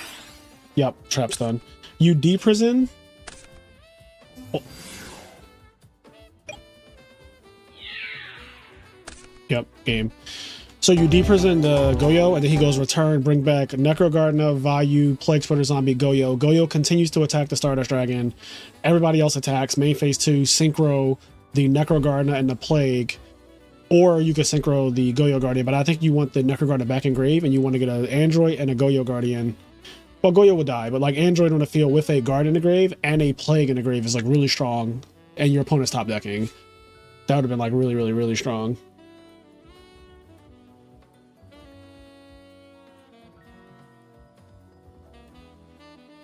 Or you could do the Stardust and then just let the Vayu and the Necro get banished, I guess. But like, yeah, that was a crazy, crazy, crazy game. That was a crazy game between two champions. Oscar Zelaya has won an Ultimate Time Wizard. He also won a regular YCS, like a main event YCS. We're brothers. we're brothers. We're happy and we're singing and we're colored. Give me a high five.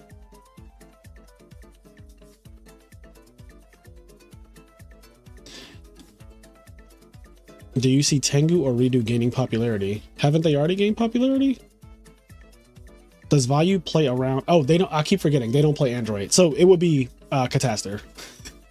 I keep forgetting that Vayu does not play Android. I always forget this. But then again, does Nitro Vayu play it? I don't know. Let me log into Top Deck. I was so confused for a second.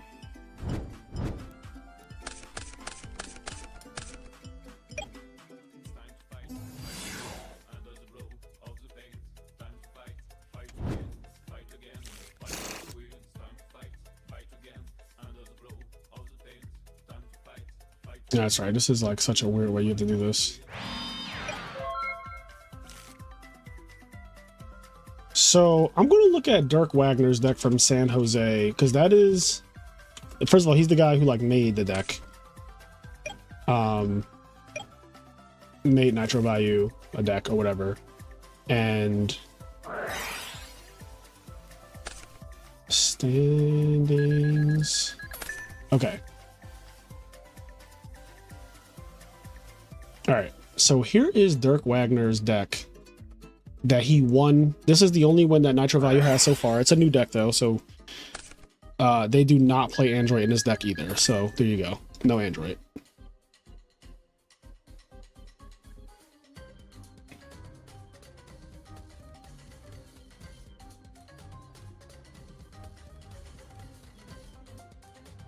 They only played if they are on Shura, which is pretty nice.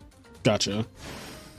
So there's other Nitro value decks as well that topped that San Jose event that are different. One plays like Gale and Caius and Brain Control and Escape from Dark Dimension. That one's Eric Choi's. Cyber Dragon plus Gale is a little different from Sirocco Gale, but it still gets the job done. Still gets the job done all the same.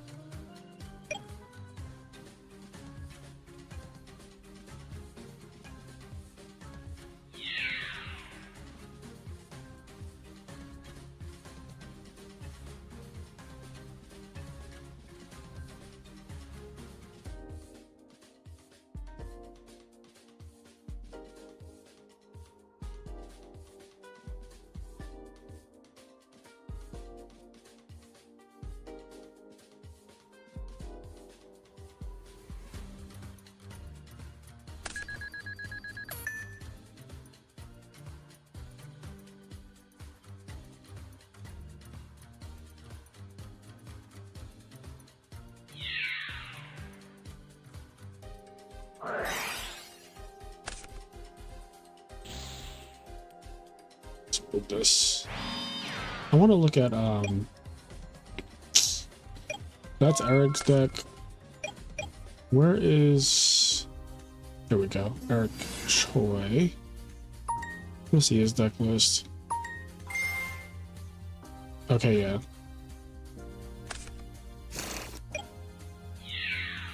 Nitro, yeah, that's me.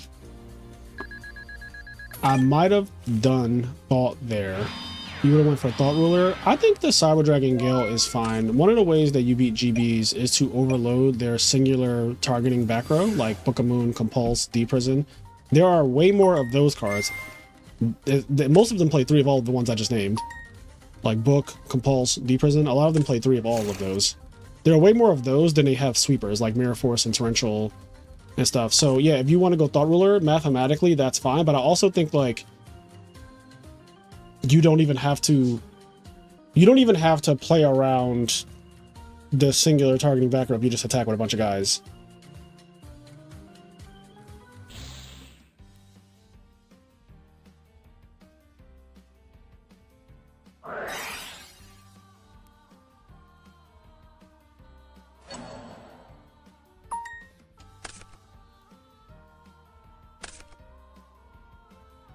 Burial. Uh-oh.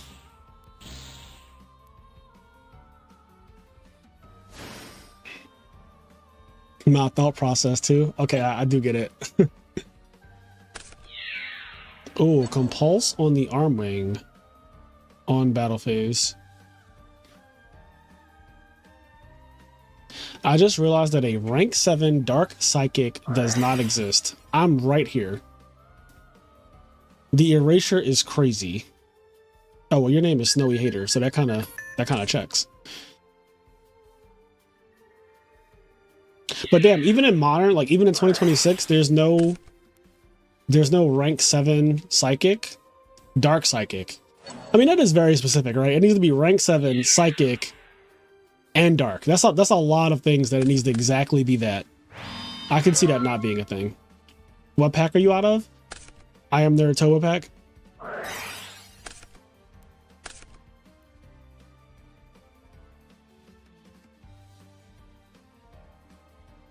The highest attack, level 5 synchro is Edison legal. Is that Android?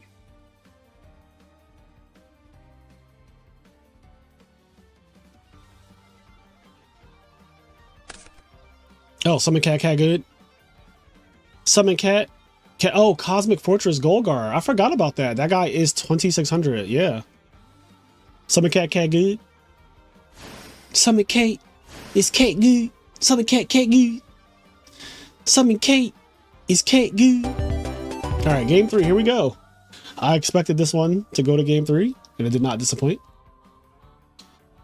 2 goats stand before me, but I only have 1 photo in my hand. The name of the person who I do not call must immediately return to their home, be sad, and cry a little. Thoughts on Gold, Sark, and Vayu? I don't get it. Oof might be game here. Yeah, that was big GG. Heavy plus cat is like, you know, you're probably going to lose the heavy plus cat a lot. Luckily, both of those cards are at 1.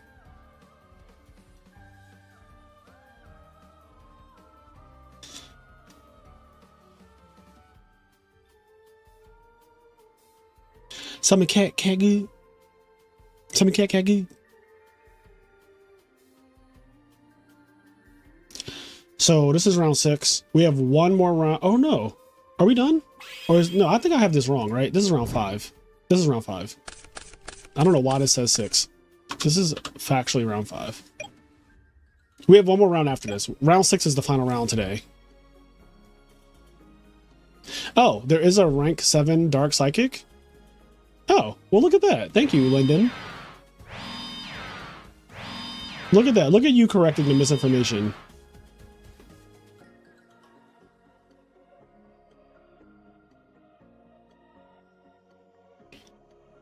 Correcting that misinformation. Oh, that guy is broken. It's banned.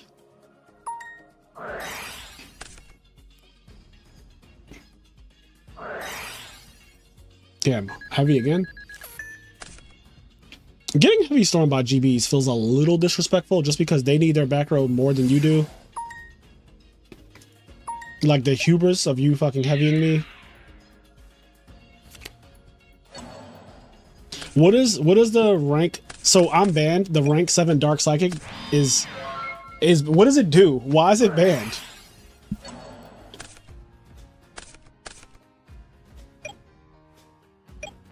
Omega Band is crazy. Like Omega Band is not just band, it's Omega Band.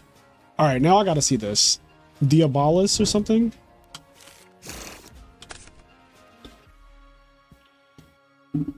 It's not this. What is his name?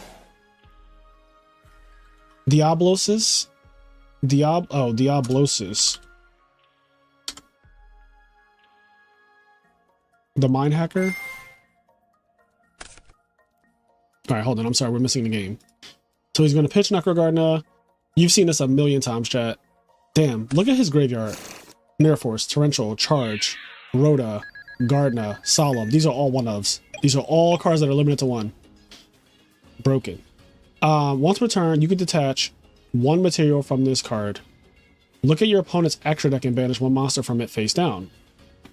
At the end of the battle phase, if this card destroyed a monster by battle, you can target 1 card of your opponent's graveyard, banish it face down.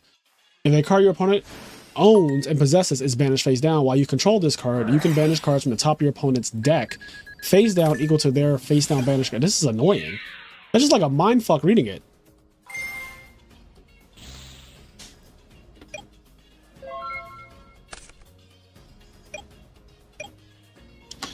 How do you make it? Is it generic? Oh, it's just 2 level 7 monsters, period. Also, detaching material, look at your opponent's extra deck, is broken. So I get why that's banned. It banishes from where? Yes. So much banishing. Face down. I like how it's always banishing face down. But yeah, looking at your opponent's extra deck turn 1 before you know what they're playing. Also taking out their, like a card that they only play 1 copy of.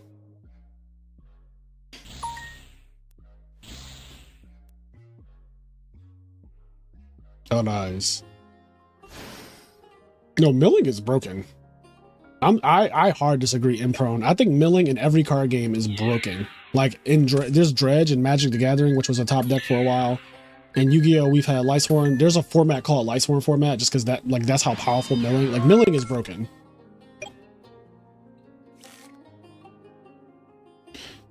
Yeah, I play modern Yu-Gi-Oh. I play a lot of modern Yu-Gi-Oh. I usually play modern Yu-Gi-Oh Monday through Friday, and then on the weekends I switch over to retro.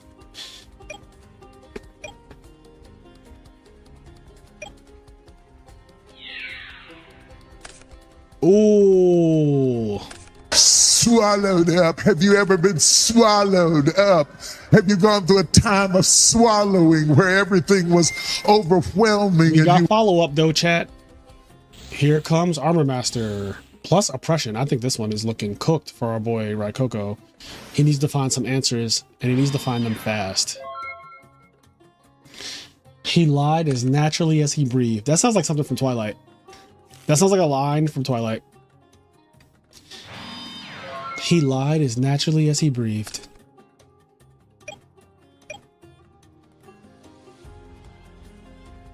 What would be the best hand trap in Edison? DD Crow and it's not close. That's not even like a... Oh my god. Oh my god. The burial too?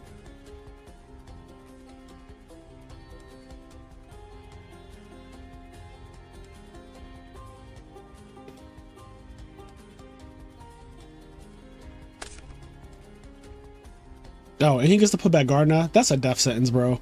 GBs can never deal with that. Like, Vayu is just... Vayu being in a format is such a good answer to GBs. Because Oppression is the best Oppression deck. That hurts GBs. And then also, it gets to make big monsters. Like, a lot. It gets to pop back row. Like, a lot. And it gets to play so many different problematic cards. Like, all the different one-ofs that you cannot account for with, like, D-Prisons and Compulses and stuff like that. Like Lightning Vortex.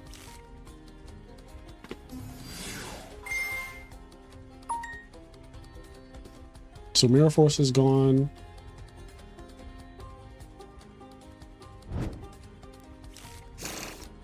I don't see why Veiler would be relevant in terms of, like, I think Vayu would be better if Veiler was in the format.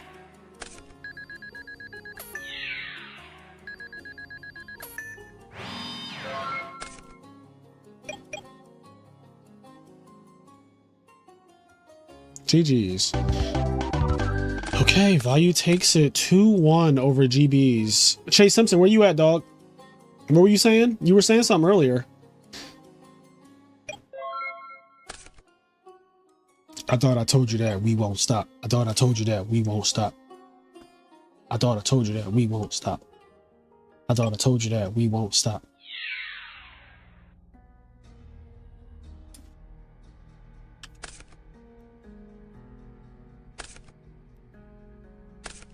Hey, there he is.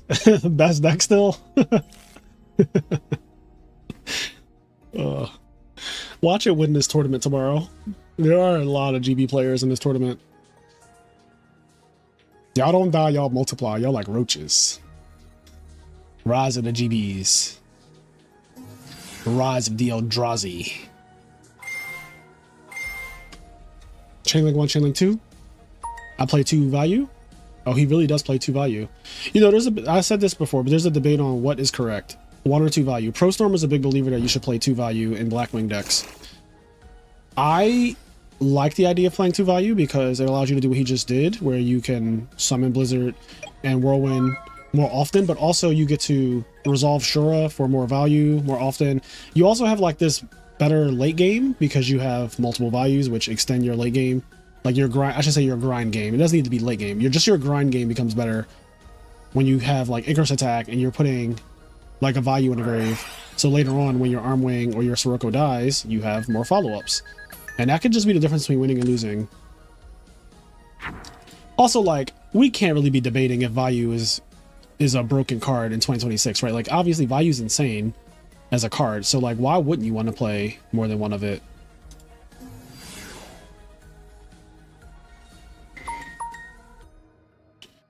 But a lot of people believe in 1 Vayu. It's interesting. Like, a lot of people believe in 1.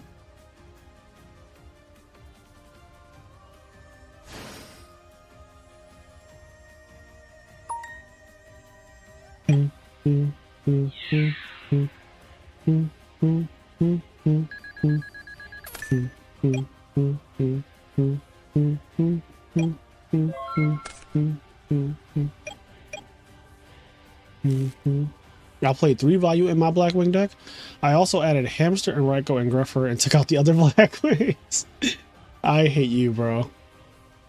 In the Great Pyramids of Giza, it is prophesied that one man from the foreign strange lands of Philadelphia will be born king of games.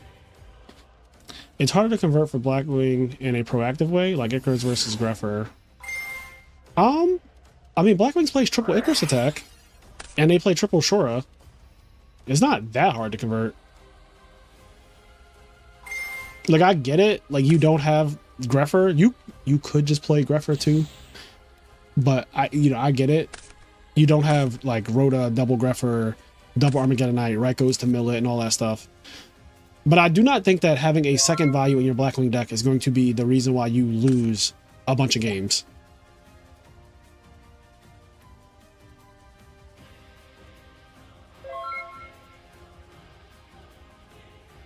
Also, Blackwings is a deck that makes Brio more than most decks in the format. If not, more than every deck in the format, next to maybe like Frog OTK, which, you know, that's like a synchro spam deck that. But Blackwings, out of the dueling decks, Blackwings makes Brio probably more than every other dueling deck. Like Zombies and Blackwings are both up there. I think Blackwings does it a little bit more. I think Blackwings does it more. I think Blackwings just does it more. Because Blackwings goes Kalut Gale a lot, especially if they have Whirlwind, right? So Whirlwind, summon Kalut, get Gale. Also, just Blizzard level 4 is always Brio, and that's just like their natural game plan. So anyway, the point is, drawing value, when your deck naturally makes Brio, almost every single game is like fine.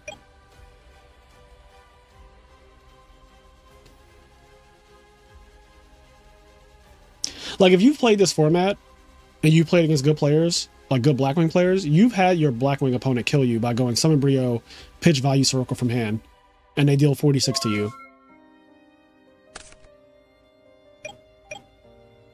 That's like a common thing that happens against Blackwings. Like, they just deal 46 out of nowhere. Oh, look.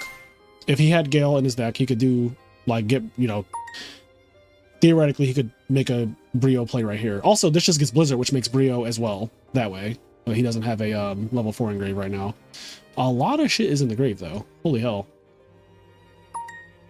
I guess Blizzard still would be able to make Brio here because Blizzard gets Gale, and Gale makes Brio with the Kalut on field. So, like, yeah.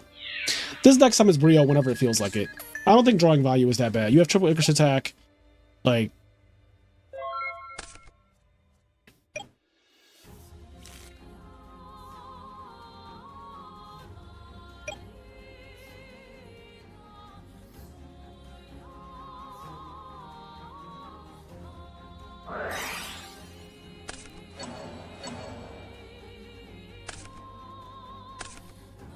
ooh, those are two really good traps. But he did not hit. I don't think he hit what he wanted, because you obviously are not looking to hit a summon stop on your opponent's turn. Like, these don't matter on Cairo's turn. So, like,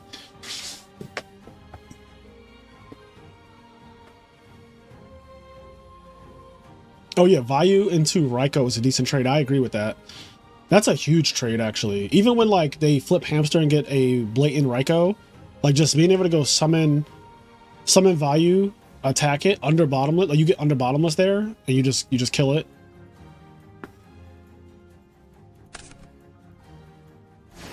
Special summon Greffer.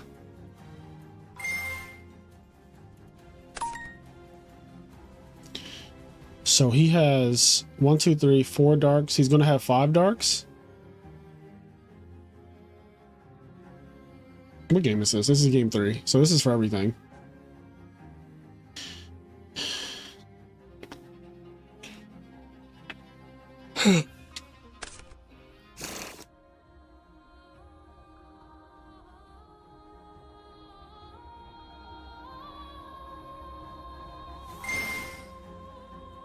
What just happened?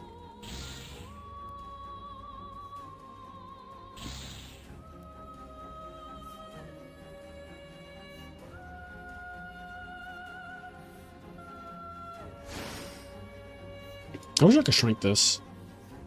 I like that you can move it. Like, that is amazing that you can move it, but I wish you could, like, just condense it down.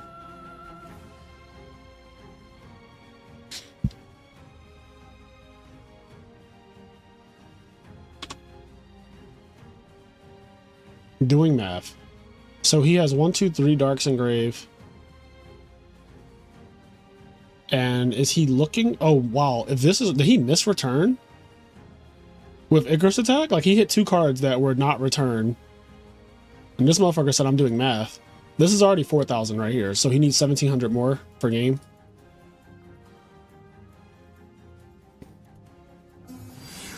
Normal summon Necro Gardener. So he's special Gruffer earlier. He's normal summoning Gardener. So this is 46 total.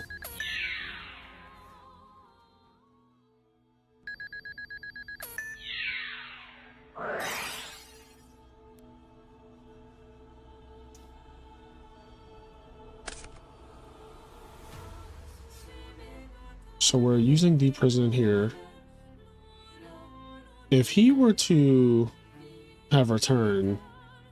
Oh, okay. Alright, never mind. Oh, JK. Oh, he had the answer for return anyway. Alright. Scrub for Life advances on to be 5-0. So unless he loses the next 3 rounds, he is guaranteed top cut. He would have to lose all 3 rounds. Like 6, 7, and 8. AJT is also undefeated. Look at AJT.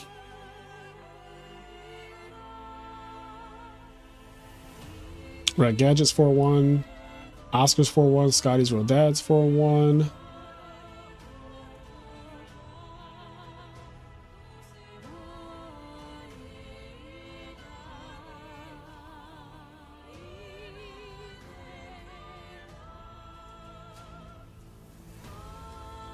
I warn people, do not drop because a lot of X2s will be in top cut. If this is a top 16, let me double check. Is this top 16? I think it's top 16 though. Yeah. It's top 16. Oh wait, there's only 7 rounds of Swiss. So actually, I don't know about that now. 7 rounds of Swiss, there's 1 less round than normal. I think usually we have 8 rounds. So yeah, 7 rounds is, I don't know, that might, because obviously that cuts down on the number of X2s that are making it. And look at how many X1s there are right now. I mean, this is going to get cut in half right now, though. So, they're stay in the tournament. You never know what could happen. All right, let me go find another match.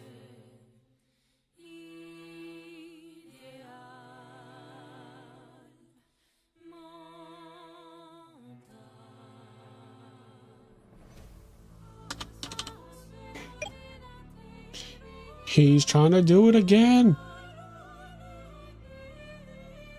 Cotton Candy Brandy. Do I host a tournament? No, I do not host a tournament.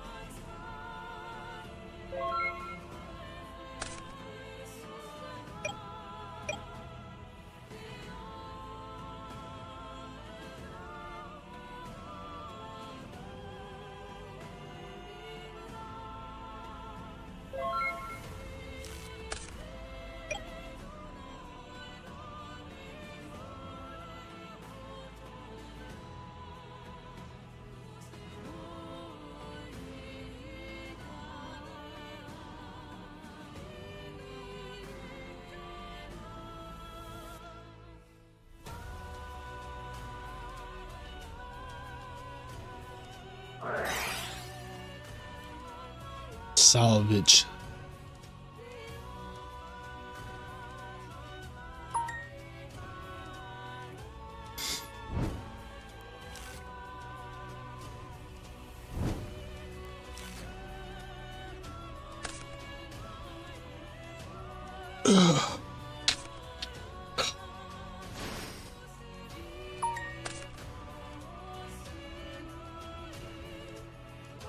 If Brandy could stall for 6 turns, he wins. Good luck with that.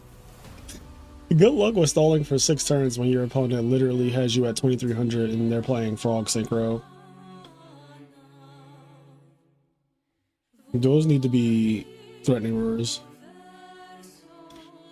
Yeah, frog synchro. Like, bro has Fishbook Blaster, and I'm looking at a Fishbook Blaster and a bunch of frogs. Like, he's playing frog synchro.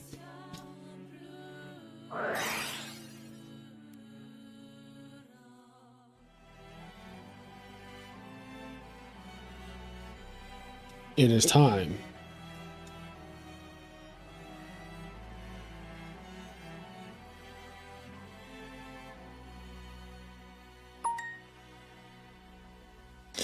And clearly the whole FTK thing did not go through this particular set, because we're well into this duel. Like, they both have a lot of cards.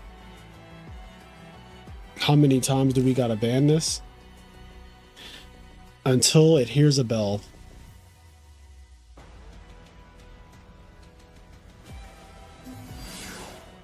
Ooh, that's a really good card too.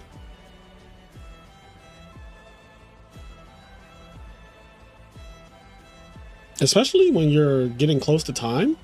A guy that can attack directly while you can't be attacked. Torrential, also very good. So we're both going to get dupe frog effects here.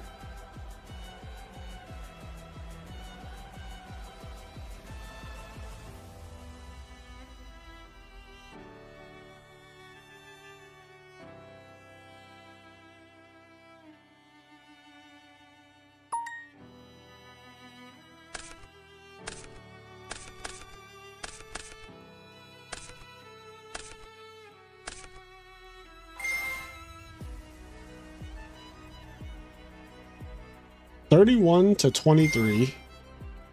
It's very close. There are 11 minutes left. There's like 5 minutes left actually.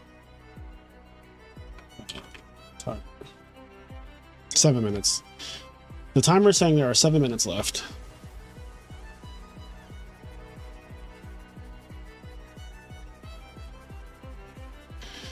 Thinking on target, but dupe frog doesn't target. No, I'm kidding.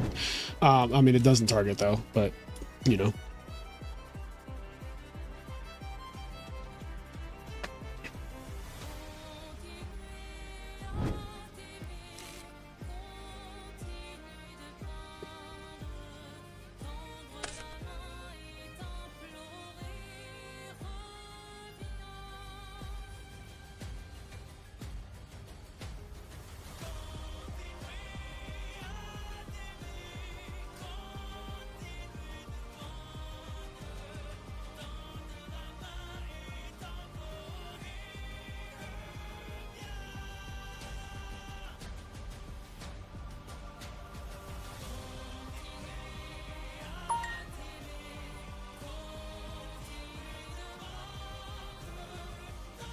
Why did he has permission to grab from deck? Like, that's what the card does, right? You cannot grab another dupe frog. You definitely cannot do that.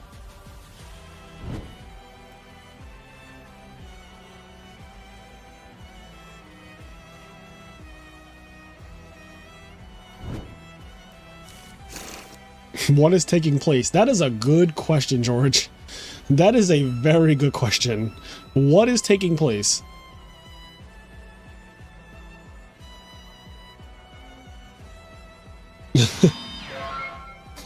What is taking place?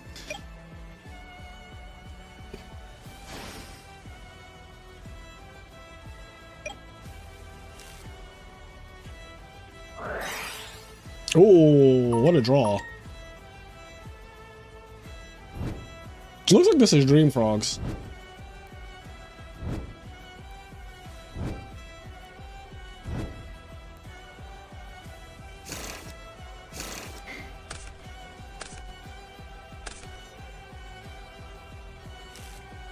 Judging by the Wing Blast in the graveyard, that is a card that Frog TK does not side. At least not in my experience, so looks to me more like a Dream Frog deck.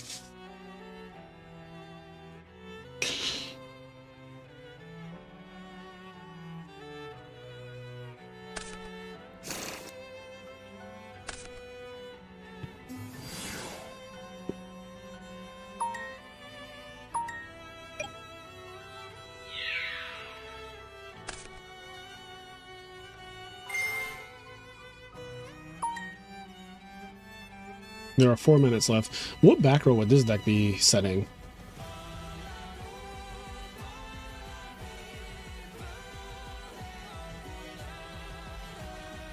I guess after game 1, he does slide into like real traps, right? Yeah, Mirror Force is there, so there's traps.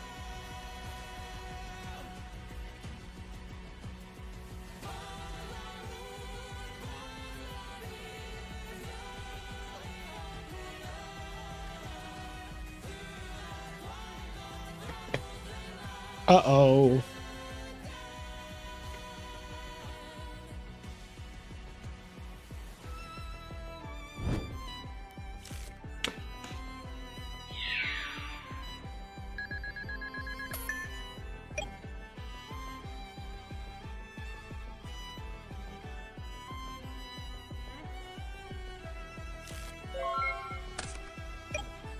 A Vanity's Fiend and a Dream.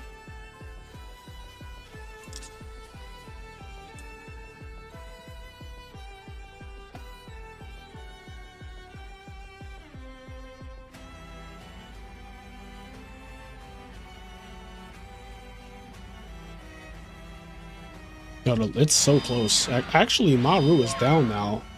So now Cotton Candy Brandy is in the driver's seat, and he just has to not take damage.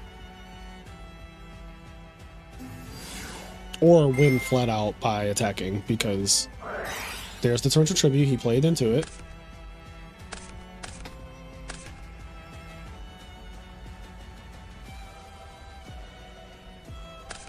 What's up, y'all? It's Cotton Candy Brandy.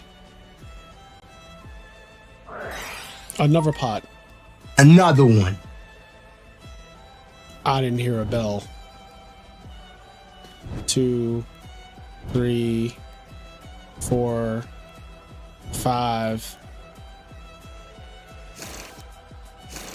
Spamming Pot Avarice is one of the most intoxicating feelings in the format. Not many things feel as good as spamming that card.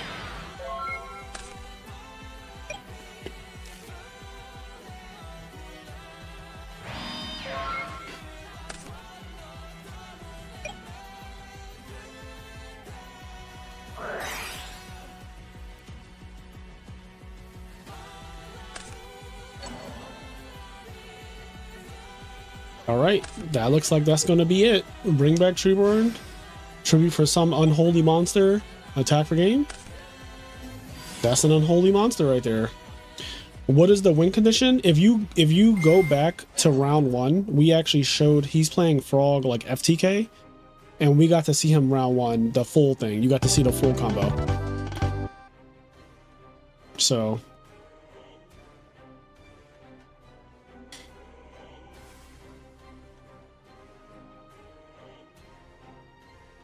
like, he was the first feature match that we showed on the channel today.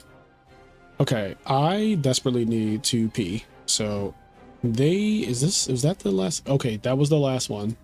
So now round 6 is up. I'm gonna choose a feature match, which is gonna be AJT. I don't think we featured him at all today.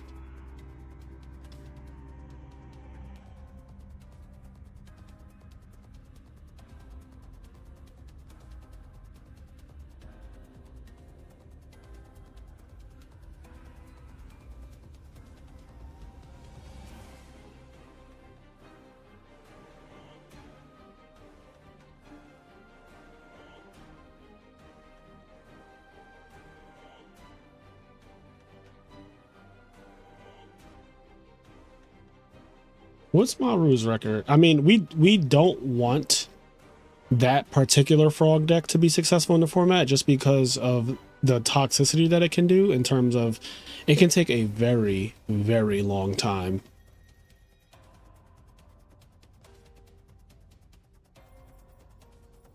Like a genuinely long time.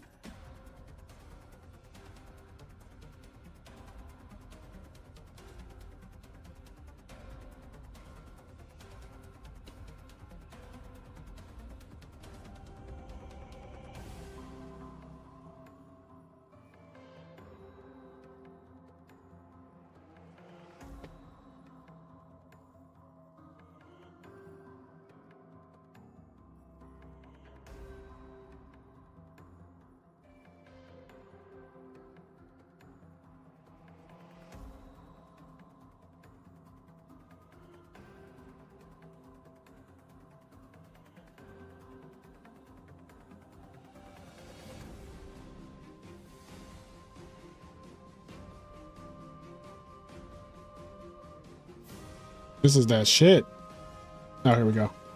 All right. This is the final round of Swiss today. I will be right back. I'm going to go to the bathroom, and I will see you all shortly.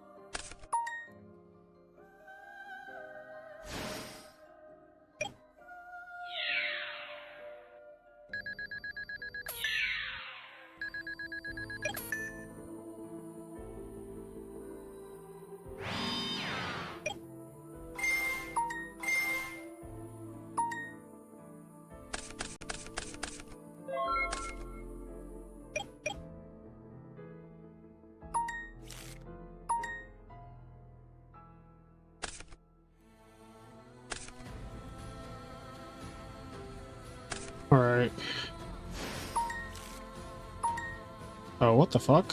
What is this matchup? I didn't know AJT was undefeated with machines. What is this?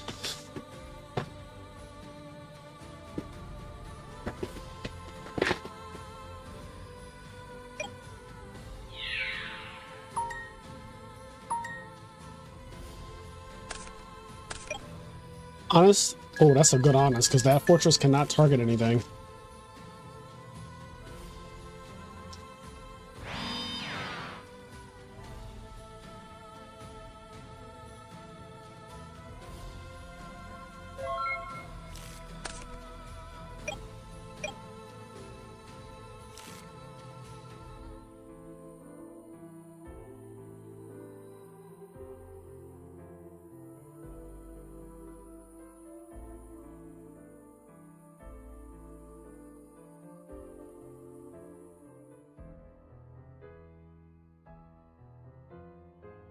AJT becoming a Machina player was not on my bingo card, but I kind of like it.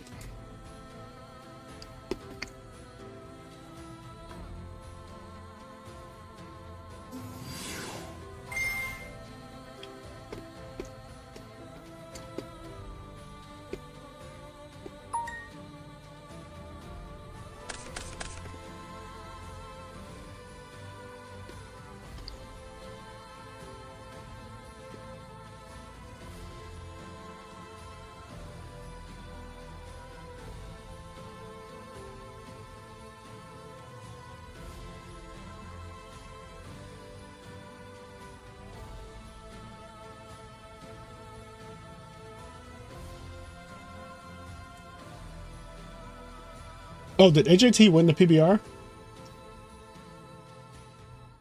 Oh, they haven't played yet.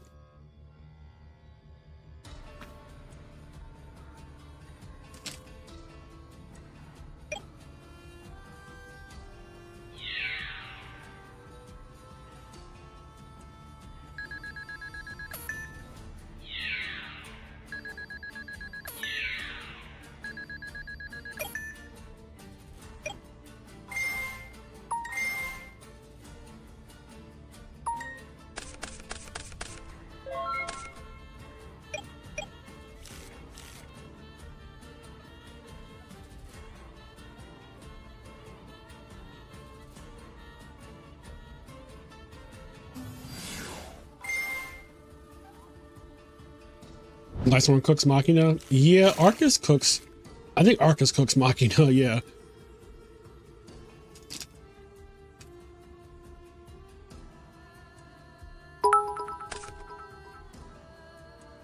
Rank. Thank you for this up.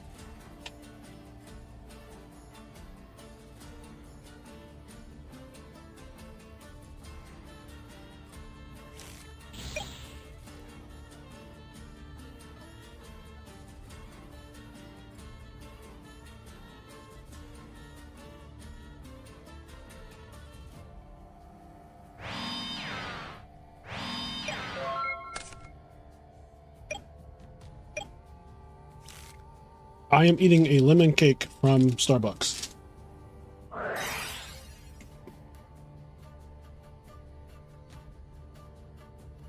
A lemon cake that I ordered with my lunch, which was 4 hours ago. Crazy. It's been 4 hours since I ate that breakfast sandwich. This is a battle of Tesla tin cans versus Jehovah Witness. Okay. Yeah, the fucking lemon cake from Starbucks is insane.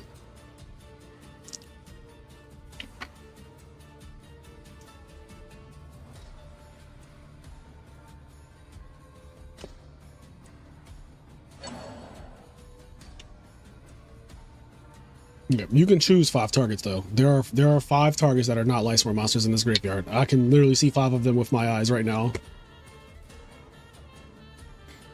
So it's a legal activation. Yeah. 1, 2, 3, 4, 5. Yeah, it's still legal to activate Pot Avarice, so he still has to like resolve it. He can use pot. That is false that he cannot use pot. He absolutely can use pot.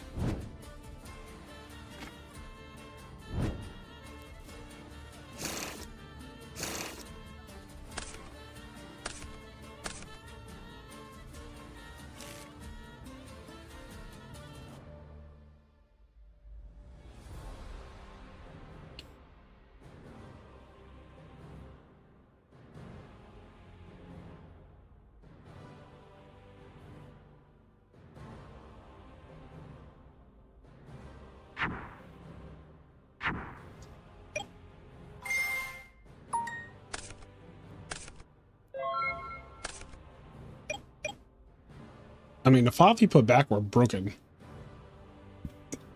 Like, those were JD, Sorcerer, Trag, Honest Crow. That's like a broken 5 to put back.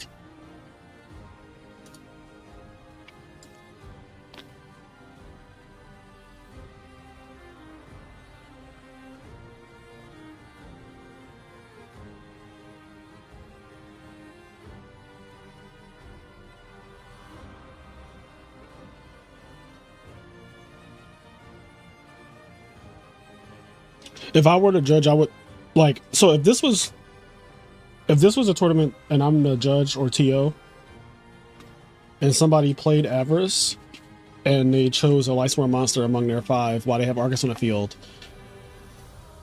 1, you cannot do that. But if you have 5 legal targets, I'm making you resolve the Avarice with the 5 legal targets. And the reason is because I don't think it's fair for you to be able to purposely choose an illegal target to take back playing Pot Avarice right now if you wanted to. Like, I don't think that you should be able to be like, you know what, I will target Celestia on purpose. And so now I have to take this back and then like let me do something else and then play Pot after or whatever.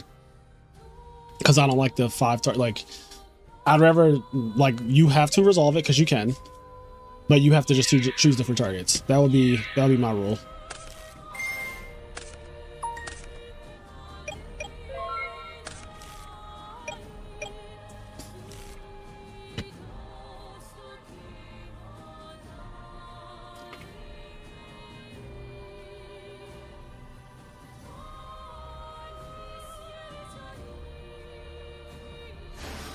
There he is. All right. There he goes. Now there's another JD lurking somewhere. I don't see him.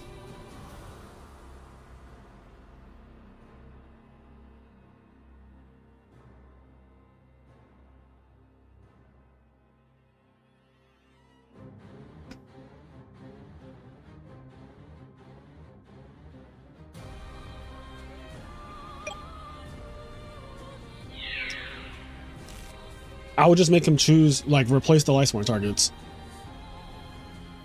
It's like very simple. You cannot target these. Target 2 other cards. You cannot target Celestia and Raikou.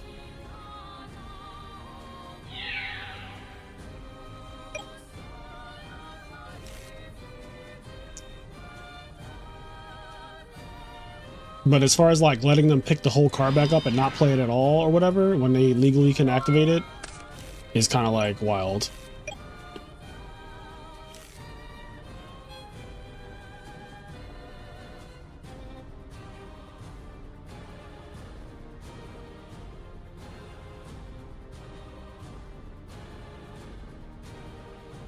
All right, this guy has to go. Like you gotta go. I can't deal with the slow messages in the chat. I'm sorry. Just like entirely too much of that. Like you have to go.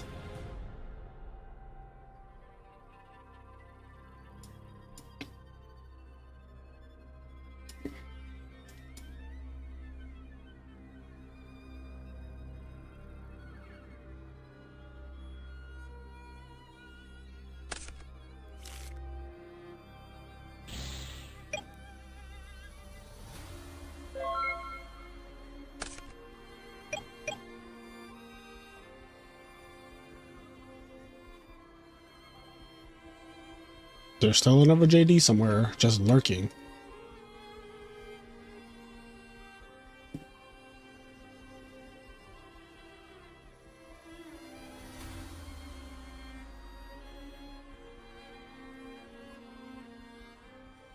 No, it's main phase 1. There is no Gardner. Trag did get put back noticeably.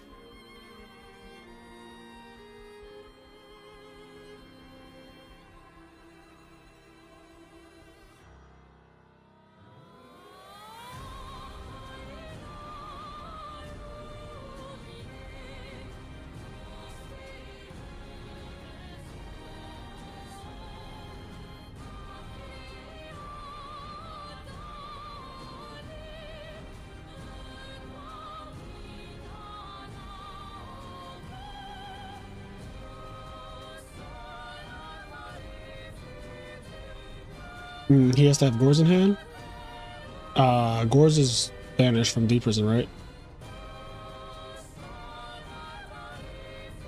Is this frozen? I'm scared this is frozen. Okay, maybe not. Maybe we're still thinking. This is a long think.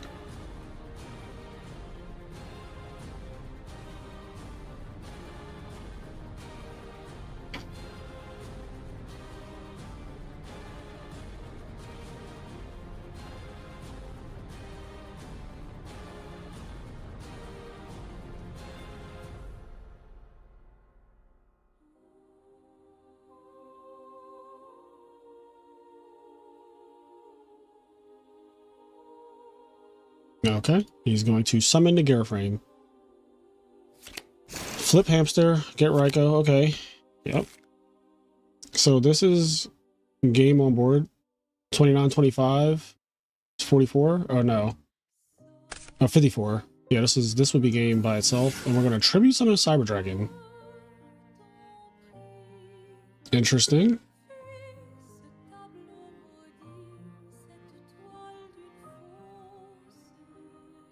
I'm going to a 517 person tournament in Houston, Texas in August. No clue what I'm playing yet, but I'll be there. I'm all booked. The biggest retro tournament of all time is happening in Houston, Texas this August. Am I playing in a 3v3? No, I am not a 3v3 person. I fucking hate 3v3s. I have such a bad experience with 3v3s. I am like the absolute worst person to ask about 3v3s. Alright, AJT takes game 1 against his bad matchup, supposedly.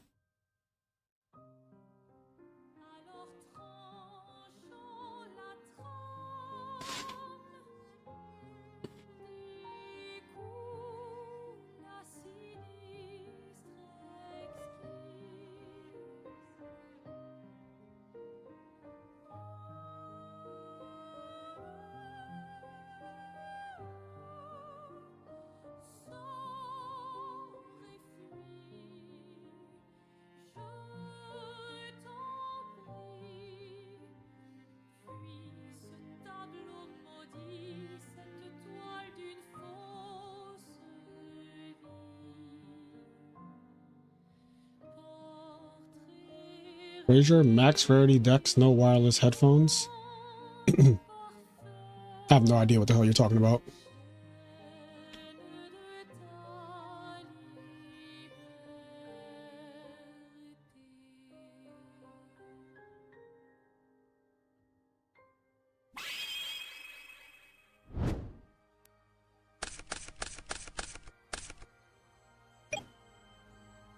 Yeah, the Clair Obscura soundtrack is, to me, the best video game soundtrack I've ever heard in my life.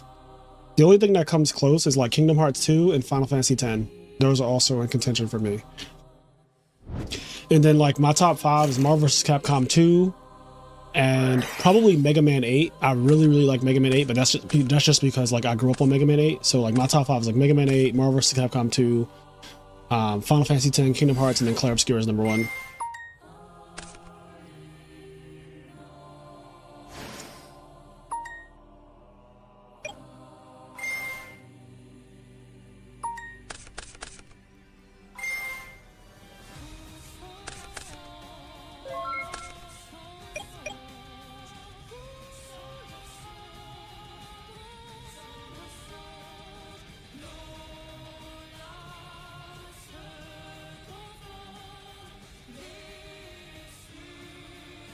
Ooh, I don't know about... I don't think I want an English cover of the Clair Obscura music. I think I'm going to pass on that.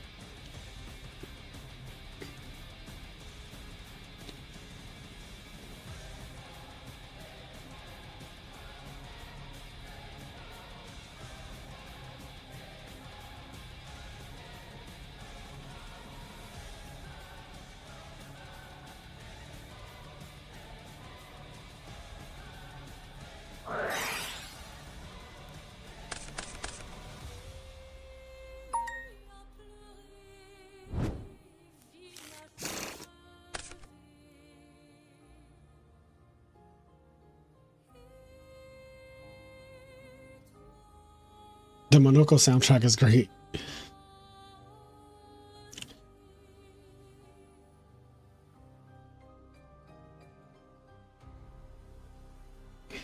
My GB opponent did not oppress my Cyber Dragon for some reason. 5-1. Hey, you can only play who's in front of you. So if the person in front of you is just having an off day or they're misplaying, guess what? Not my problem.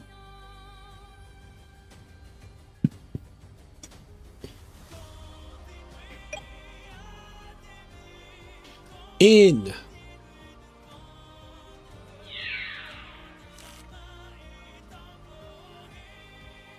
If he doesn't have honest here, this is like really bad.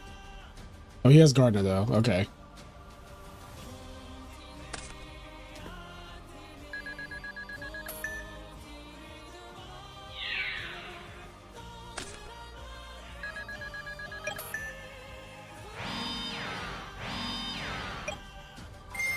I don't think so. It's really hard to break into my top 5 favorite music soundtracks.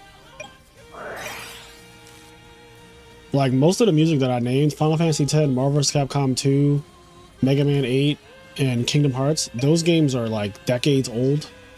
Clair Obscur is just so absurd that it actually like made it into that top 5 and also topped the top 5.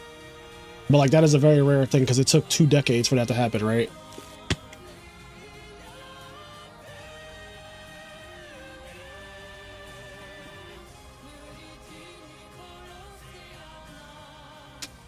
Also, when I was playing Rebirth, at no point did I think like the music was insane. I'm in Casa del Sol, so I played it up to that point. But at no point while I was playing it did I think like, oh man, like this music is so insane that I kind of want to listen to the soundtrack. When I was playing Clair Obscur, I remember stopping, staring into the scenery because the game is just that beautiful, and then like just listening to the music.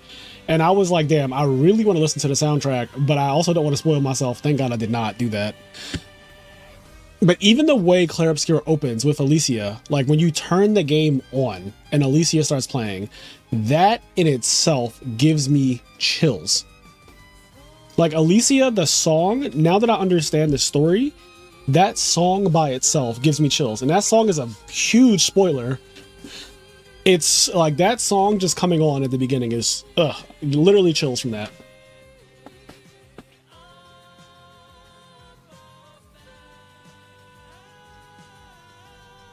I just love the piano. The piano and the violin are my 2 favorite instruments. The violin is number 1 for me, which is why I like Bleach music a lot. Like Bleach music is insane because of the violin.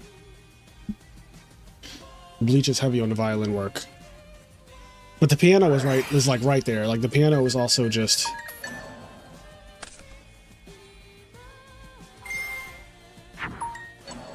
Lila Pop. Oh, Mirror Force, very good.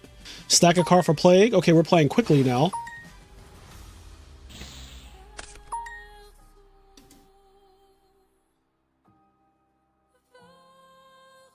Yugioh Guardian, yep.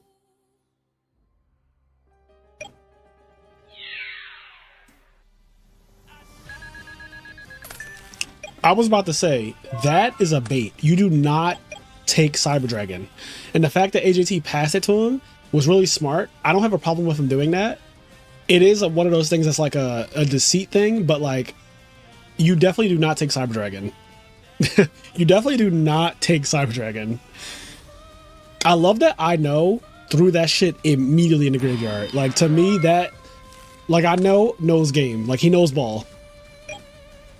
Now I've come to respect him. I don't know who this is. I don't know who this person is in real life, or maybe I do, and it's an alt account or something. I don't know. But like him throwing that to the grave that fast, like he did it instantly. Like it was instant. There was no thought. That tells me that he's good. Like he understands. He knows ball, and that gained my respect. Because as soon as I don't want to say it, but when he was attacking with Yugioh, I was like, you do not take Cyber Dragon here. But I didn't want to like coach. But he did that shit frame 1. Like frame 1 is like, nope. Why does AJT play Soul Exchange? I don't know. I've only ever seen Frogs play Soul Exchange, so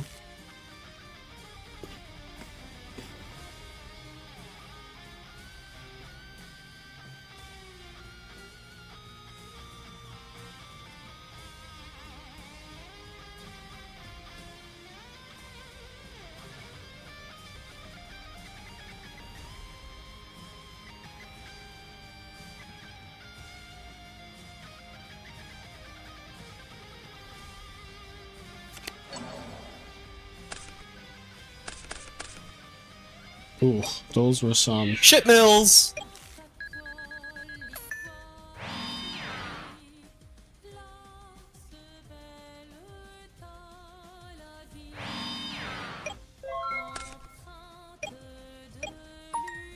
What if AJT is siding in Celestia? That would be next level. Honestly, Chase, I don't think that that's even a bad idea. You're already playing a Raikou hamster package, so you could 100% do that. Like, that is not even off the table at all.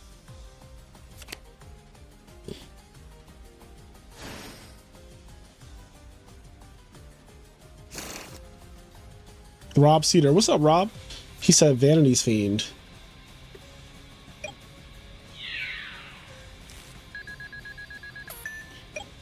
We're getting in for some damage now. 1100?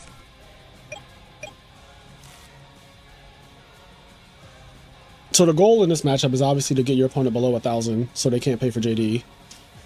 And yeah, he's working towards that goal right now.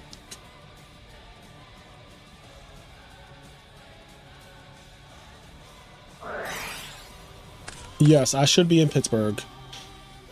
Pittsburgh.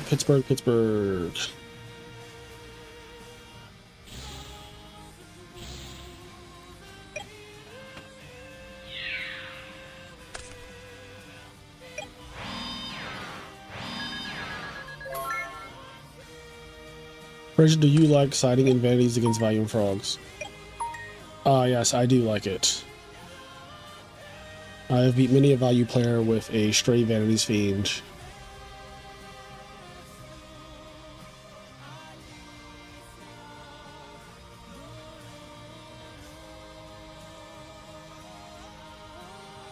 Is it correct though? That's a different question.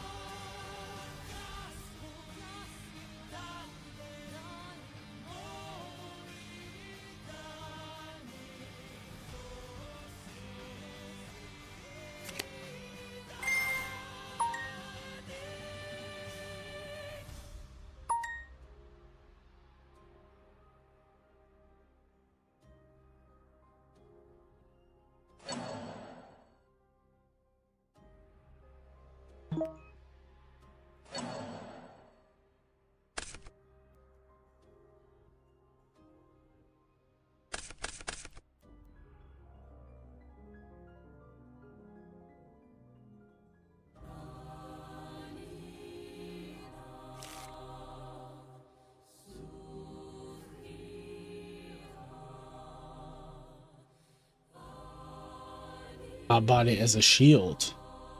Which account am I logged into? Okay.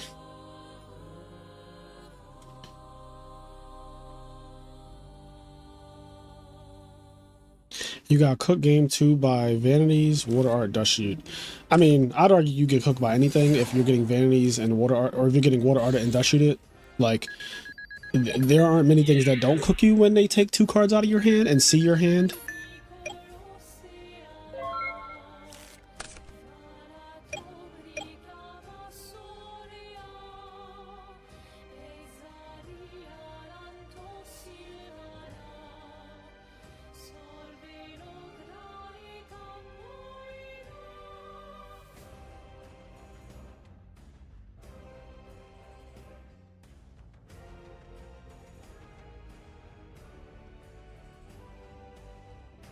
My body.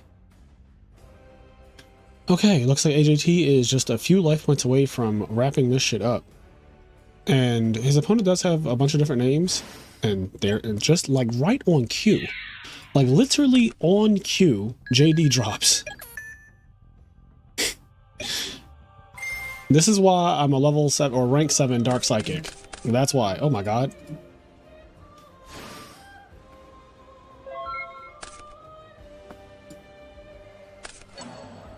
Oh. Oh.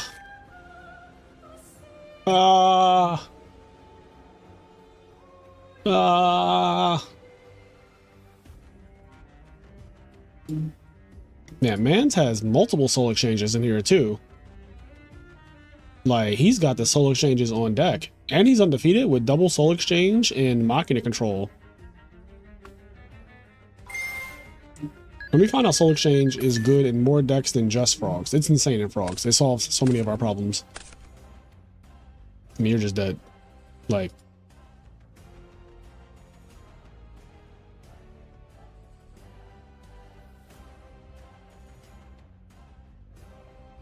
Gores doesn't save you, Trag doesn't save you. Literally needs to be Battle Fader or Karibo. Or that Arcana Force thing. We could just wrap this one up.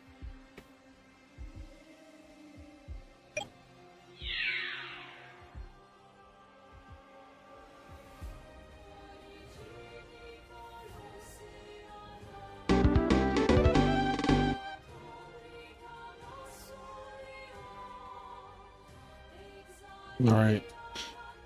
So AJT is guaranteed to make top cut, it looks like. And his opponent needs to... Actually, they're both going to make top cut. That's right. There's only one more round. So they're both in top. That match wasn't for anything. That match was for seeding.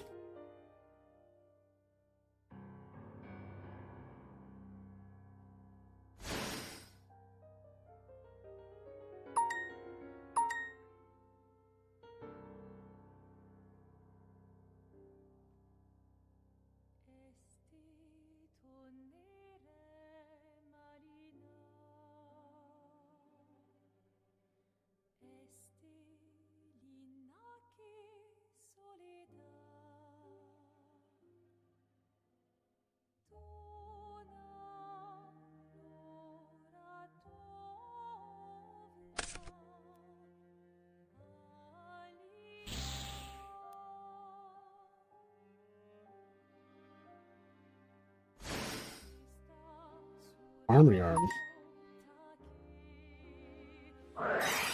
Oh.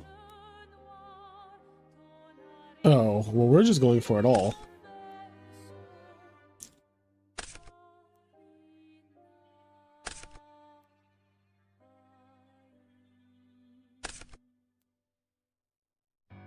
Burial is very broken. Burial is very obnoxious. Very good card.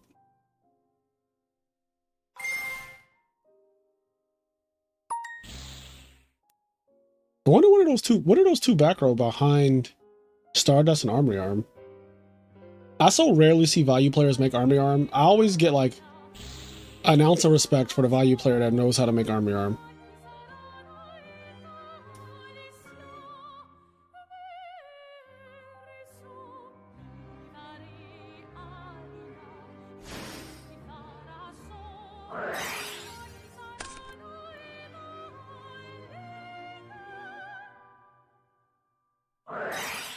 Chain DDV. That's actually really strong. So he gets value out of the DDV no matter what with that, because he hit bottomless and he hit value. So that's already a 2 for 2. So anything extra is just extra.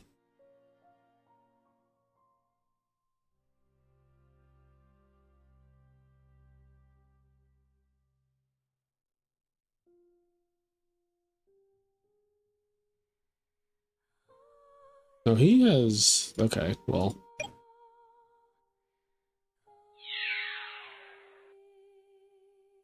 If any two get through, its game, because 14 and 18 is 32. And obviously, if anything with Stardust gets in its game, because it's just like math, right? But literally any two monsters attacking here, even the lowest two, are also... All right, Deep Prison on Stardust. Who attacked? Did Stardust attack first? That's crazy. Stardust attacking first is crazy. Is that what I just saw? Was that what just... That is crazy. Attacking with Stardust first is crazy. Hey, yo, little man.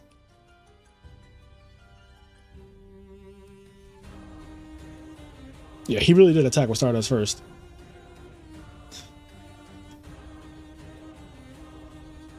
Yeah, if he had Mirror Force, like Mirror Force, right? Like Deep Prison Mirror Force right there just cooks you. You're like super salty. That was a crazy...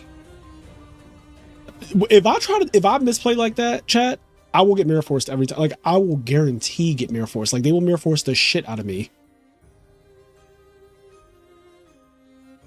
Like, I never get like the fortunate, like, oh, They didn't have it, even though I fucked up. Like, they always got it.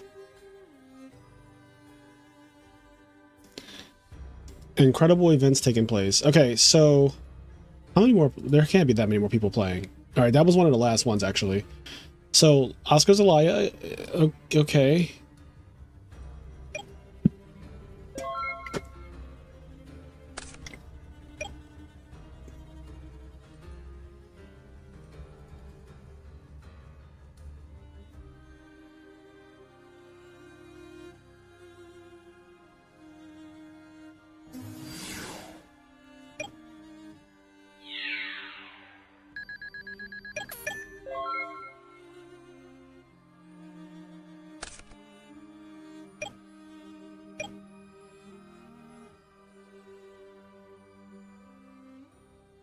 The value mirror match is so bad.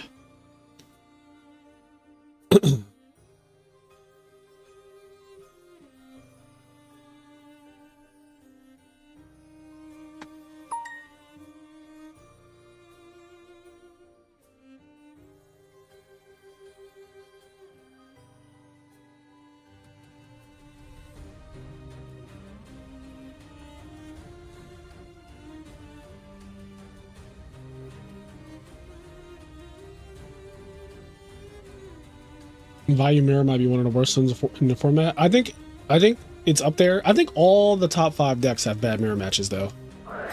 The for Hero Frogs, Frog OTK, Blackwing, Value, and GBs, all their mirror matches are terrible. Like, fucking awful. And you know what it is? It's mainly because those decks are so powerful and volatile. So the mirror matches are just like, you get to see how annoying it is for one person to have Whirlwind, one person to have Dark Arm, one person to have Burial, one person to have Return, one person to have access to Treatment Frog, one person to have multiple Miracle Fusions, one person to have Caiuses, one person to have Vanity's Fiend, one person to have, like, Chariot and Trap cards, and every person to have like, it's just bad. Like, they're just so bad. GB mirror is hell on earth. The Value mirror is hell on earth. The Frog mirror is hell on earth. The GB mirror is hell on earth. The Blackwing mirror is hell on earth. They're bad. Like, the mirror matches are really bad. You need your opponent to be kinda bad for you to have a real competitive advantage. And that sucks so much. It's really hard to gain. It's really, really hard to gain an advantage if you guys are even remotely competent. Especially because the decks at this point, the decks are better than the players in Edison. So most people just like copy a deck that has already seen success. And there's very little innovation or very little differences between like this person's deck and this person's deck. They're mirror matching. Like most people who play in Value are playing the same 38 cards. Like 38 of their cards are the exact same. And they might have like 2 tech choices. One guy's like, I like Lila and Icarus Attack. Another guy's like, I like a second Hamster and Solemn or something. Like, it's not enough. It's just not enough to like sway it. Because you guys are still both playing all the sacky ignorant cards. Like you're still playing Dark Arm, Heavy, Brain, Return, Burial. You know, you're still playing all those cards. Like none of those cards are getting cut. So then it's just a matter of like, how did you draw? Did somebody see this fucking card turn 1? Did somebody see Dusty turn 1? Like this throws a game completely out of whack, right? Who won the die roll? Huge in a mirror match because I get to set Raikou before you. I get to summon a Blackwing without Bottomless Trap Hole being in effect. So I also get to set Icarus Attack behind my Blackwing. And if you decide that you want to try to do the same thing, you get Icarus attacked. Or you get Bottomless because you went second. Just because you didn't win like the roll. You just like start losing to Bottomless and stuff like that. It's just really obnoxious. Also, like in a mirror match, somebody being an entire card up because they went first, like they have that card on you, that's huge too. You guys are playing the same deck, but I'm playing the deck with more cards than you by default. So my deck is better than yours. Turn 0.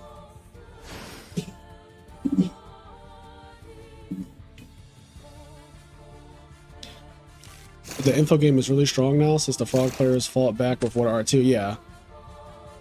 Yeah, that part is also like the Frog mirror has gotten worse because of Water Art for sure.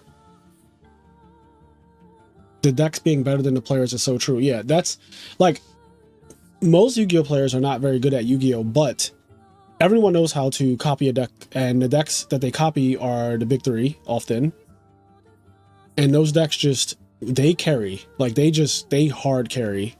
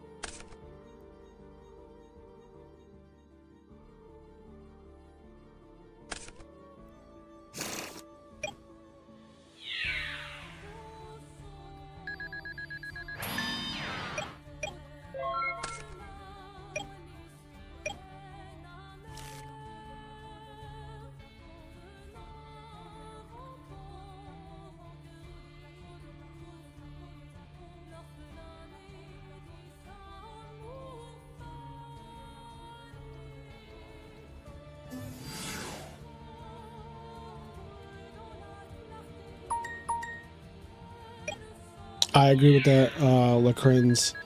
Another problem is even an average player has enough games played to reduce space for outplaying because it is just pattern recognition. Yeah, at some point when you're playing Retro Yu-Gi-Oh, the problem is that the formats don't really change. There's no new cards being introduced and there's no ban list, right? So people get to play the same thing over and over and over again. And eventually even the shit players become decent.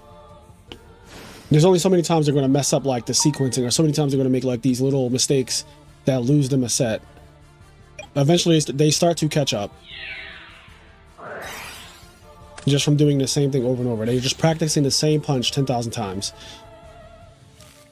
That's why people who have been playing for years and just cannot, like, they never do well, they pretty much always scrub out, or like have a reason, like an excuse of why they did not top or do well in every tournament, is like, well, clearly it's you, because you've been playing this format for years. If you're not getting it done at this point, like, it's definitely you. You are the problem, and you need to evaluate your gameplay. Like, look at your replays and see where you're going wrong, because you're not getting sacked in every tournament. Like, you're just not.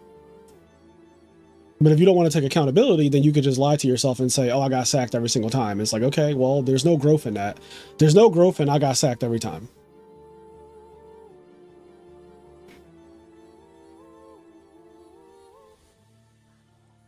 Like, it has nothing to do with deck building, because you don't have to build your deck. That's the thing about Retro Yu-Gi-Oh! You do not have to build your deck. Your deck is built for you. Like, you do not have to figure things out. I already built your Hero Frog deck. Sizzle built your Vayu Turbo deck. Ludo built your Blackwing deck. James Ark built your Twilight deck. Chase built your GB deck. Like, you don't have to deck build at all. Your deck is built. All you have to do is pick one and play it a lot.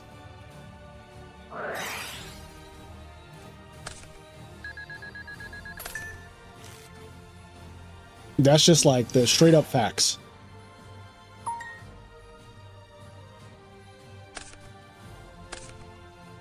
Gadget built KFC. The original KFC was built by Carpath. Yo, we did a Teach Me How to Cook with that deck, and it was pretty good, I think.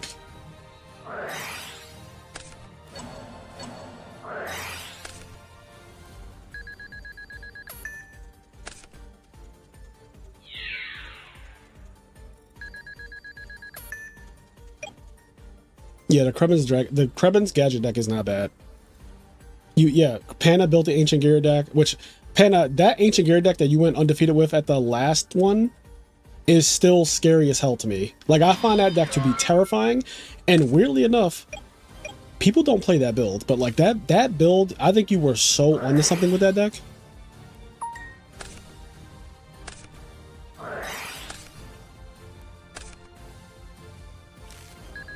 Well, you're proving my point, Draw 4. Like, you literally just proved my point even further. Like, Dirk Wagner built your Nitro deck. Pick that deck. That's one of the decks that you can pick. You don't have to know how to deck build. The good players are doing that for you. We are building your decks. All you have to do is pick one. The good players build the decks, and then everyone picks them up. So you don't have to build your deck. And that was the point that I was making. And you just further proved that point, so thank you.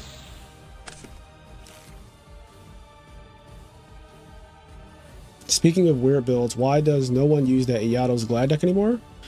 Probably because it's not good. Like, it's just not a good build compared to the Glad Beast decks that people have now. Like, the Prisma Glad Beast decks are just better. There's so many inherent problems with playing Yugioh's D-Fisher Glads. Like, there's so many inherent problems. I don't even feel like going through all the problems that you encounter playing that build of the deck. Because they should be, like, obvious at this point.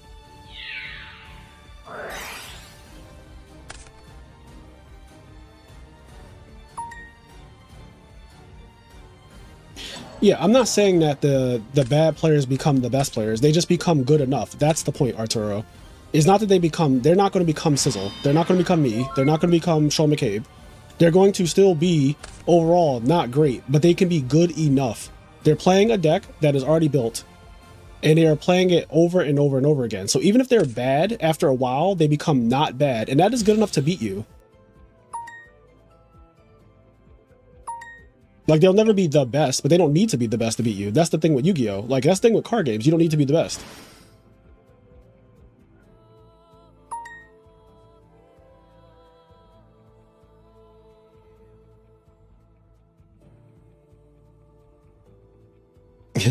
Net decking is just OP in terms of time. Yeah, Reg Gadget, I mean, you're correct.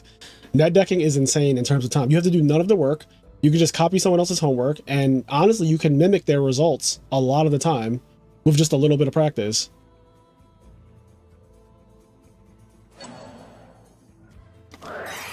Where do deck builders getting into retro get to shine? The deck builders... So, the deck builders to get the shine because they still are the ones who made the popular decks that are good. Like, if you noticed, the people who are the best players in retro are also the people who made the decks in retro. Like, it's kind of a weird phenomenon. I don't know if that happens outside, but like in Edison, the best players also built the best decks. Like, that's just what it is.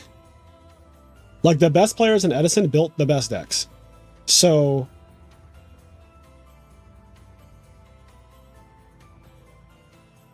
James Arc. Speaking of one of them. Like, James Arc built Dream Frogs. James Arc built the Twilight deck that, like, most people are playing nowadays. Like, their build is, like, maybe 3 cards different from the build that he made back 3 years ago or some shit.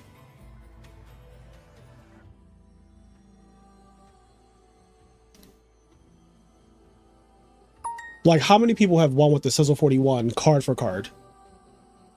Like, Sasha Egger's not the only one. There's a lot of people who have won with that exact list card for card, or their only tops are with Sizzle's exact deck list with no changes, no side. They buy the side deck guide. 1 second.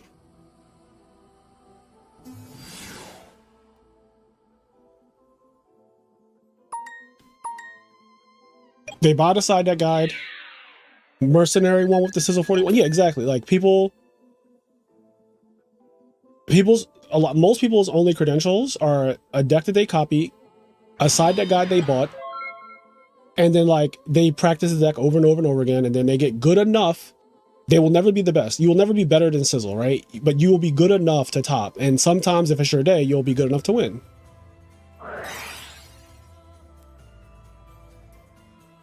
But the best players build the decks. Like, that's just a fact. In this format, I can't speak to, like, what's going on in Redo, even though Marcus was probably the best Redo player, built the Gear Gia deck that he plays anyway, and, like, won undefeated the biggest tournament that they've had so far for that format. And I bet that a lot of people probably copy Marcus's exact deck and just play that, and they, you know, if Redo was big, you would see people playing, like, the Marcus 41 or whatever the hell. I don't know how many cards he actually plays, but you get the point. To be fair, the wind-up guy threw horribly. Yeah, that's what I mean, though. Like, again, that's exactly right. The wind-up guy threw horribly. That is, he probably got a wind-up deck off the internet, played it a bunch of times, but then he throws horribly. That's what's going to happen most of the time.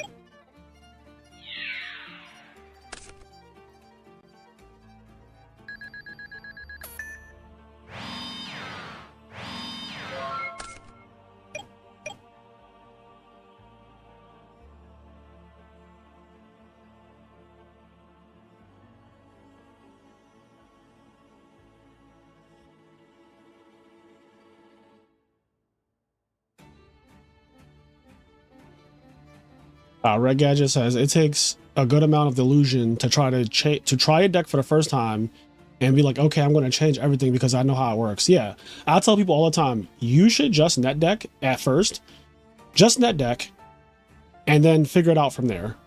Like, why are you trying to net deck and then change the deck that has already seen a lot of, not even just a little bit of success, a lot of success, right? That's like, imagine how much hubris it would take for somebody to take Sizzle's deck and be like, I know better, and then change it, and then they go and fucking scrub out and be like, oh, I got sacked. Like, no, you messed up the deck that already worked. Like, it didn't need you to come in and mess it up.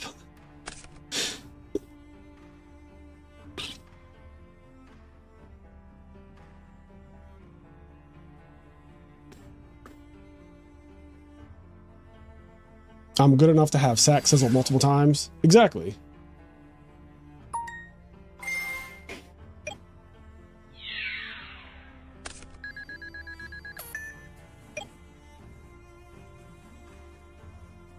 He opened Magician Shark, Solemn Road, Torgot, MST going first and didn't win. Yeah, I mean, that's just a colossal throw. Like, I don't, people throw all the time.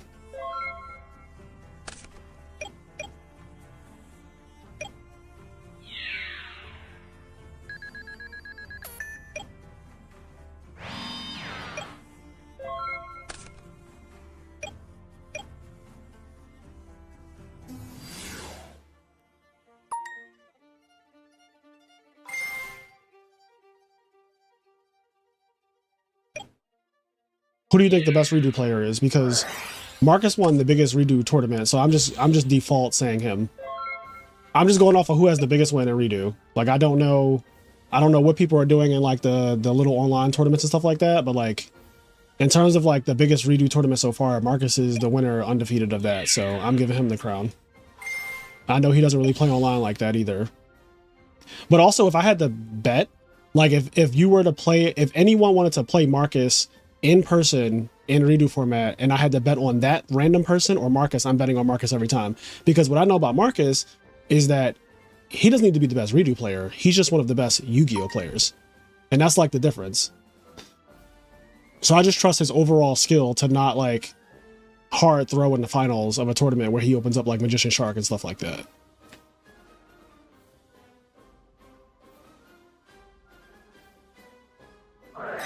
If someone would rather be the only one who taught with a list instead of someone else who taught with a meta list, are they wasting time in Edison? I cannot declare what is a waste of someone's time because time is relative. So whatever you want to do with your time in your life, that is your prerogative. I cannot speak to that at all. Like, if you want to be the only guy who taught with a list in Edison and you are banging your head up against the wall trying to top with like fortune ladies, if you consider that a waste of time, then it's a waste of time. If you don't, then it's not. Like, that's your time. That's your resource. Like,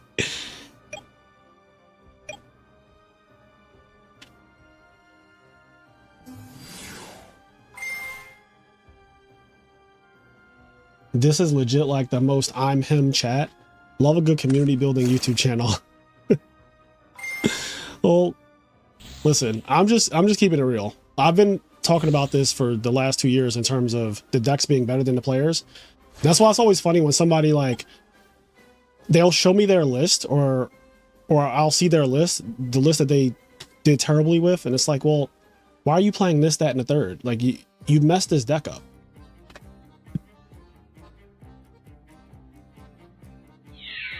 Yeah, Marcus topped 8 retro events in a row, which again, like I would trust him. If somebody had to play against him, right, and they were like, bet money on one of these people, him or the other person, I'm just putting my money on him because it's just the smart thing to do.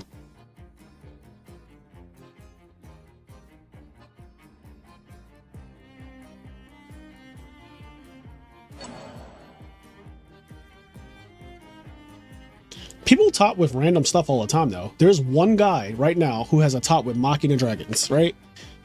There's one guy. He has the only top with Mocking the Dragons. So he did it. He accomplished it. That tournament was 200 people. He made top 8. He 3-0'd Vayu, which we got to see in the feature match. Like he 3-0'd Vayu. He 3-0 value in a feature match. He's the only person I know in the entire Edison world who's ever taught with Machina dragons, like a major, like top the major.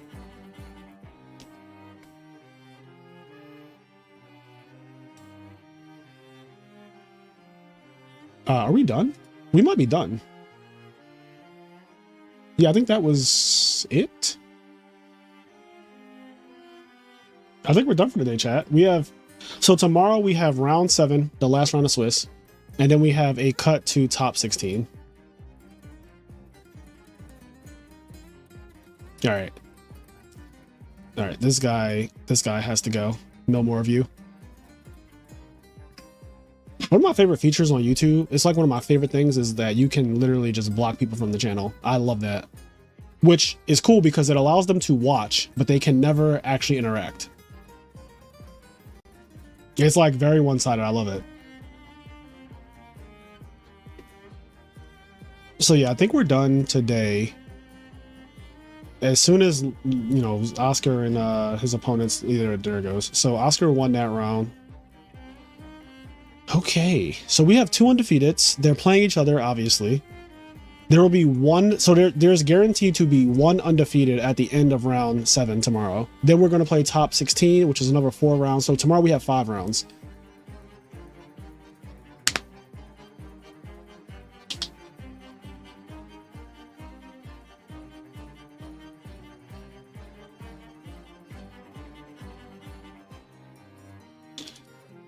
Tomorrow's top 16, guys, so I will definitely see you all again. I'm glad that we're done before 5 p.m. This is amazing. I have like my whole night ahead of me. So yeah, it's not even 5 o'clock yet, and we're done for today. I guess I'll just end it there. I'll see you tomorrow. I'll be wearing one of my other jerseys. But yeah, you guys have a good rest of your Saturday. It is very early for me. The sun is still shining brightly. And right now there's a lot of football or soccer, whatever you want to call it, being played in the United States right now, which is kind of cool.